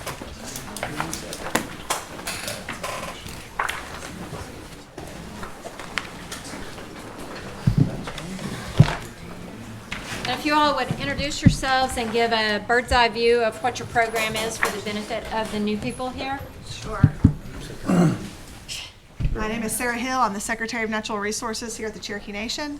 Our department oversees, and this is Chad Marcia. Chad Marcia. Secretary of Natural Resources and County Secretary of Natural Resources. You're a two-person roadshow, so our program oversees several different divisions. Environmental programs is probably the biggest department underneath us. They do a lot of in-house work for the Cherokee Nation. Every house that gets built, every building has to have a NEPA compliance document created. A lot of those are created there in that office. They work on brownfields and EPA programs. They do air monitoring, water monitoring, all of that kind of stuff. Mostly they are funded by the EPA dollars. The Tribal Historic Preservation Office is housed under my department, and they work on Section 106 projects. Again, when projects are built with federal money, they have to have archaeological assessments that go along with those, and so she works on those and takes notices from other departments that are building things that have a Cherokee connection. Pat Gwynn and the Seed Bank, ethnobotany, and then all the things that Pat does, which is a lot of different kinds of things. He works on those. Julie Justice from my office does our renewables, working on our solar canopy that's out here, and works on all of those issues for us. And then also the landfill, which is in Adair County. So that's all overseen by my office. GIS, there's other departments, but that's the bird's eye view. Go ahead, Councilor Gier. I'm going to have a couple of questions on this. On your office, how many archaeologists you have reviewing 106s right now? We don't have any on-staff archaeologists, so that's all done via contract. So it's all via contract? Right. And is Leslie the only one over there, or who all's over in the TIPO? Liz is the only person in the TIPO office, and then she reports to Pat. So Liz and Pat, and then we also get assistance from other people in the department when it comes to. How many, on average, do they review a month? Now, I don't have that in front of me. I'm sure I could get that to you, but I don't have those numbers in front of me. Okay.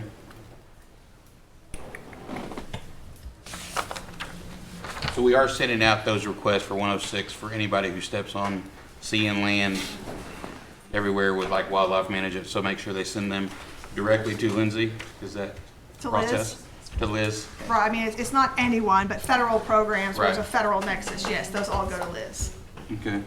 Or if they don't go to Liz specifically, they're routed back to Liz through the departments. Okay. Yeah. Yeah, because you guys are real important. I mean, we deal with you guys a lot because it protects a lot of our land and our cultural lands that we're at. So I'm very thankful you guys are doing what you're doing. Well, it's a relatively new part of Cherokee Nation, the Tribal Historic Preservation Office, and we really got extremely lucky with Liz Toombs. She is an incredibly talented, hardworking person, and she does the work of 3 people every day. She's great. That was it. Thank you. Go ahead, Wes. I just had a question on the hunting and fishing license. Obviously, this is kind of something up my alley. In fact, Saturday night I was fishing myself, but I ran into some problems. I think a few people did this past year.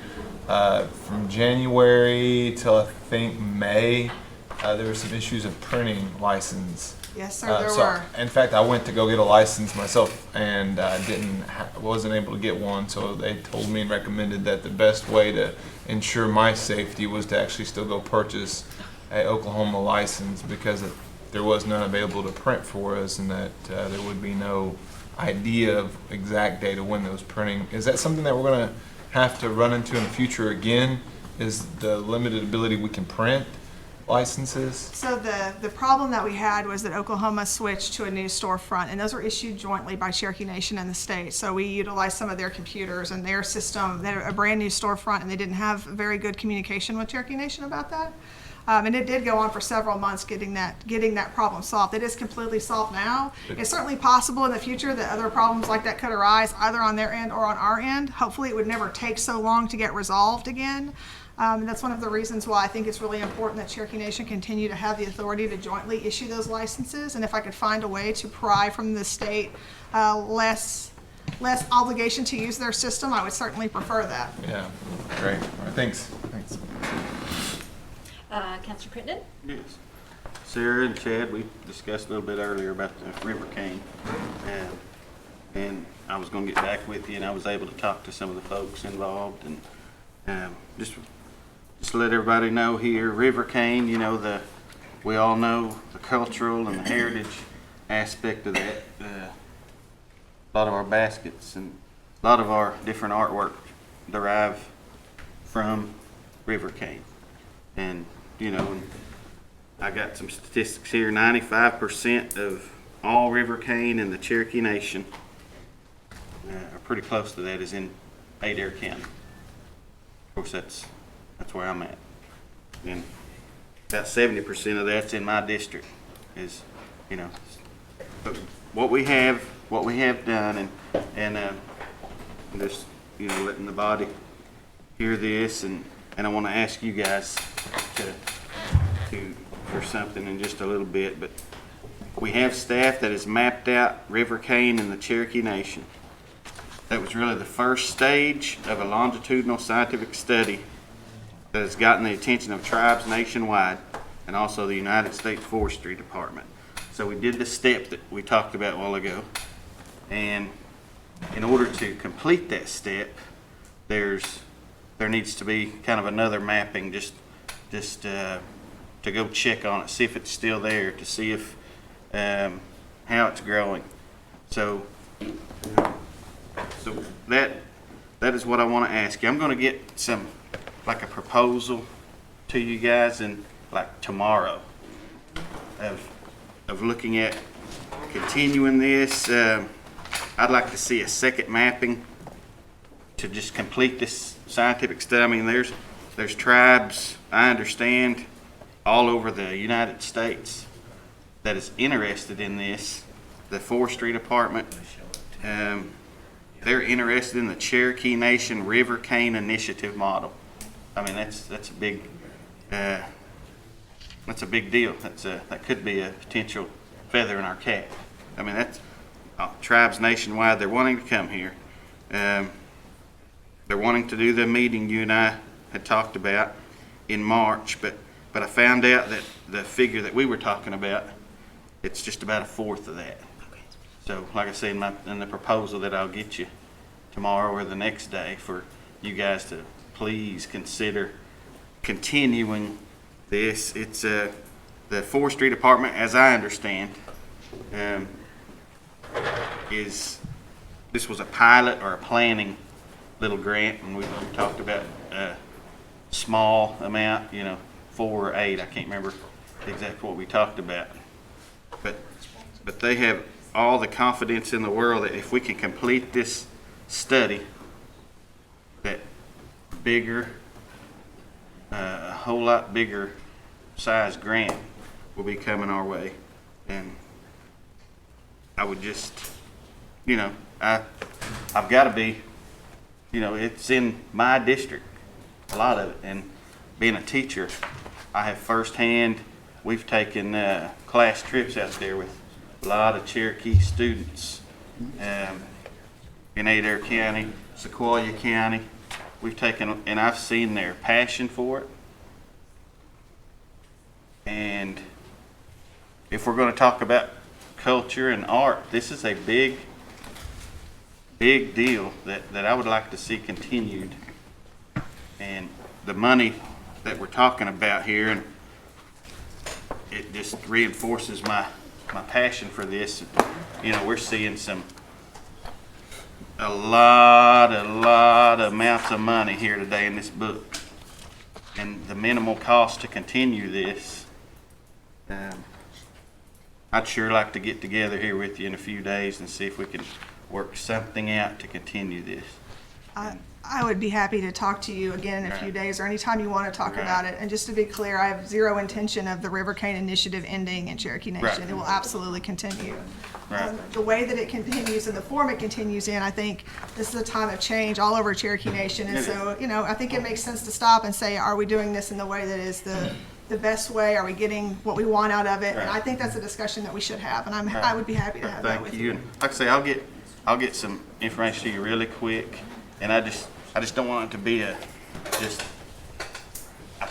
from what I understand, we're really close to getting these other tribes in the Forestry Department on board to make this a nationwide thing that the Cherokee Nation started. And if we're going to talk about, water, helping the water, you guys, I would never pretend to teach you something about things like natural resources. Never would pretend that. But what I understand, what little I know, is that river cane goes hand in hand with the water conservation and, planting it beside creeks and rivers, and it keeps the debris from, but I thank you for, we mentioned a while ago when we were talking that you and I would visit, and I'd have kind of some rebuttal question, follow-up questions. So I'll get you that and just ask you to please consider some of that, and I'll visit with you in a few days. Certainly, and everything you're saying about River Cane is exactly correct, and I appreciate anybody who's got a passion for water and River Cane. I'm happy to talk to you anytime about that, for sure. Thank you.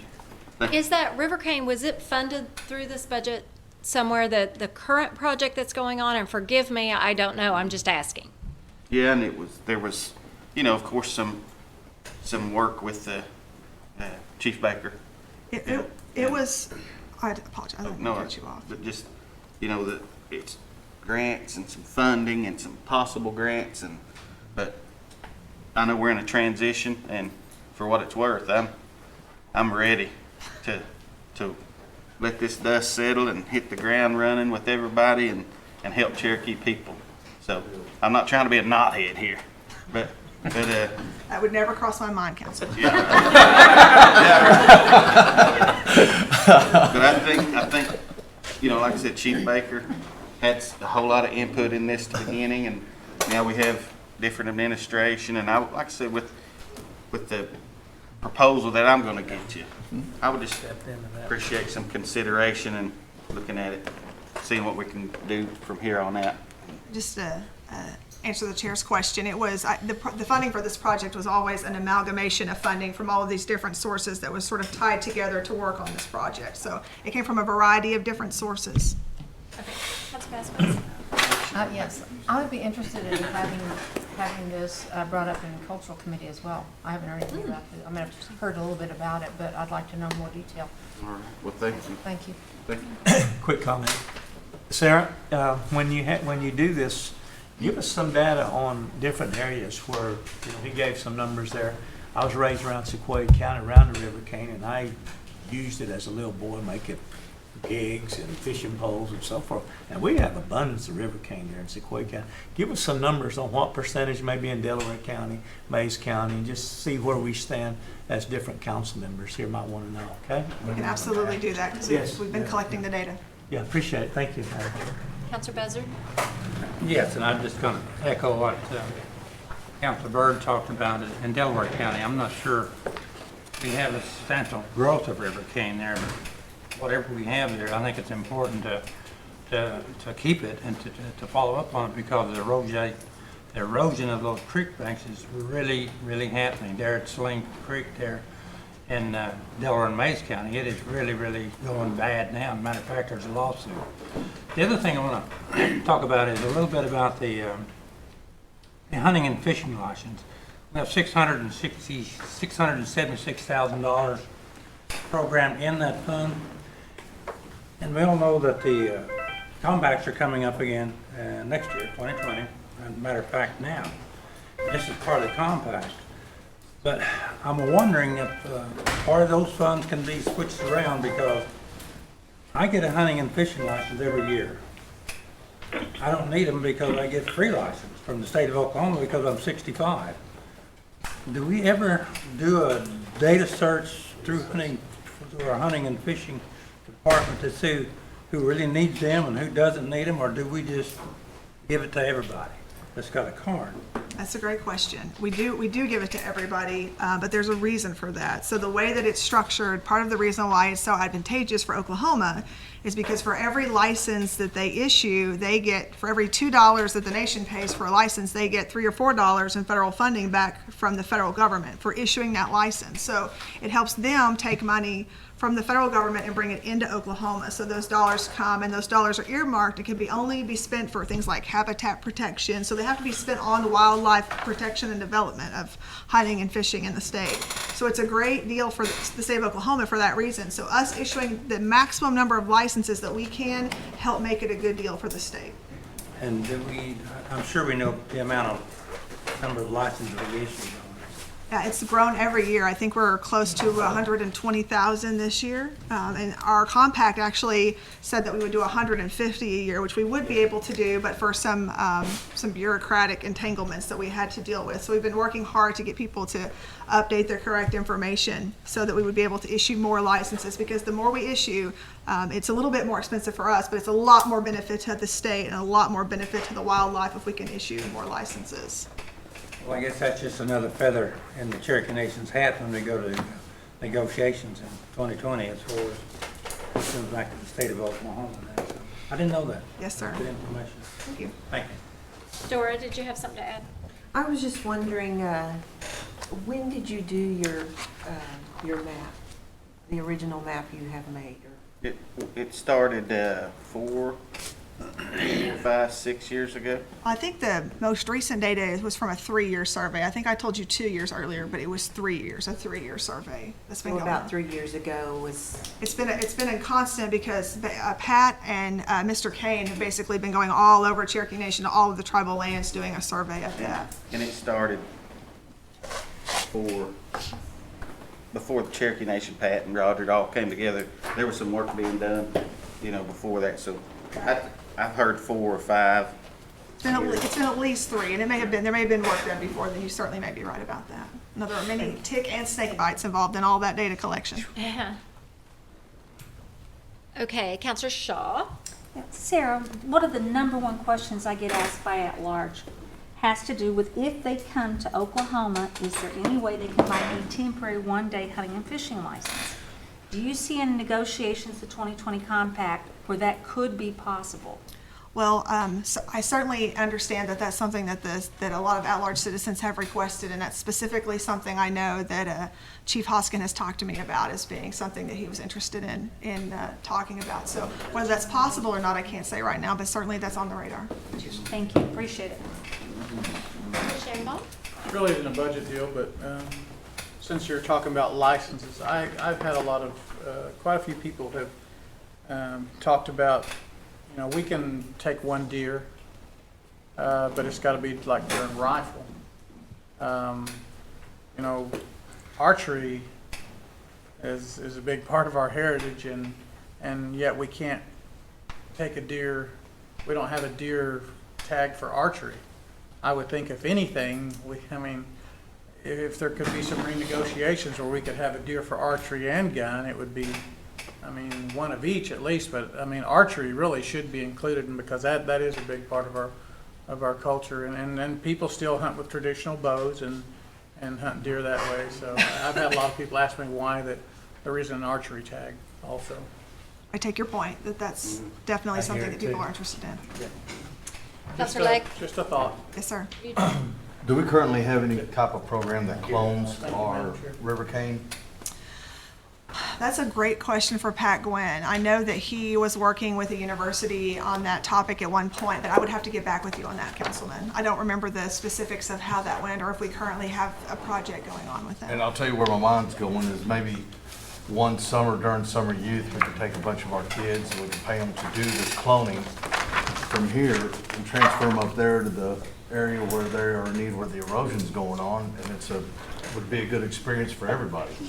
Roger's got a whole lot of little ones. They take a that lot he of. used to take to the schools. Yeah. I have some, and kids got some, but if that's... We could do it in a lot bigger volume. Oh, yeah. They do take a lot of babying. So river cane takes a lot of, once you get it established somewhere, for it to survive and to thrive, it takes a lot of work. It gets choked out by weeds. If it gets too hot, it gets too dry. So it's something that you just can't plant and walk away from, like a lot of plants. You plant it, and then you've got to make sure that someone's keeping an eye on it and making sure that it's being cared for properly. So not that doesn't mean it wouldn't work, but that it would have to be some kind of collaborative venture so that there could be some follow-up on those locations, and they could be babied until they could take hold and begin to grow on their own and be more successful. Counselor No Fire, did you have something to add? I was just going to follow up on his suggestion as far as the deer tags go on the hunting and fishing license. It was just going to be that we can renegotiate that compact later this year, right? which is where we have a very, very strong ability to do, and I think we need to really look at getting together as many of us that we can sit down with to kind of look at where we can stand to express our sovereign right to be able to hunt and fish within our jurisdictional boundary with as limited influence from the state, and actually either start incorporating a little bit of taxes from that to help fund this by expressing those rights. So it's just kind of something I just wanted to add to that we can do. Thanks. Sarah's always listening, so. Yes, I'm sorry, you want to follow? Two things. One, in closing on the River King, going to be two percentages there. There one would probably be a percentage on tribal land and probably a percentage on non-tribal land. Because in Sequoia County, I drive by, I mean, I was raised on Lease Creek. There's River Cane everywhere. I just thought it was mine anyway. And I utilized it. No one ever said anything. If no one stops you, then I guess it is No yours. one ever stops me, and I still go down there and I use it. So anyway, I guess you guys are not very good shapeshifters. Okay, second, the Eastern ban on the licenses, when we were there during Tri-Council, the ones that wanted to go fishing, they would hand you a temporary fishing license, okay, for a few days, then you just turn it back in. When we have visitors and requests like the at-large, when they come in, we should be able, through our office, figure out a way how we can give them a temporary license to fish and hunt. How's that? Look into that. That's just a thought. Thank you, Madam Chair. Okay. Any more questions for natural resources? If not, that's the end of our budget narrative. Wow. We are going to break until 4 o'clock. If the council has some, I'd like for the council to stay in here. Everybody else leave. We've got some other stuff to take care of. We'll call you back if we need you, okay? 4 o'clock? Yeah.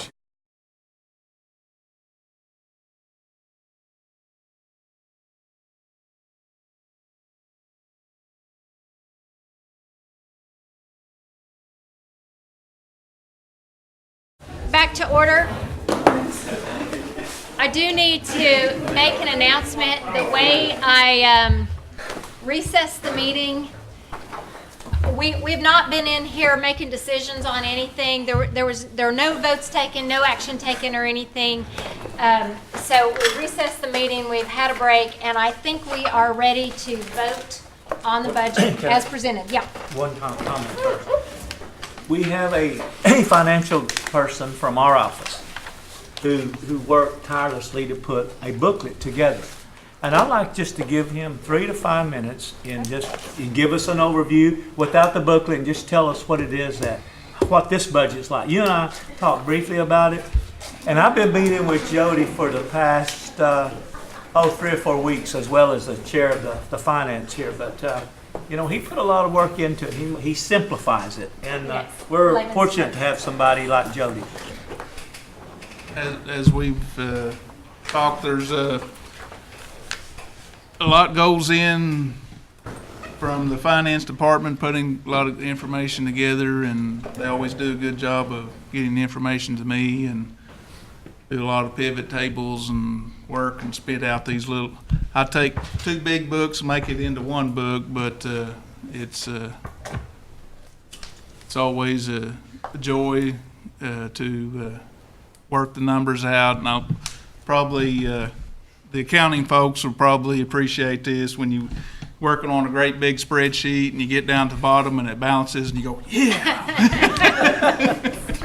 So, but it's always a joy, and the budget this year, I mean, it's going up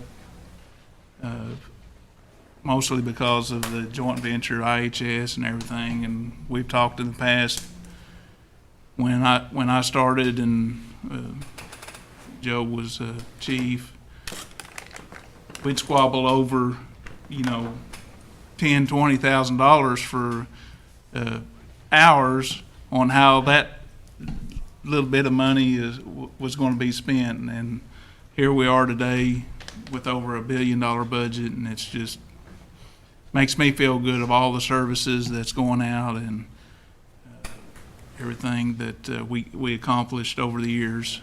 And it's, the budget just, it keeps going and going. We get more federal funding, and one thing that back in the days when, even when Chief Mankiller was here when I started, a lot of she was instrumental, I think, in getting a lot of federal funding that hadn't previously. And I always laughed, said nobody ever lost a job at Cherokee Nation because there was always some new grant that they could move to. Even just as we look now, we've got all of the vacancies and new positions coming in. We can employ a lot of new Cherokees. Makes me happy to see all that growth that we have. So hope the books are helpful for you guys. They are. Appreciate you. Okay. And I would encourage, I'm sorry? I was just going to say yes, we did. I would encourage everybody to hang on to their books. Sometimes I refer back to them all year long to see actually what department this program comes out of or how many people are working on it. They are a very good tool. Even if they didn't have any numbers in them, they would be a very good tool to refer to, just to kind of make your jobs a little bit easier. Yeah. So. And if I know you new guys, one or two of you's already contacted me. If you need more information, feel free to come in, call me, whatever. I'll get you to the right. If I can't answer it, I'll find out who can. So. One final comment, counselors. Go to Jody quite often, and he will guide you through the finances. He'll guide you on your community projects, your funds, receipts. He'll just keep you legal. So depend on him, and financially, I mean, how many CPAs do we have, Cherokee Nation? Probably count them on one hand. So. And he's one of them. So we're very, again, fortunate to have him. I try to speak to Jody almost on a daily basis. So he'll keep you in line. So thank you, Jody. You're welcome. Appreciate Thank you. Okay. Okay. Well, I was going to say the same thing that Speaker Byrd said, actually. If you ever needed anything to know about finances, he's very available, and he can answer virtually anything you need. So. Okay. I think we're ready to vote on our budget. I do want to make one more comment, that every time we do the budget, it always impresses me, by far the majority of our budget goes directly to helping our people, and that is what we're here for. And it's always I'm always kind of in awe at the end of this process to see what all we're doing, the amount of resources, both financial and with our employees, that goes into helping our people. So, do we need to do a roll call vote? Or Yes. can we? Let's do roll Let's call. do roll call. We need a motion? We did that early this morning. Keith made the motion, Rex made the second, and we were off and running. Okay, Sean Crittenden, Yes. Joe Deere, Yes. Mike Dobbins, Yes. and Duncan, Rex Jordan, Yes. Darrell Legg, Yes. Wes Snowfire, Yes. Dora Petzkowski, Yes. Mike Shambaugh, Yes. Mary Bakershaw, Yes. E.O. Smith, Yes. Denise Taylor, Yes. Victoria Vesquez, Yes. Keith Austin, Yes. Harley Buzzard, Yes. Joe Byrd, Yes. and Julia Coates. Yes. It passes. Awesome. Good job.